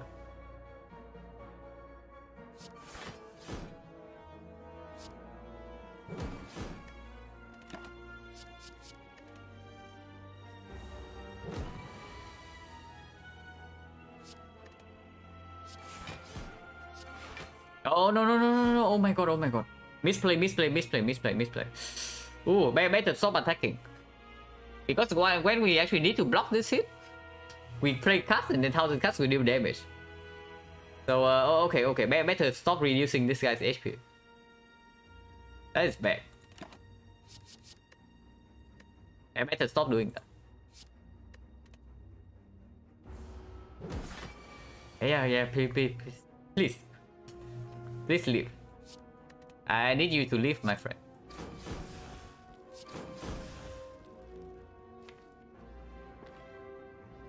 If that's the case, then maybe one strength is not so bad. Yeah, like one or two strength, whatever, right? Because we are still not piercing through this shield regardless. And then it gives us more faster chance to reroll. Like we are only attacking when he has the 799 or 30 shield. So if shift deals 15, that's also not a problem. Okay, 14, not 15. So right now shift deals plus 7, it's only 11. We can get up to 3 more strength.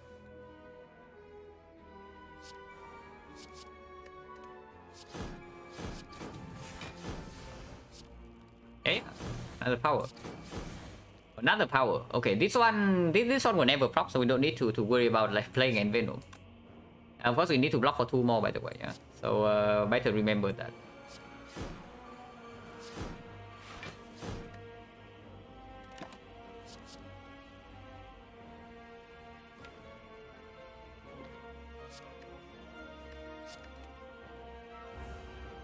You just get a creative AI. Yeah, sure. I also want a creative AI.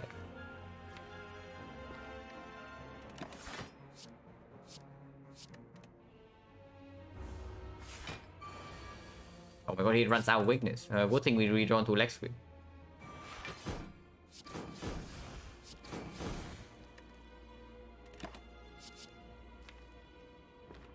That branch is not giving us the leg sweep or any new malaise. We need to be slightly careful here that we don't actually take this hit to our face. Ever.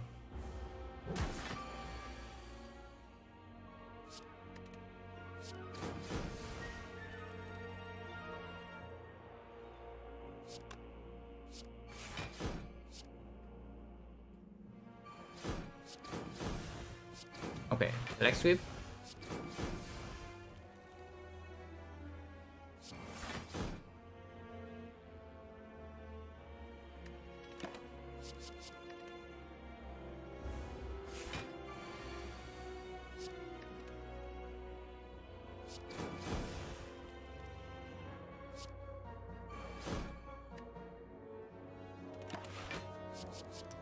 Next turn he takes damage from 1000 cuts, man. Because we need to block this 20.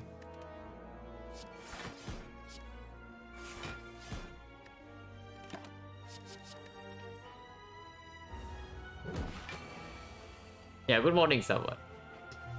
You arrive just the right time. We are doing Degenerate, Burst Phase Earn, full heal here.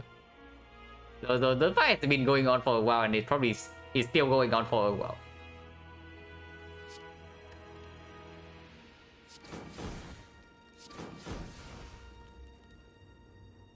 But I mean, I can reroll more, but we have no block in the deck. Okay, that is slightly concerning.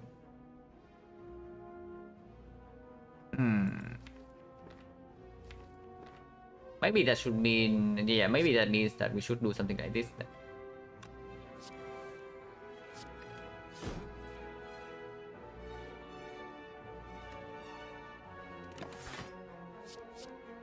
And I don't know. Maybe we hold this in case we cannot block next turn and we kill instead.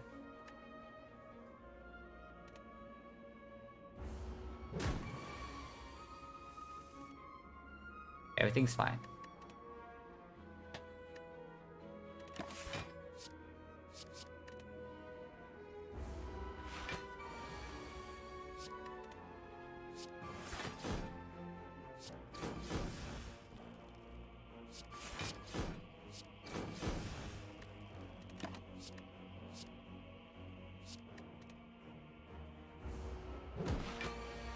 Bird Phase on Dead Range full heal, yeah. We heal in the Centurion Mystic fight in Act 2 from like 5 HP to like 30 something. But the Mystic could not... the Mystic cannot out-sustain us. Eventually we got too much like 1000 cuts and Venom and such. But this guy can, because this guy does not take damage from Venom. So we can stay here until full heal. I mean he takes damage eventually though, because like, once in a while he takes 4 damage or something. And weakness is also like running out. We cannot renew this weakness fast enough. At some point we also lose some HP. Hopefully not immediately.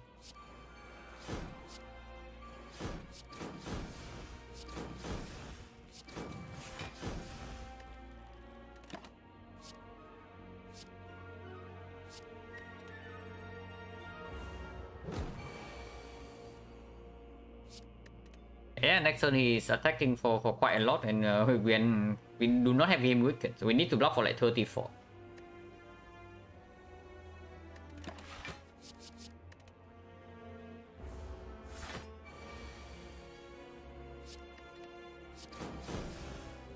That would work.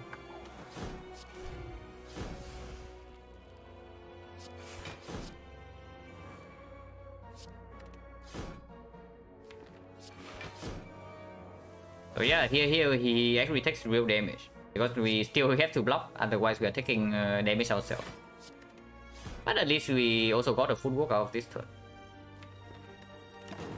Okay, we can burst leg sweep, and that should keep him weakened for one more cycle.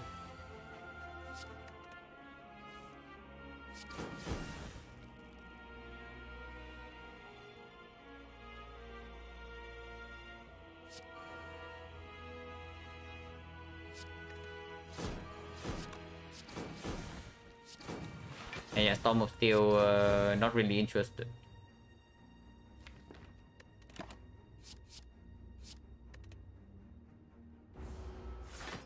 And Cut even better stay in hand in case of Nightmare.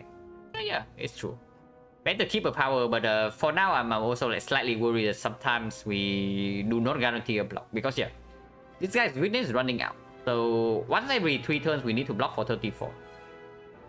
And if that's the case, I actually want to hold all 3 cards that helps me block that hit. Because like, anytime we actually take real damage, right, our progress is set back by I don't know how many turns.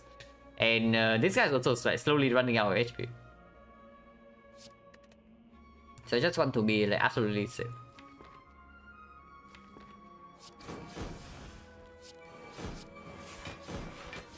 Okay, here we have like 6 more turns of weakness.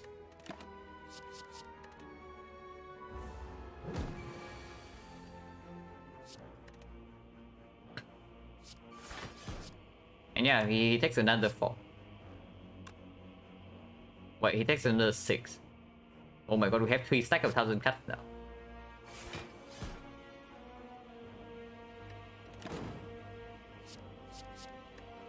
Oh, that's not good.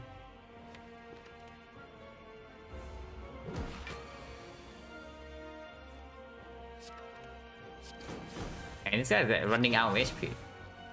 Infinite Blitz. Double our double our shift speed.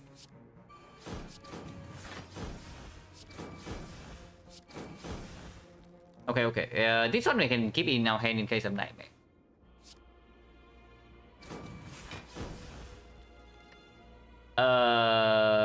Okay, we play football and keep this one around it. We actually do not play this one before we know that we end the fight. We know that we have to end the fight.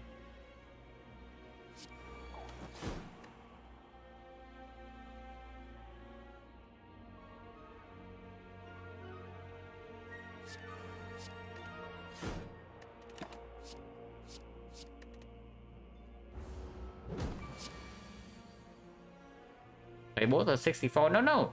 We are short on 2 damage, on 2 HP if I play both. We need 1 more power. The Infinite Blitz is already played.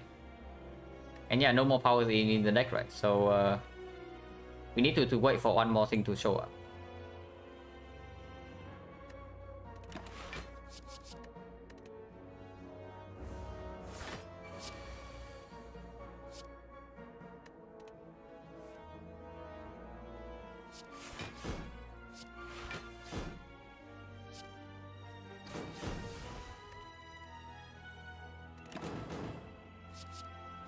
But yeah, we have no more block in hand, so maybe we have to kill soon. But we are at like 64.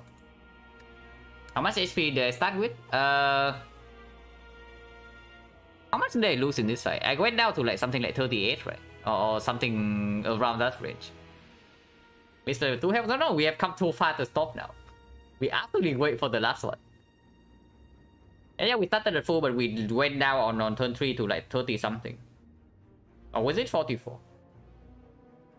No, we were 44 after turn 2, right? And then we lost another 10 or something on turn 3. Or am I mistaken? I mean, it doesn't matter too much. And can keep this around in case we need to kill. Keep this around.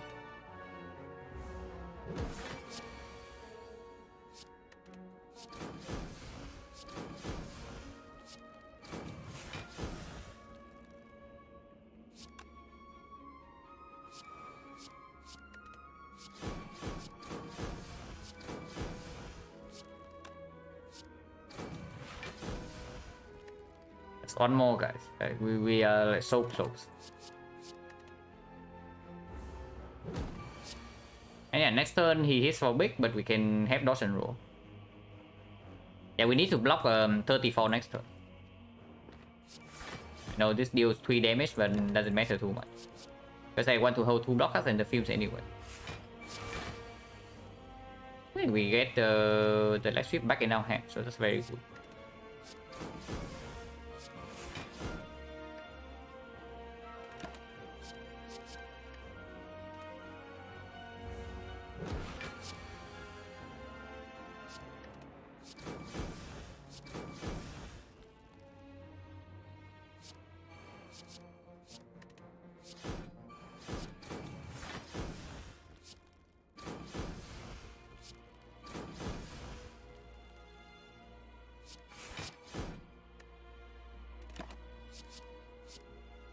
Anything to burst? One leg sweep, but we have another burst. Okay, maybe we need to kill the next time he hits us for 34. Potentially. So potentially we need to kill this guy next turn. But we can still burst survivor, right? Block for a little bit.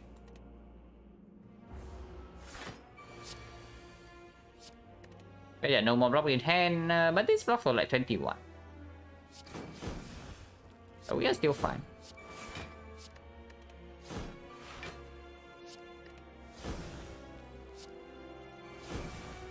Ah, okay. Finally we can end this fight. Finally we can end this fight. Now we need to make sure not to take damage this turn. And then we are good. So this does not take damage. Yeah, Oracle can full block. And we kill next turn.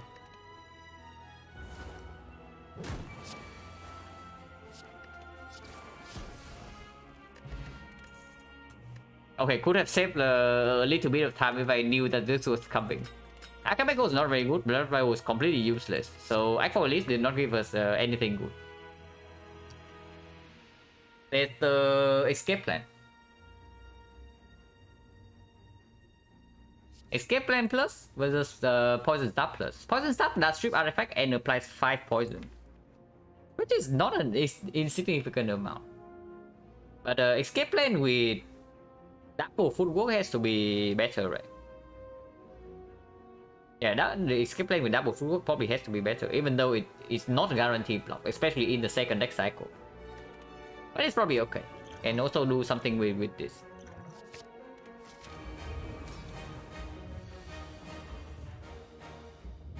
Looks like a decent opening hand. No damage? Oh, wait. It's actually not as good as I think. Because we also draw into backflips.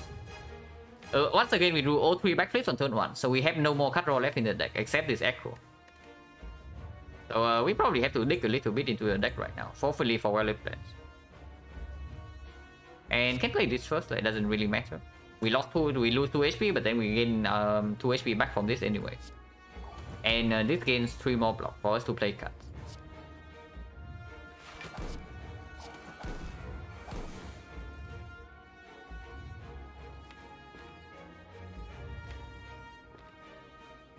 I think leg sweep needs to be deployed, but after leg sweep, do I really can I really afford to spend to not play the concentrate?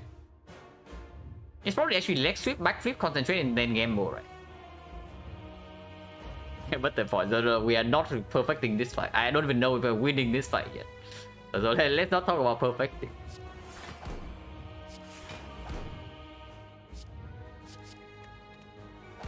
Game for 4.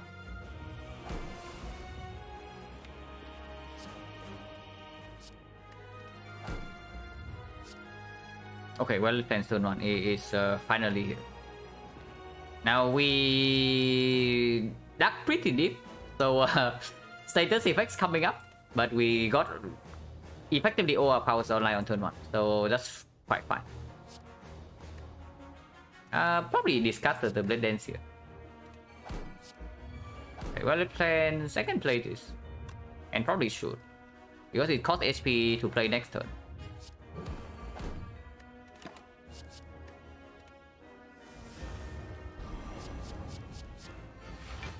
But if Master cost 0, yeah, it only generates, it only counts after it's generated. So Blur is quite nice. Blur is a very good hit. 1, 2, 3, 4, 5, 6, 7, 8. So we have 8 out of 11. That is give us some block. Yeah, okay, cool. 8 out of, oh my god, I forgot. Yeah, I forgot to pop skill potion on turn 1, guys, before playing the footballs. So if this is Nightmare, we are getting a little bit punished. But I guess we can still Nightmare the Blur, so that's not so bad. But yeah, we can potion right now. Okay, that's not even the thing. And Cloak Dagger can Distraction, can get another C. Another C probably does not make sense. Distraction gives another card, but of course we are facing mid of death. Cloak Dagger just blocks for 12. It's 9 right now. This is probably the best thing out of this. And Distraction gives 2 cards with the dead range is good, but we are losing HP this turn, and losing HP honestly not so good. This has to be played though. I mean, we lose 2 HP every 3 attacks, so we probably can play 3 attacks.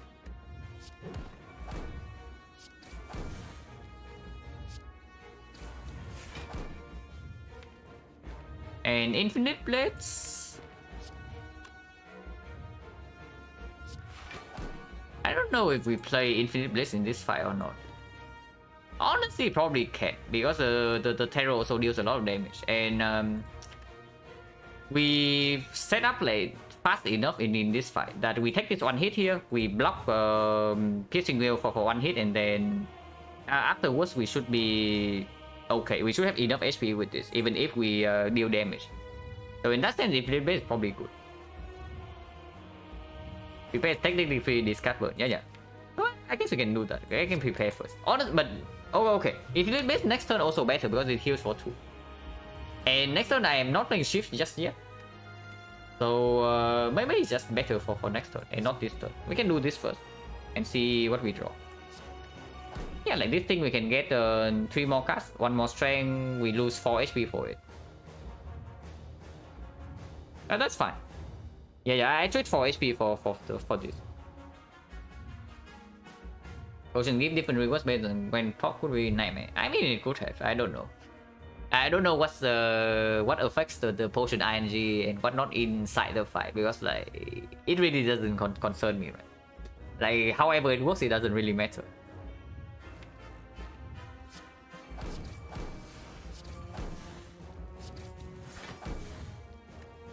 Yeah, after image not found. That's fine. We definitely keep this over CE. You keep this, or are you saying we keep Gamble? Now we probably keep this. Not the well plan. Okay, I guess we have pyramid. I guess we just have our own pyramid. That was a mistake.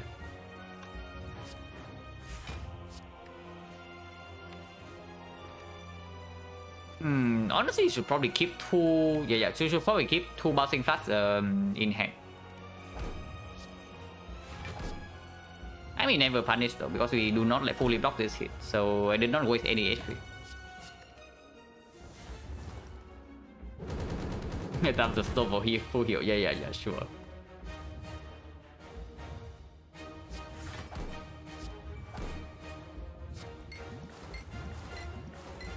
Yeah, keep this around to strip artifact in case the multi-hit next.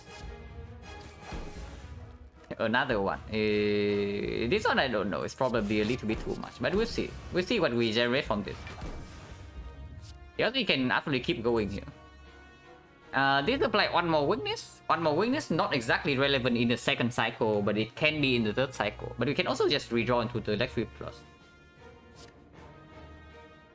Full energy, one energy on the Blade Dance, and maybe one more on Bane. I guess we are never playing this, so we can discard it right away.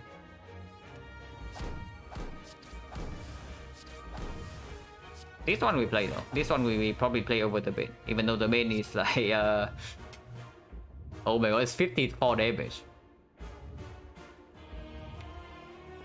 We still play this, right? Strip only artifact instantly, and then yeah, we can throw bouncing flat.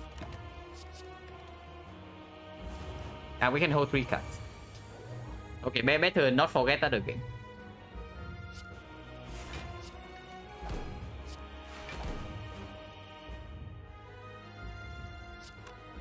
People defend here and then play the shift. We do not need to strip artifact now because the yeah, next turn the field strips the second layer and then we can play Fishing Bell anyway. So it's here. We have nothing to do Nightmare in hand, but we keep it around.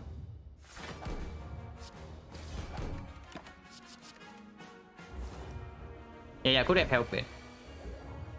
So honestly, now we actually have multiple ways of winning this fight, and I think the way I prefer to do is to Nightmare this wheel. I think Nightmaring the wheel is the safest line here. So I do that.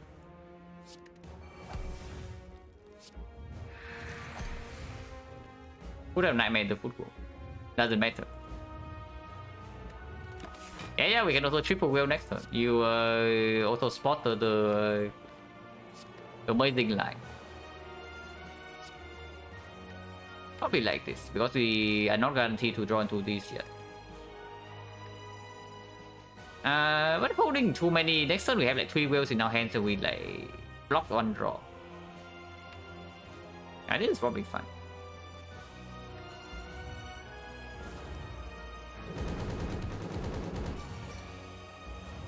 Actually, we block 2 draws.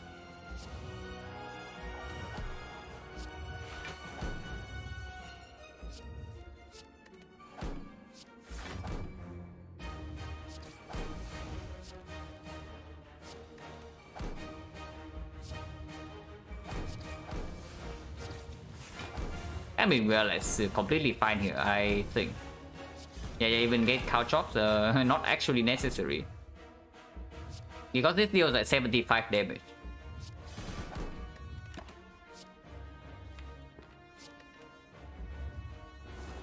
Yeah, if let's blocking a draw. Yeah, 6 times 15. Quite scary, but completely fine. We have that is free, by the way.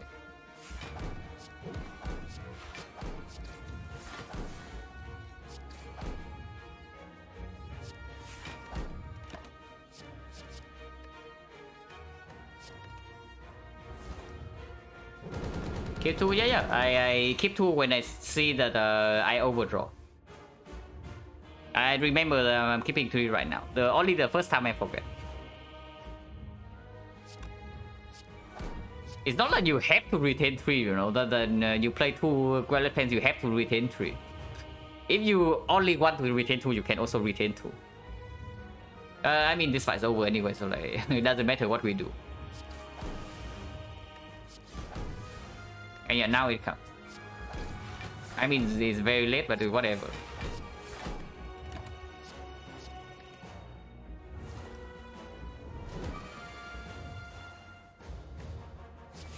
I played so fast because this fight's over. So no reason to take my time. But yeah, Act 1 was slightly weird. Act 2 was also slightly weird, but we ended up actually keeping this ferry until the end, even when we went down to like 5 HP in Act 2. Like 4 frogs before the boss. So that's pretty cool.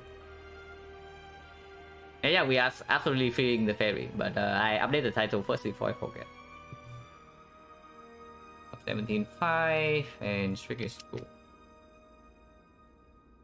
I did not look close. Yeah, it was not close.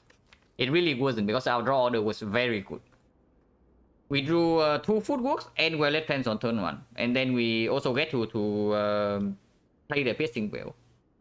And we also did not break on weakness. Like, basically almost perfect draw. And yeah, I say that we only need to figure out how to block, right? As long as we can not die instantly in the hard fight, we always win. So that was what happened. I mean, of course, that means that we did not need to full heal in the Spear and Shield fight, but just in case. Because we could also bottom deck the weakness, and then suddenly, first cycle, instead of we only took like, I don't know, maybe 15 damage in the first cycle, maybe 20. Without the weakness, if we bottom deck weakness and we do not get footwork online, we can actually take like 50 or maybe even more in the first cycle, and suddenly the fight looks very different. And yeah, before you say that that happens so rarely, it has happened to me like too many times for me to feel comfortable of not accounting for the like ultra low roll hard draws. yeah, could have thought fairy right too, like absolutely. But we bring the fairy with us outside the spire, right? Just let it free. Okay, how much damage did we actually take into Spear and Shield? I want to see.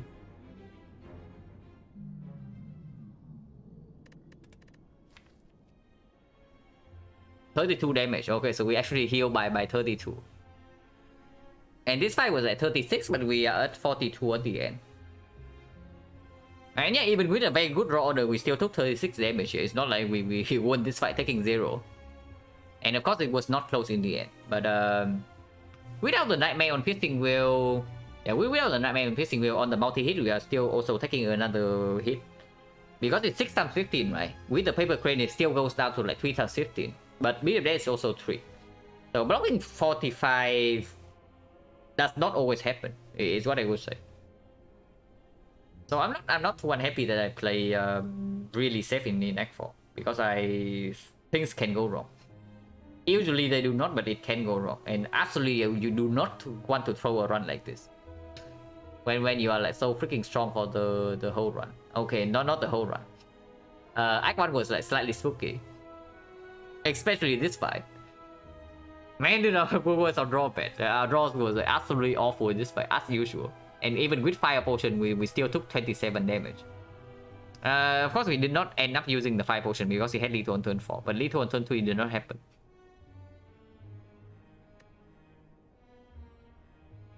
Skip to release the Icon last, not doing Ultra Windy, yeah. He box out the Icon Infinite. But honestly, I think that if you are quote-unquote forcing Infinite, right, then avoiding Act 2 Elite is probably just correct. Avoiding Act 1 Elite, it probably depends on a few things, but probably sometimes can also be correct. Because yeah, when you are forcing Infinite, you are picking paths in a very unreasonable way, is what I would say. And if that's the case, then taking Act 1 Elites probably just kills you more often than it helps you win the run.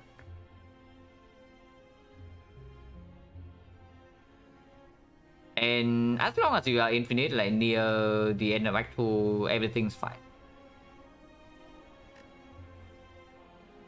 But yeah, this one was like... yeah, Burst Phaser. Completely useless in Act 1, as usual. But of course we know that this relic has a very strong late game power. And then here it heals like 119.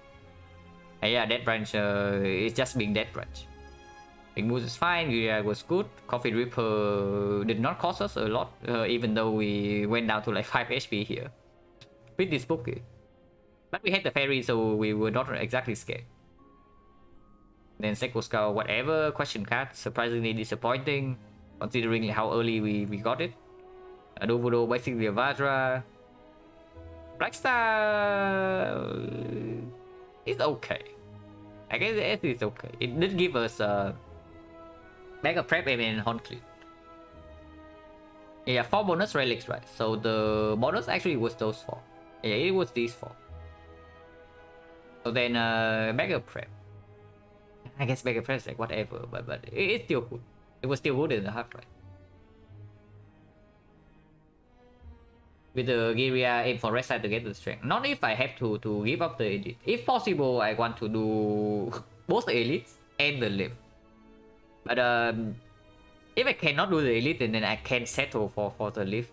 And while avoiding elites. Because like, the goal in the act, right? Your goal in a specific act is always trying to get the most value possible. Through which way is up to your preference. Like you can get value by removing cards and getting your deck more consistent in order to aim for a strong act 4 or end of act 3. Or you can take elites immediately to give yourself directions and more gold, more relics. And yeah, if you cannot do that, then Giria offers you an alternative option where yeah, you are too weak to take the elite, but you can still go to the fire to live, and then you still get some kind of value out of the act. You still make your deck stronger without taking a heavy risk. Hello, Beardy, and they've chosen the random. Yeah, you arrive at a pretty awkward time because I'm probably going to end stream like right now. But we just finished a run with fairly broken relics, not exactly that strong, before end of Act 2.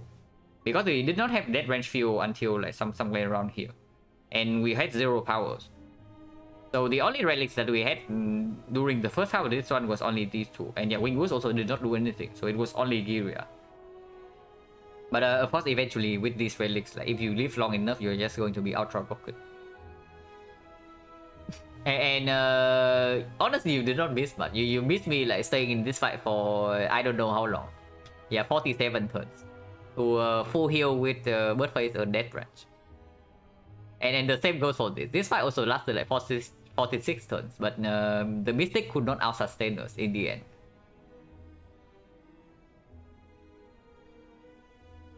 Yeah, you miss some very like high quality gameplay here. We just stay in this fight forever, playing 1 shift per turn to get random powers, and we full heal. But yeah, let's see if there's anybody I can read.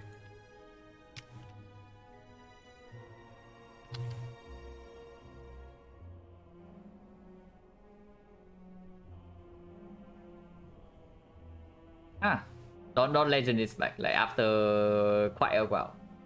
I heard that the last time I heard that his OBS stopped working, so it's back now. So hopefully things are sorted out. So I'll send you guys over there.